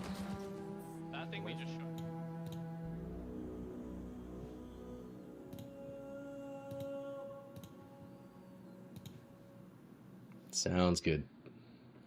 Just about here. Okay, I'll tweak the volume here as it starts. Hi, I'm Jonathan Rogers from Grinding Gear Games. Welcome to GGG Live. Today we're going to show you an exclusive reveal of Path of Exile Mirage. How's that which volume? is coming out 1 week from now on March 6th. Is that good? Twitch drops are enabled on today's live stream. so you'll be able to claim your Mirage weapon effect by following the instructions below. Now first things first, let's roll the trailer for Path of Exile Mirage. Perfect, boys. Grab your popcorn. The Jinn. They were bound to serve, but not to suffer.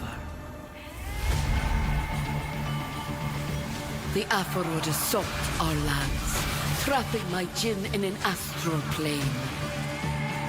Break their chains, rescue them, and you will be granted a wish.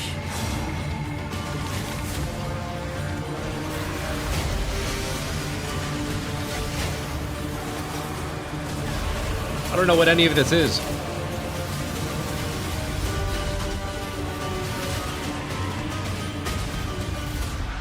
An ancient evil yearns for his freedom. Oh shit, my bad. We must keep him in the dark.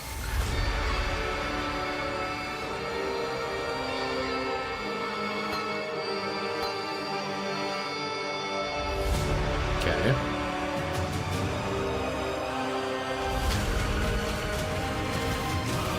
That's sick.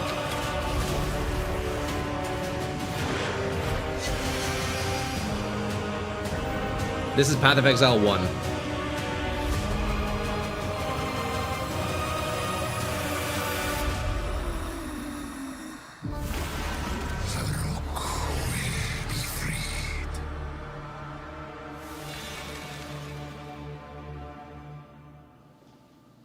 Well, that's cool.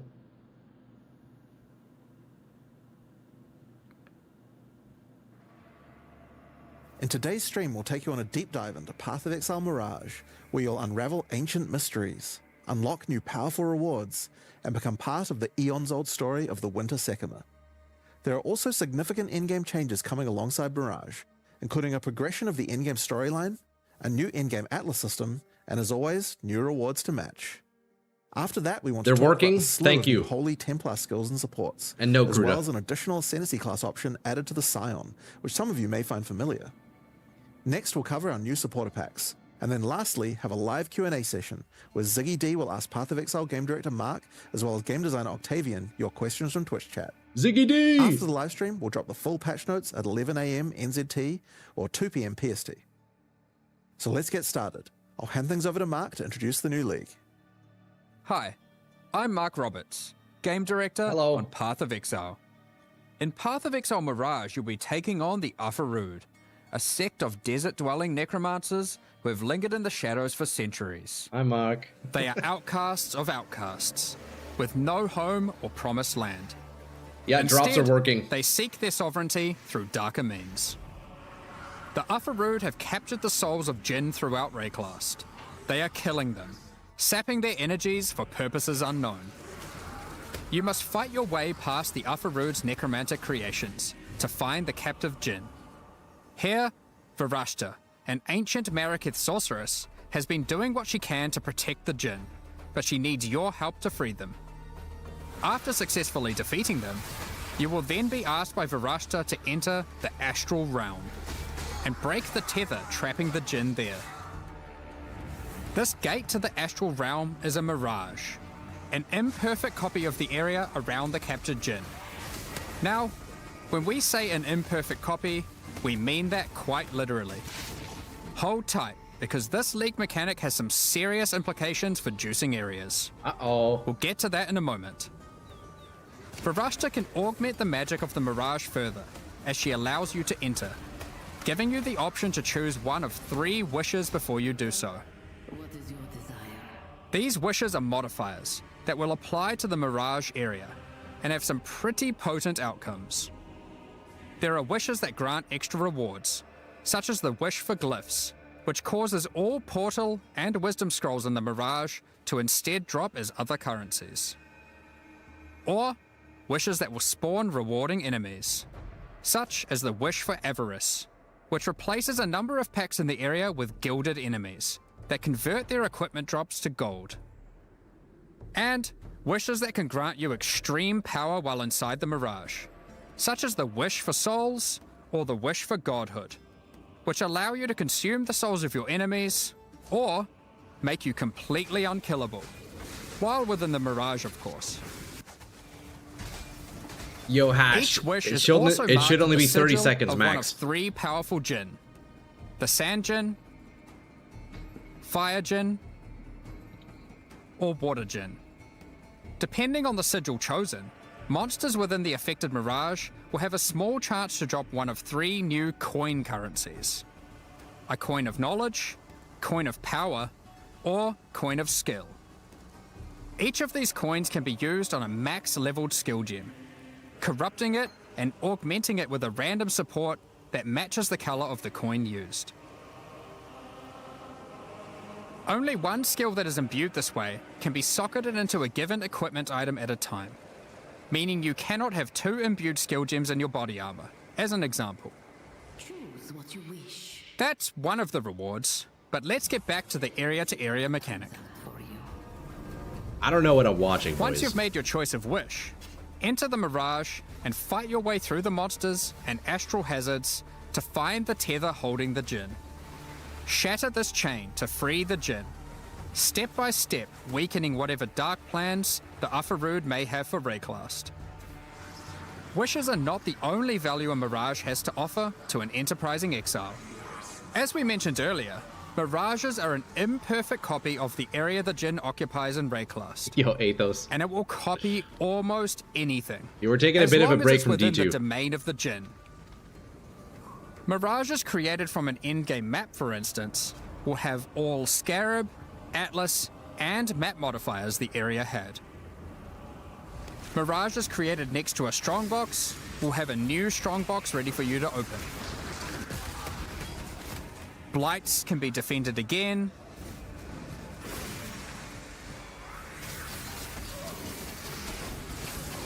Legions fought once more, and so on. Effectively, you get a portion of your map to play a second time, and everything you did to enhance the content of that map applies in the Mirage too. These recreated copies of League mechanics, however, have been warped into reality by the power of the Mirage. And this has some side effects. For one, a recreation may not be perfect. The factions of a Legion may differ from the one the Mirage copied. Or, the variety of strongboxes may change. It's a tower importantly, defense? The mechanic may be empowered, with new threats and rewards that are customized to each mechanic and are only available when doing that mechanic in the Mirage. For example, ultimatums recreated in Mirages will have new threatening modifiers added to the usual pool. Restless Ground can raise slain enemies to fight again, or Quicksand will grasp at your ankles. As a reward for these new threats, Mirage ultimatums can provide the new Sinistral or Dextral catalysts. These catalyze jewelry with increased effect of either prefix or suffix modifiers. As you can imagine, there's a lot of potential here.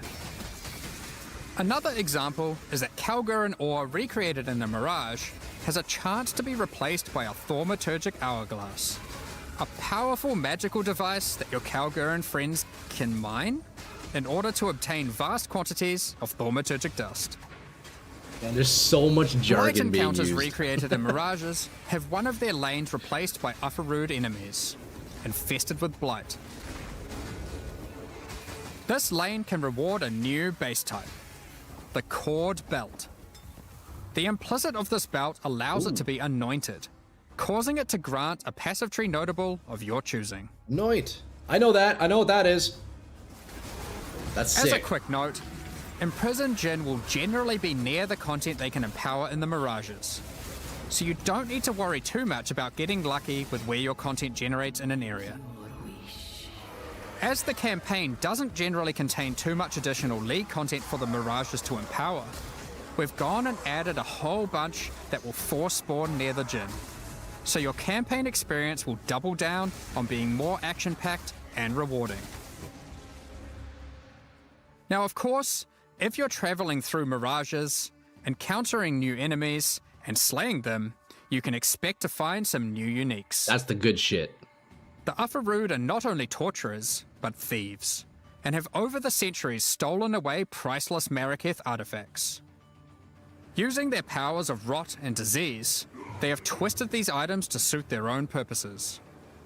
Flesh Render is one such artifact, an ancient and exquisite Maraketh blade that has been tarnished and befouled. Its rusted and jagged edge is perfect for poisoning and withering your enemies.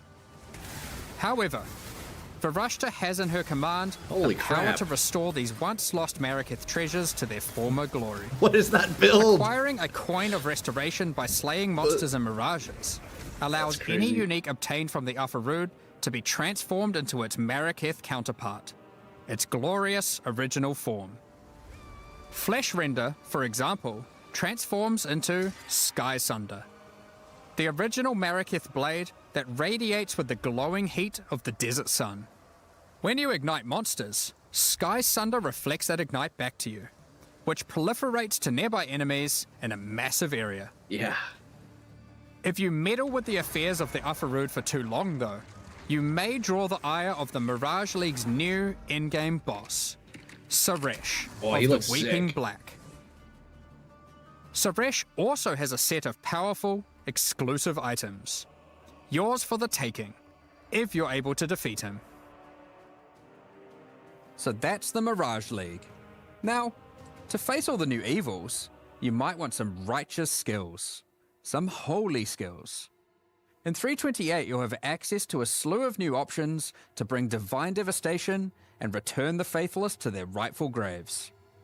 We're also introducing some supports to go with them, as well as some new transfigured gems. Let's go over a few examples. This guy's shoes are very With holy green. hammers, you slam the ground to call down a hammer of justice from the sky. That's If cool. this hits an enemy, an additional holy hammer will cascade forwards, which itself can further cascade, and so forth. Expending a power charge when using the skill will call down an additional 2 hammers, which can also cause cascading slams. The more numerous your foes, the more instruments of holy judgment. That's pretty cool. Sweep is an old skill. In fact, it is so old that it's one of the very first skills ever implemented in Path of Exile, over 15 years ago. It's been long overdue for some attention. Yo, sweep hype? With Maybe? 328, it has been reworked into Holy Sweep. This skill converts some of your physical damage to lightning, with shiny new effects to match. Some enemies struck by the initial sweep will have hammers of light batter them from above. These hammers cause area damage where they land, so clustered enemies are demolished by repeated impacts. When successfully hitting an enemy with Holy Strike, you'll summon forth a floating holy armament, a glowing mace that follows you closely. These weapons are minions, and will attack with Holy Strike themselves whenever you do. Wait, it's literally mirrored These blades. holy armaments will copy the stats From of your D2. main hand weapon to deal their damage. That's sick. Stand against your foes with Shield of Light, a retaliation skill which will allow you to unleash a cone of holy light upon enemies after blocking a hit with your shield. Additional cones of light will also pour forth from your nearby allies when you hit with the skill, allowing you to recruit your holy army to create purging light. Divine Blast emits a beam of holy light from your shield, coalescing into a hovering ball of energy. A few moments later, this unstable orb bursts, exploding outward with divine power. Hallow supports melee attacks, causing them to inflict a new debuff, Hallowing Flame. Hallowing Flame builds up as charges on enemies, Oh, it's getting so true. consumed when attacked. Consuming a stack of Hallowing Flame gives the attack that consumed it a significant amount of extra fire damage, but only those who did not inflict the Hallowing Flame are able to consume it. Perfect for those of you who enjoy a more supportive playstyle with your army of Holy Sentinels. Or friends, when they're online. Oh, no friends. We've also added sources of this debuff to a number of other places, such as unique items, cluster jewels, and the Guardian Ascendancy class. The passive tree looks really nice. In We also have PoE1. another batch of new transfigured gems, with many of these being variants for gems which previously had none. One example is the Shockwave Totem of Authority, which casts its higher damage dealing Nova at your location instead of its own. You might also enjoy Orb of Storms of Squalls. These storms warp directly to targets when you use lightning skills, and arc lightning upon doing so. This gives you a mobile storm of destruction that follows you as you dive into battle. Yeah, that's We'll OP, leave you know? the rest of the transfigured skills for you to comb through in the patch notes. Speaking of the patch notes, as always, we love to shake up the meta, so we've done a bunch of balance adjustments to a few other things as well, such as a pass on bloodline classes, expanded the passives available to the Templar section of the passive tree, and various improvements to existing holy themed skills such as Static Strike, Holy Flame Totem, and Dominating Blow. We're also doing our usual improvement to some of the least played Ascendancy classes, this time with a focus on Guardian and Warden. Thank you, Shift. Speaking of Ascendancies, let's talk about the Scion and her new Reliquarian Ascendancy class. Pretty lady. For those that have played the Legacy of Freesia events, this class will seem familiar. The Reliquarian is a learned Scion that has studied history at the Oriath Academy. She is a part of a secret society of Oriathans, dedicated to collecting and discerning the strange properties of unique items. All of her passive powers come from these unique items, found from throughout Rayclast. After ascending, first select the power of a unique armor. Victario's influence increases the level of all your auras and gives them a much larger area of effect. Or instead, take Kilowava's Bluster, giving you a chance to have extreme elemental resistance against incoming hits. Next, pick from a unique weapon power. Widow Hail greatly increases the bonuses gained from your quiver. Widow Hail. Or Martyr's Teaching, As an which item in causes PoE. your minions' critical strike chance with attacks to be equal to your main hand weapons. Lastly, pick your Crown Jewel, a unique jewelry power. Astral Projector causes Nova spells to cast from enemies rather than from yourself. Or take Astramentus, simply cool. giving you a huge boost to all your attributes. Due to all the ways you can mix and match unique powers, the Reliquarian has more flexibility in how you build it compared to any other Ascendancy class in the game. That seems Our really plan cool. going forward is for the Reliquarian to not be a static Ascendancy class, and between each expansion, the unique powers which are offered will change.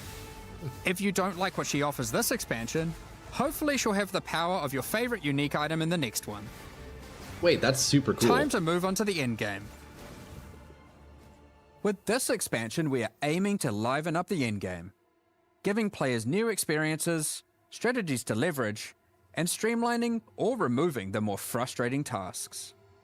Extensive changes will be coming to the Atlas and how you engage with maps, without interfering with the beloved core experience that has made mapping so successful. Yo, Phoenix, you got this, In bro. the last few endgame updates, you experienced Zana's story.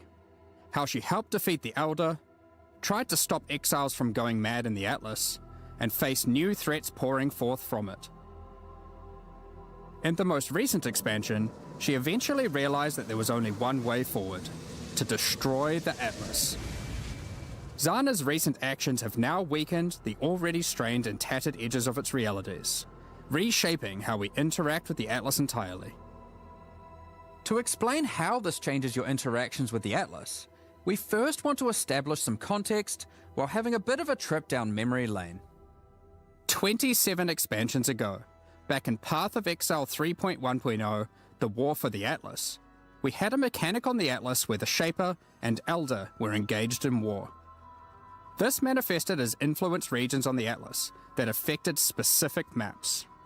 The ever-changing influence regions made the Atlas feel more like a physically connected space, rather than just a fancy way of visualizing a checklist of completed maps. However, one of the main frustrations with this mechanic was that you constantly needed many different specific maps in order to manipulate the influenced regions. Yeah, these shots are We sick. realized we'd love to again have mechanics that manifest physically on your atlas, but we'd have to address the issue of always needing those specific maps. The first major change we'll be making to solve this is divorcing map items from specific areas. As an example, instead of having a Mesa map, you will now find, say, a Tier 10 map. To open a Mesa map now, just locate and select Mesa on your atlas, put in your map item, click activate, and you're good to go.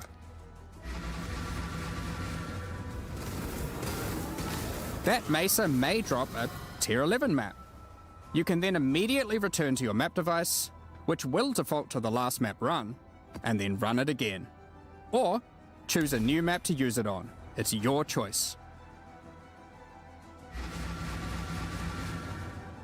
This is one of the many benefits to this change, which is that if you're the type of player who enjoys chaining the same map over and over, or the type of player who prefers to jump around, it is equally easy to do either strategy or even switch between them at a moment's notice. Seems good. For example, if one day you're farming burial chambers, hoping to eventually get a headhunter from divination cards, and you decide you need a change of rhythm, you can seamlessly swap to your boss farming atlas tree and spam Mesa for peak boss killing efficiency. Up until now, this would have required having some Mesa maps stashed, setting all your favored maps to Mesa, or doing a whole bunch of trading. You'll also notice that the structure of the atlas has changed. If you haven't played in a while, here's a look at it before and after.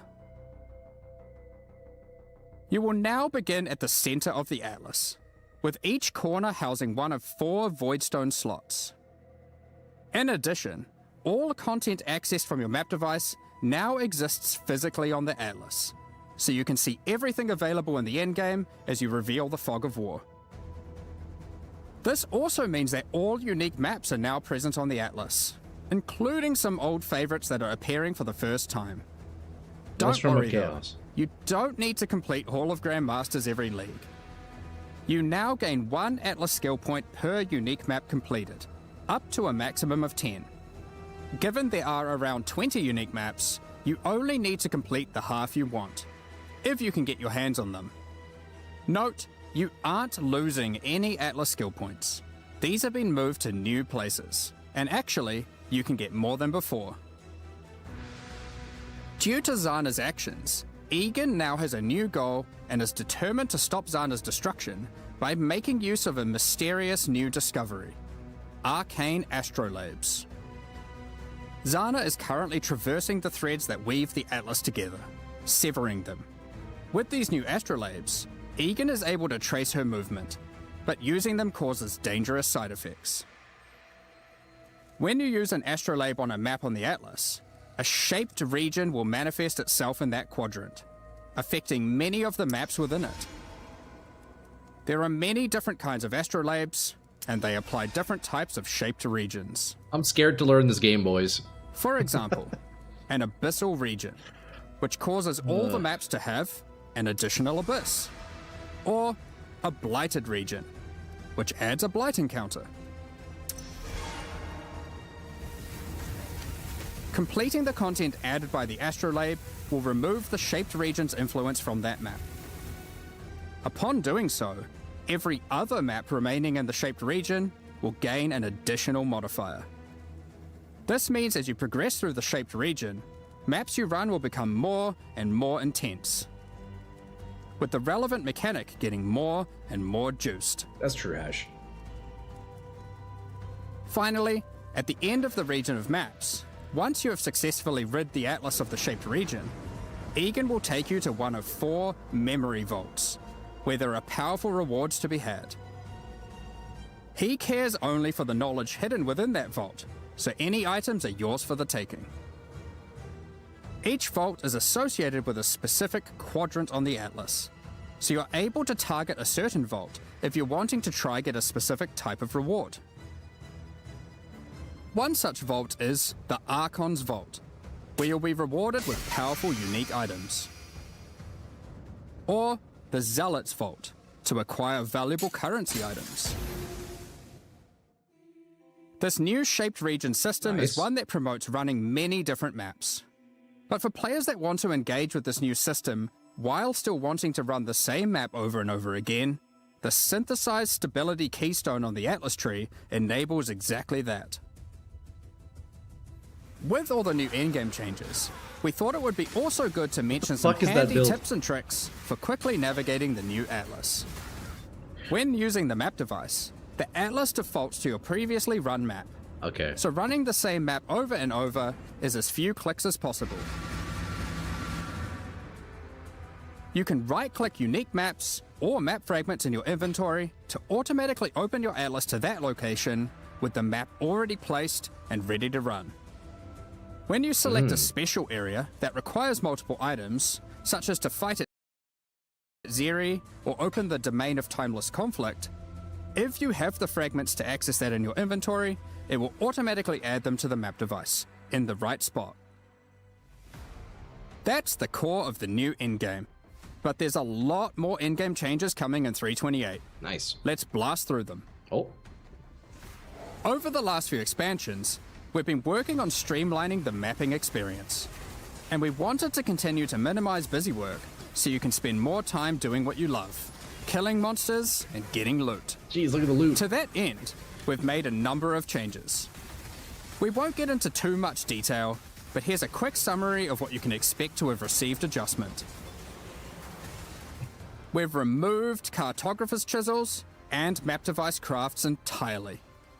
The loss of content and loot here has been compensated for in other places.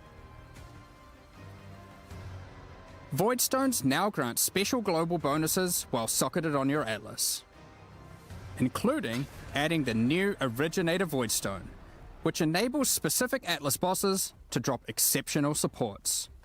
We'll elaborate more on that in the next section. T17 maps as you know it have effectively been removed. The bosses have been kept around, and they better fulfill their original purpose of being a gateway to target farm uber pinnacle bosses. The most annoying modifiers on Originator maps have been removed or replaced. No more getting turned into a slug for simply using skills. Wait, what? And no more will you be incapable of dealing damage periodically. Petal skills in Originator maps have been removed. However, some of their effects are now available from the altars and memory threads.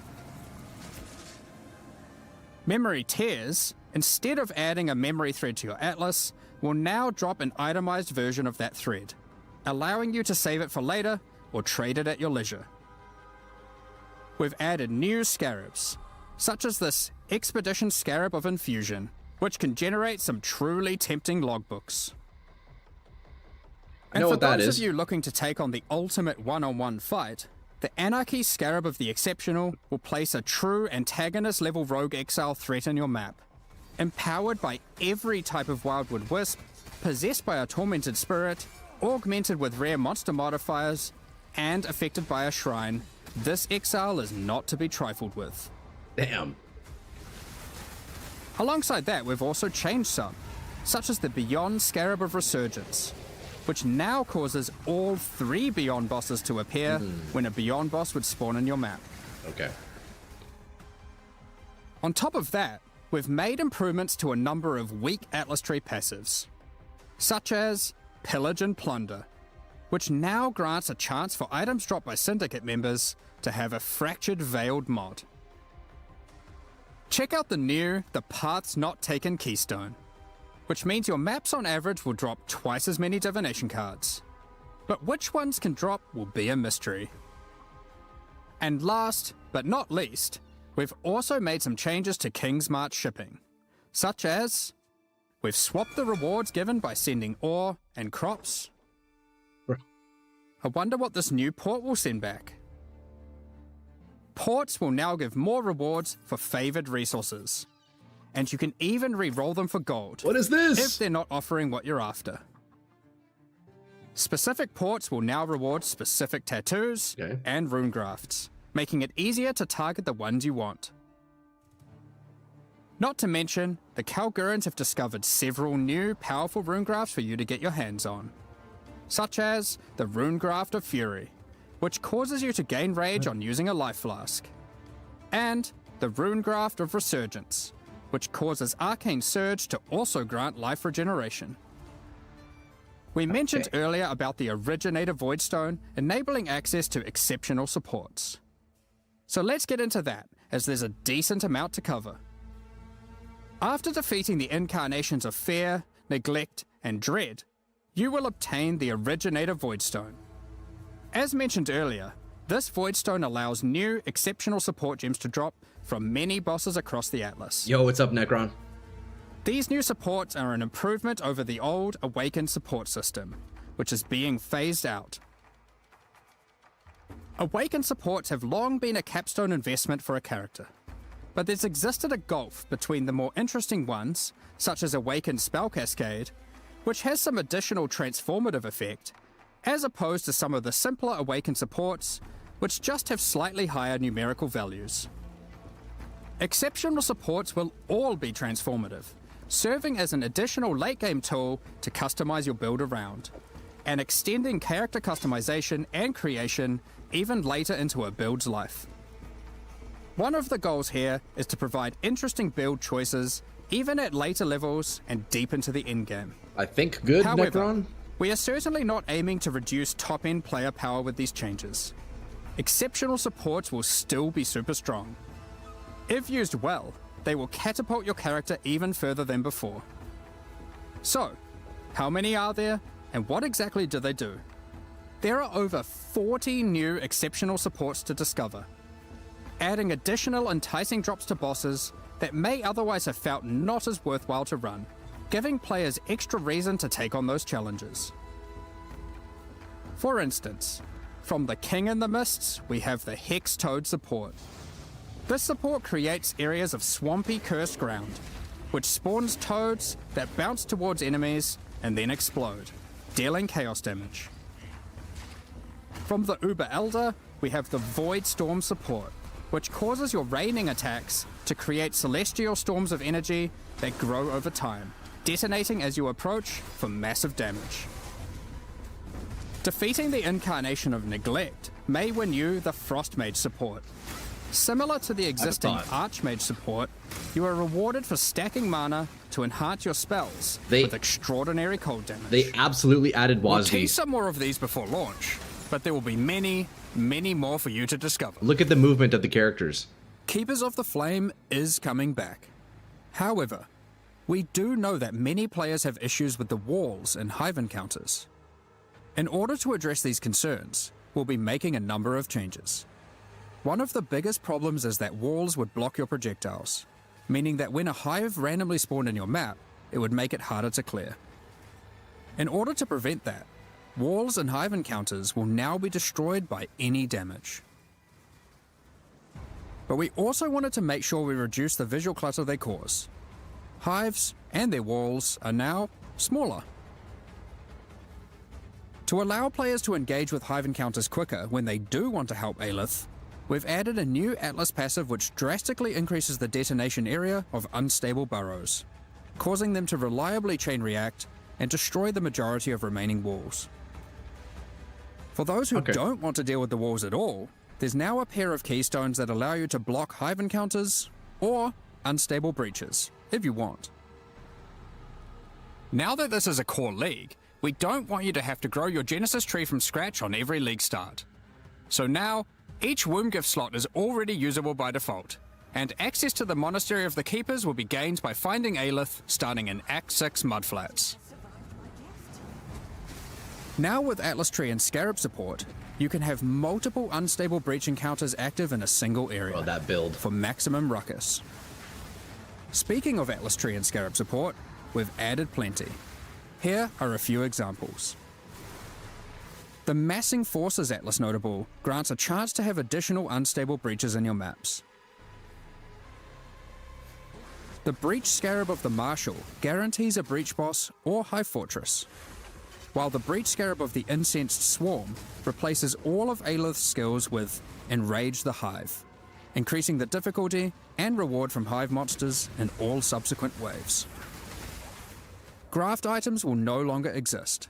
but we've moved several of the graft skills to new exceptional supports, such as the Hiveborn support, which summons an army of breach minions to do your bidding when you use a supported offering skill, and the Foul Grasp support, which calls forth a field of grasping breach hands when you recall brands, exploding for heavy lightning damage when enemies approach them. Weak. Nobody's gonna use We're looking that. forward to seeing how these improvements and additions are received, alongside a lot of what Keepers also has to offer. From the new bosses and their bloodline, through to the Genesis tree and its many different crafting options, like Foulborn uniques. Also with its new narrative, we look forward to extrapolating on all of this and learning more about Aelith, the Hiveborn, and its Breach Lords in the future. That covers all the new content we're adding, and that was a lot. From a new in-game system, several new reward types, new ways to juice maps, all of which you can double up in the new Mirage League, and all that alongside a suite of new holy skills, a new Ascendancy class, and an insane amount of new character customization in the endgame. Very nice. However, an important part of Path of Exile expansions is making sure there is a continued effort to improve quality of life. So let's get into that now. You can now favorite trades on the currency exchange. This consists of selecting 2 currencies that you want to be able to trade between with a single click, and setting them as a favorite trade. That's a nice feature. Favorite trades will appear by default on opening the currency exchange, and will still auto-suggest a ratio based on recent trade data. I think so, Hash. A further improvement to the currency exchange is the ability to open and interact with your stash while you have the exchange window open. That's so nice. Now, when trading in a full set of divination cards, it will automatically be handed in to become the resultant item. If you then turn in another set immediately, the reward from the previous set will be transferred to your inventory directly, assuming there's enough free space to do so. Labyrinth font crafts that previously gave a random transfigured gem now allow you to choose which transfigured gem of that type you'd like to receive. The asynchronous trade item sale history is now hoverable, with full item descriptions of the sold item. When using Divine Orbs, you can now tell exactly which modifiers can be randomized. Nice. The ritual icon will now glow if you've got significant unspent tribute in an area and all rituals are complete. And a pop-up will appear after the final ritual completion. Also on the topic of ritual, you can now quick use vessels on completed rituals. Have you ever tried to click a divine shrine, surrounded by enemies, and find it extremely difficult to click? Well, shrines now take priority over monsters when clicking in an area they overlap. Wait, W. That's Since nice. 3.24, we've been looking to add new ways to improve the campaign experience, and 3.28 is no different. This patch, we've added over 20 landmark rooms throughout the campaign, Yo, Phoenix, I got you, scattered bro. across all 10 acts. Some of these reward some pretty useful stuff, so keep an eye out for the new and unexpected rooms, side passages, chests, and encounters as you progress throughout Rayclast. We want most of these to be a surprise, but we'll show you just one. There is now a small central island in the Karui Fortress, all inhabitants of which will drop a basic tattoo when slain. Hello. Next up, we're going to be talking about our new supporter packs.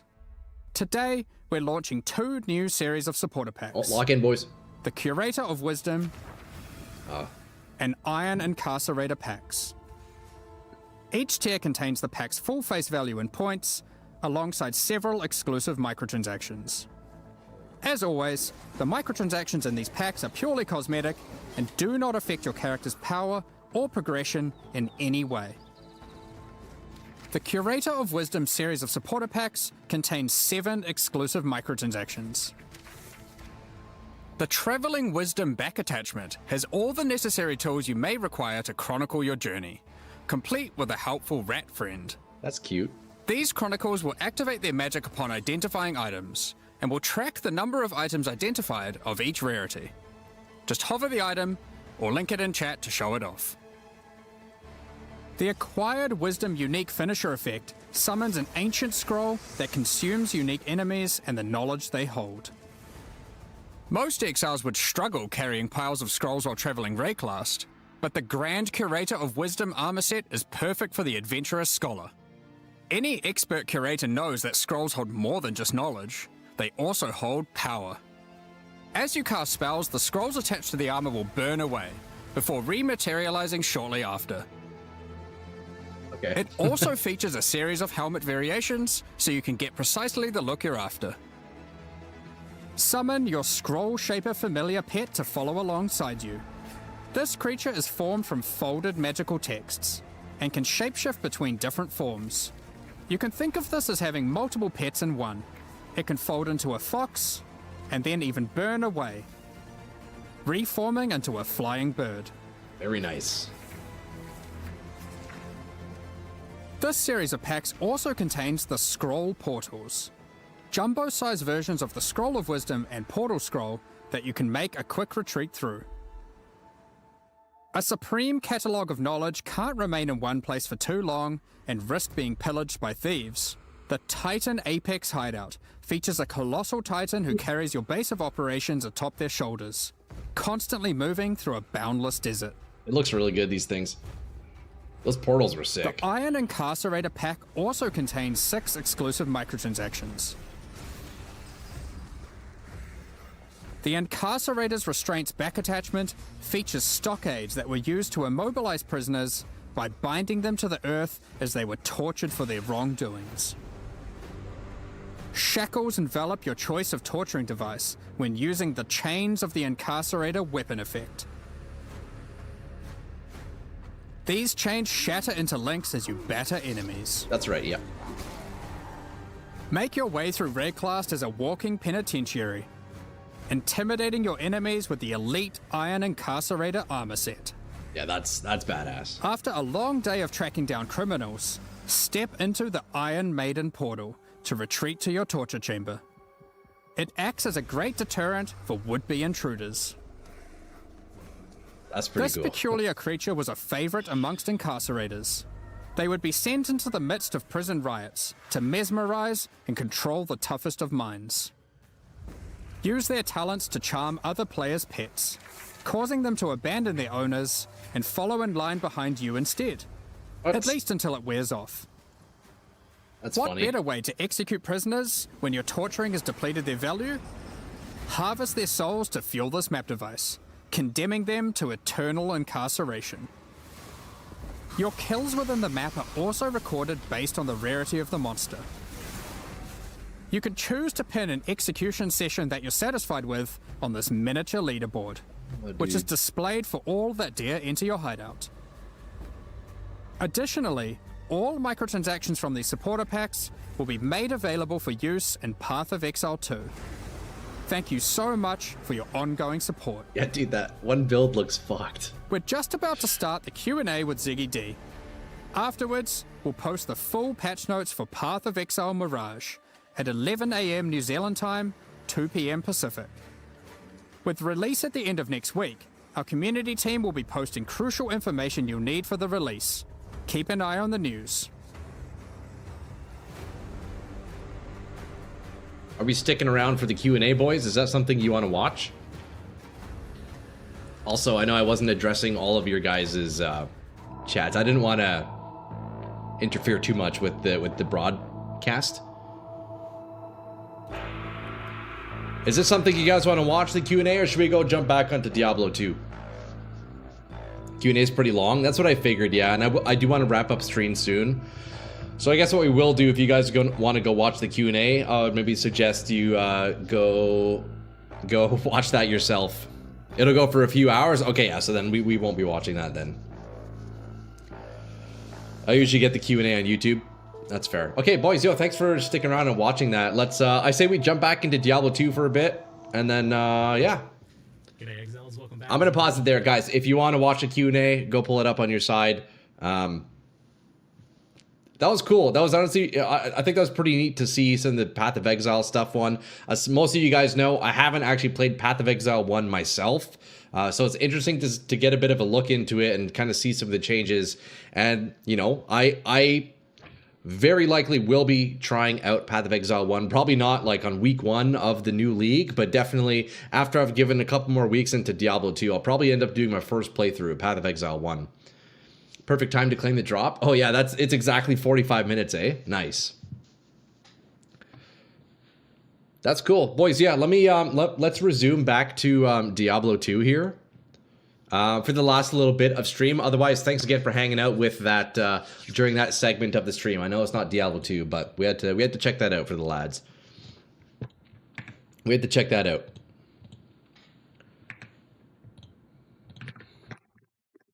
Let me quickly update my game category here.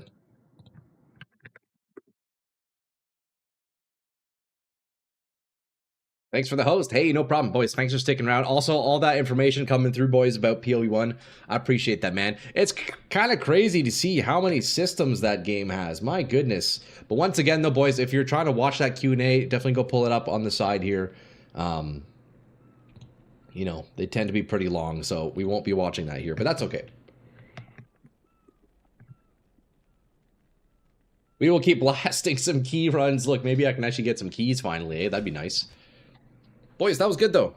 I'm glad we watched that. It's pretty cool to see how a lot of the systems that I know in Path of Exile 2 are also in the first game. I mean, that makes sense. But like the logbooks, I didn't know logbooks were in the first game. I mean, the Atlas tree, of course, is in, but it seems like there's way more to the Atlas tree in PoE 1 than PoE 2. But I mean, it makes sense. Way more years of development, right? It's a bit intimidating to think about learning all of that, but Hash, like you say, you know, to learn everything the game has to offer in one season is quite unrealistic, and really there's no rush, right? Like, there's a lot to learn. So we'll do one thing at a time when we do play. I have no idea what class I'm going to play, what ascendancy I'll do. I don't know anything about that. I don't know if I should go in blind, like completely blind, or if maybe I should read about the ascendancies going into my first playthrough. I don't know. What do you guys think? Like when I first try PoE 1 for the very first time, should I just pick a class and just wing it, or I guess maybe my thought process or my decision process should be like ranged versus melee versus whatever else, you know? I guess maybe that's the approach. Yo, boys, on the topic of Diablo 2, though, how fucking sick is my grotesque bow? Look at that. I have fanaticism, thorns, little demons. Isn't that sick? Absolutely do not go blind. No? Do you think I should, like, pick an ascendancy before? Do not wing PoE 1? I mean, but that's the thing, like, if I just bought the game out of interest of, like, wanting to try it, I would kind of just be going in blind anyways, you know? Definitely follow a guide religiously to a T. Okay, I got you. You're being sarcastic. Or are you? I can't tell. I know there is so much to the game that following a guide probably would make sense. But at the same time, you know? I don't know. I don't know how much PoE 1 I would end up playing, like beyond finishing the campaign and maybe experimenting with some of the endgame stuff. I don't know how much I would play. Maybe I'll get super hooked. I don't know. I haven't tried it. PoE 1 is free, but def not. Wing it, it'll kick your ass. So what sort of things do you guys think I should do my homework on before picking up PoE 1? At the bare minimum, I would assume at least read through some of the ascendancies, right? Like at the bare minimum? No sarcasm, unironically follow a guide. PoE 1 is not PoE 2 with how accessible it is. Okay. I reckon with your guys' help on my first playthrough, with chat's help, I think we could manage. We'll see, we'll see. I don't want to be there streaming my first playthrough on PoE 1, just tabbed out half the time reading guides, you know? So I guess there will be a degree of study and a degree of just figuring it out, I guess. Get the PoB app and follow a build to a T, and no, we're not kidding at all. Okay, we'll see. You know, I guess worst case, if on my first build in Path of Exile 1, I end up just completely miserably failing and unable to clear anything, then, you know, presumably I could respec, right? I guess does it cost gold like in PoE 2? Could I respec and start from scratch if I really need?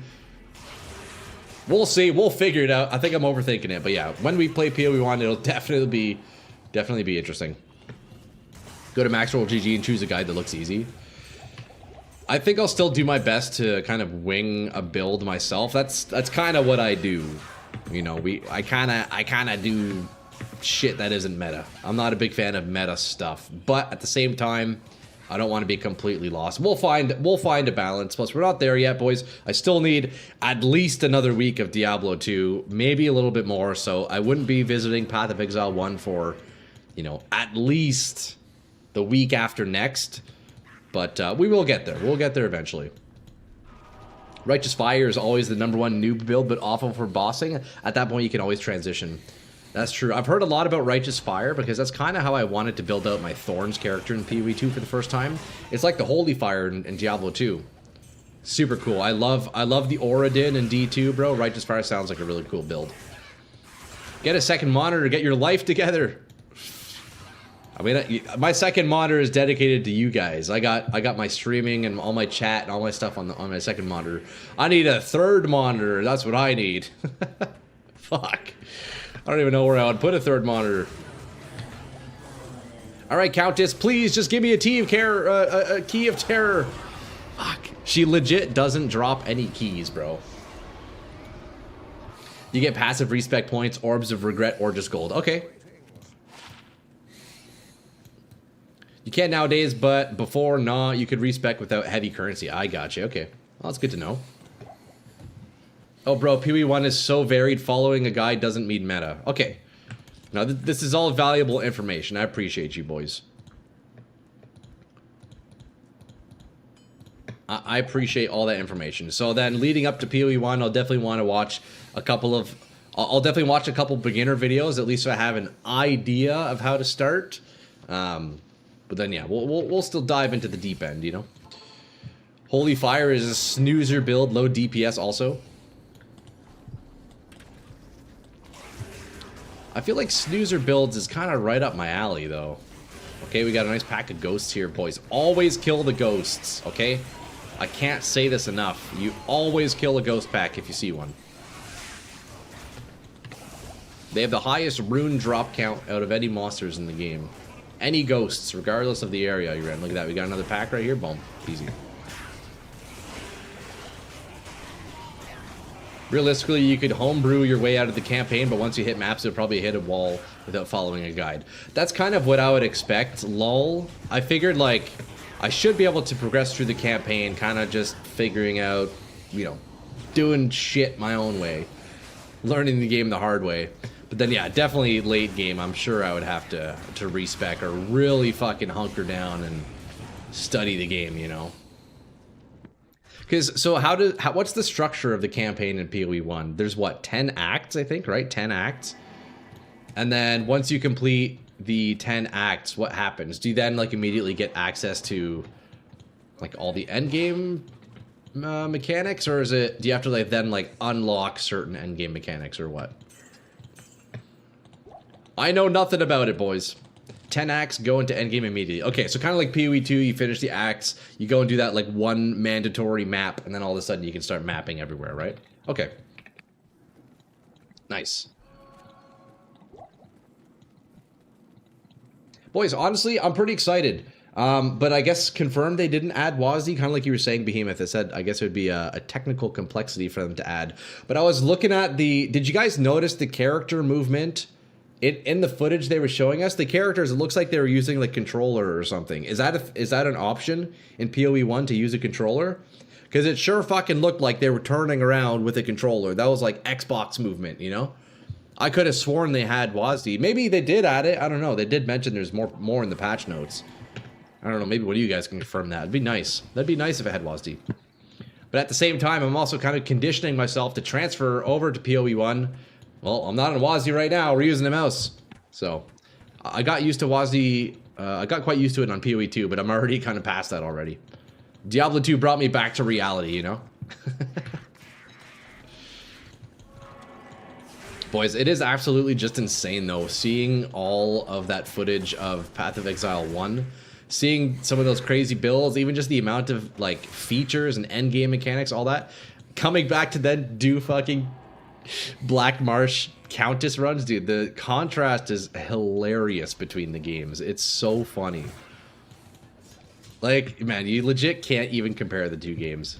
I guess the 3 games, if you want to add PoE 2 into that equation. Dude, I found it so funny watching that one build with that, like, cascading Nova. The dude just fucking attacking, like, a million times a second. Man, it looks so goofy looking.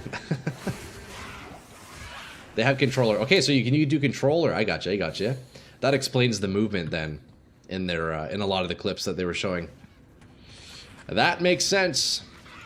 They have controller, but not WASD. That's interesting.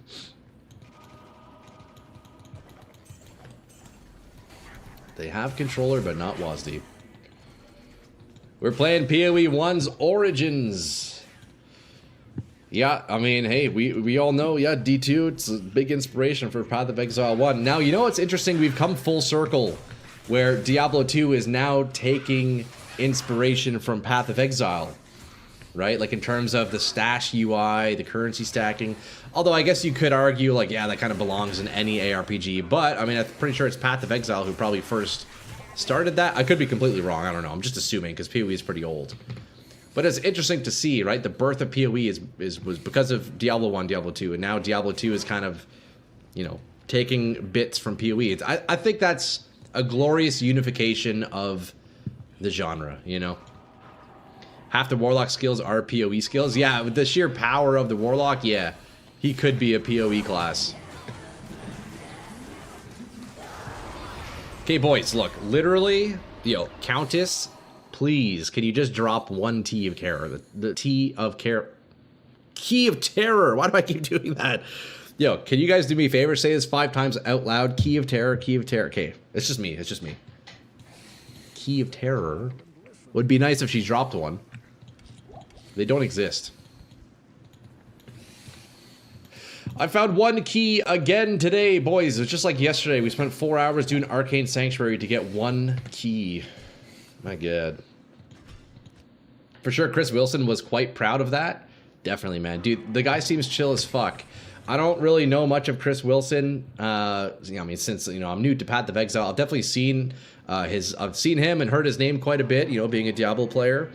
But yeah, I mean, recently, you know, watching some interviews with him. I know he did an interview with Mr. Llama not too long ago. He made a recent video talking about Reign of the Warlock. Man, it seems like a dope, like, mega fucking autistic game dev, dude. He seems chill. I would drink a beer with him, you know? You kind of have to be mega fucking autistic to make Path of Exile, don't you? Let's be real. It takes a special skill set to do that. Oh, man, shout out, honestly. Seems like a dope dude. I need to watch that interview, Behemoth. I'm not sure if you're there. You don't need to respond. But Behemoth mentioned there was the interview between Chris Wilson and... who was it? Other game devs talking about their new projects. I wanna take a look at that. Okay, boys. I need a Key of Terror. God damn it, Countess. Please just drop me one. Why is it so hard to get? Moonbeast. Okay, I need to check that out. Okay, that's a nice... that's a beauty level 3 tower. Holy shit, is that ever. Oh, we got more ghosts. Okay, nothing. I'll trade T key for H key if you're willing. I only have 3 H keys right now. I'll do an arcane run if I get one. I'll take you up on that. I did that trade earlier with somebody else, lol. I did my spare H key for a T key. But if I get an H key on this arcane run, yeah, we can definitely do that, bro. Because so far I'm having no luck with the Terror keys. Chris Wilson is def hyper focused. Yeah, without a doubt. Did you see his Magic the Gathering, some of his MTG collection shares? No, I did not. Okay, another run with no T key. God damn. Just not a big deal offer. Yeah, no, I appreciate that, lol. You know what? Watch. I will get an H key right now, and then we will link up, brother. Watch this. It's actually gonna happen. Absolutely insane collection. Damn, dude. Magic the Gathering or any trading card game. God damn, that takes a lot of money, boys. Dude, back in the day, I was into Yu-Gi-Oh. Fuck, dude. Trading card games are not cheap, dude. I should check that out. So he just shows his whole Magic the Gathering collection. That's super dope, actually. Does he have, like, insane cards? Ooh, yo, first try? 1 out of 4-way Arcane Sanctuary. Let's go. No H key though. Fuck. Damn. So Chris Wilson, he doesn't work for Path of Exile anymore, right? When did he leave the company? Or he's not with them anymore, right? He's doing his own thing. When did he leave the Path of Exile team? I was stunned by detail and the breadth of his shows. He's really into non-basic landscape. I don't know too much about Magic the Gathering. He retired. Okay. He left a few years ago. I got you. All right. But he's still revered, right? Because he's one of the founders of Path of Exile, right? So he's very revered within the ARPG community. I don't know too much about the guy, but yeah, he's pretty cool. Like last year or something. He only shared a portion of his collection. Damn, dude. So he's sitting on money then, huh? Those Path of Exile devs they're working hard. They're getting paid well for their hard work, you know? PB1 is Chris Wilson's vision. Okay, so he's the originator. PB2 is Jonathan. I gotcha. Jonathan's the short, wide one, right? Or was that the green? Was that the dude with the green shoes? Which one's Jonathan? Is that the short, wide one? I feel like that's Jonathan. Just looking at him. Come on. Come on, you know that's Jonathan. Just looking at him, bro. If we got any Jonathans in chat, I would almost guarantee you're short and wide. Yeah, I'm sorry if there's any Jonathans in chat. Short and wide with glasses. Okay, yeah, 100%. If you're a John, if your name's John, you're either short and wide or you're like really fucking tall. I swear there's no in between. Have you guys ever met a Jonathan who's like 5'9", 5'10", 5'11"? No. They legit don't exist. It's a myth. Come on, Summoner. Fuck, boys. Fuck, man. Yo, we can't get any keys. Where are all the keys?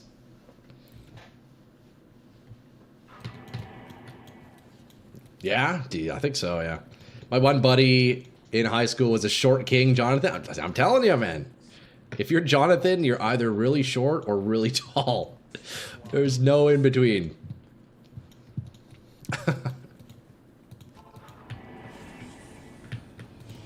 That's funny. Okay, boys, look, we're gonna hit the H key right here, first try. First try. I'm gonna get the key of hate, and then lol, we are gonna link up and do that trade, brother.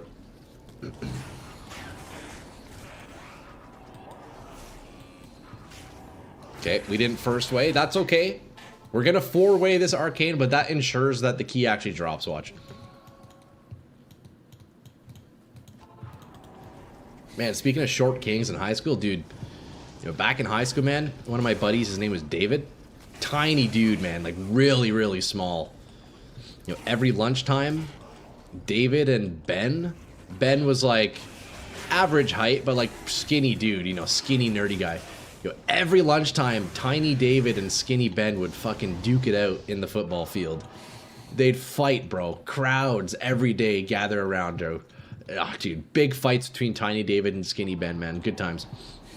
No Jonathan, though. My school didn't have one Jonathan, bro. Legit. We didn't have one guy named Jonathan. We mostly had, like, Abdul. We had a Doot. What else? We had Nahom. Yeah, we didn't have very many Jonathans. Come on, H key. Not an H key, but we're getting a skiller. Nope. God damn it. Your face, god damn it.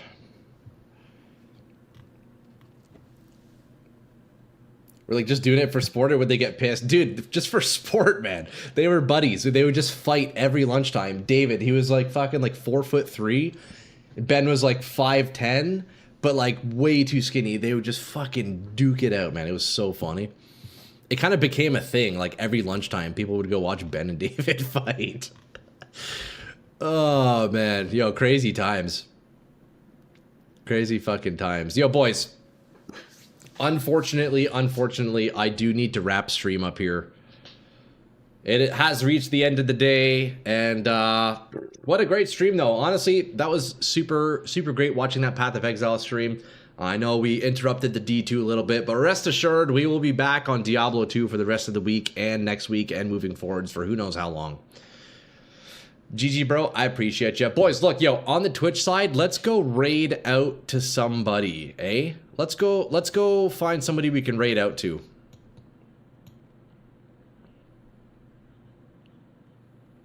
Okay, okay, look, when I hit the raid button, it gives me a list. I see one channel. I'm just gonna press the first channel. This chick looks like she's playing some Warlock. First time playing Diablo 2. Let's go say what's up to her. I'm gonna go hang out in her chat for a little bit. See what... Looks like she's a first-time player on Diablo 2, so I want to see what she's doing. Maybe I can give her a couple of tips here and there. Thanks for the stream, GG's. Yo, kiddo. Hey, man, it's great to see all you guys. Lots of new faces coming in today. Yo, XD. Yo, Hash, Behemoth, everybody. Fucking all you guys. Baja, Phoenix, Shift, Behemoth. Way too many of you guys. Fatal's boys. We will see you tomorrow. Go say what's up to D Cozy Chaos. First-time D2 streamer over on Twitch. As for YouTube, you guys will get kicked out. Boys. What a fantastic stream. We'll be back tomorrow out of fucking Troy. And, yo, thanks again, guys. Have a great evening. See you tomorrow. 10 a.m. Eastern, Monday to Friday. Out of Troy. Peace. See you guys. Bye-bye.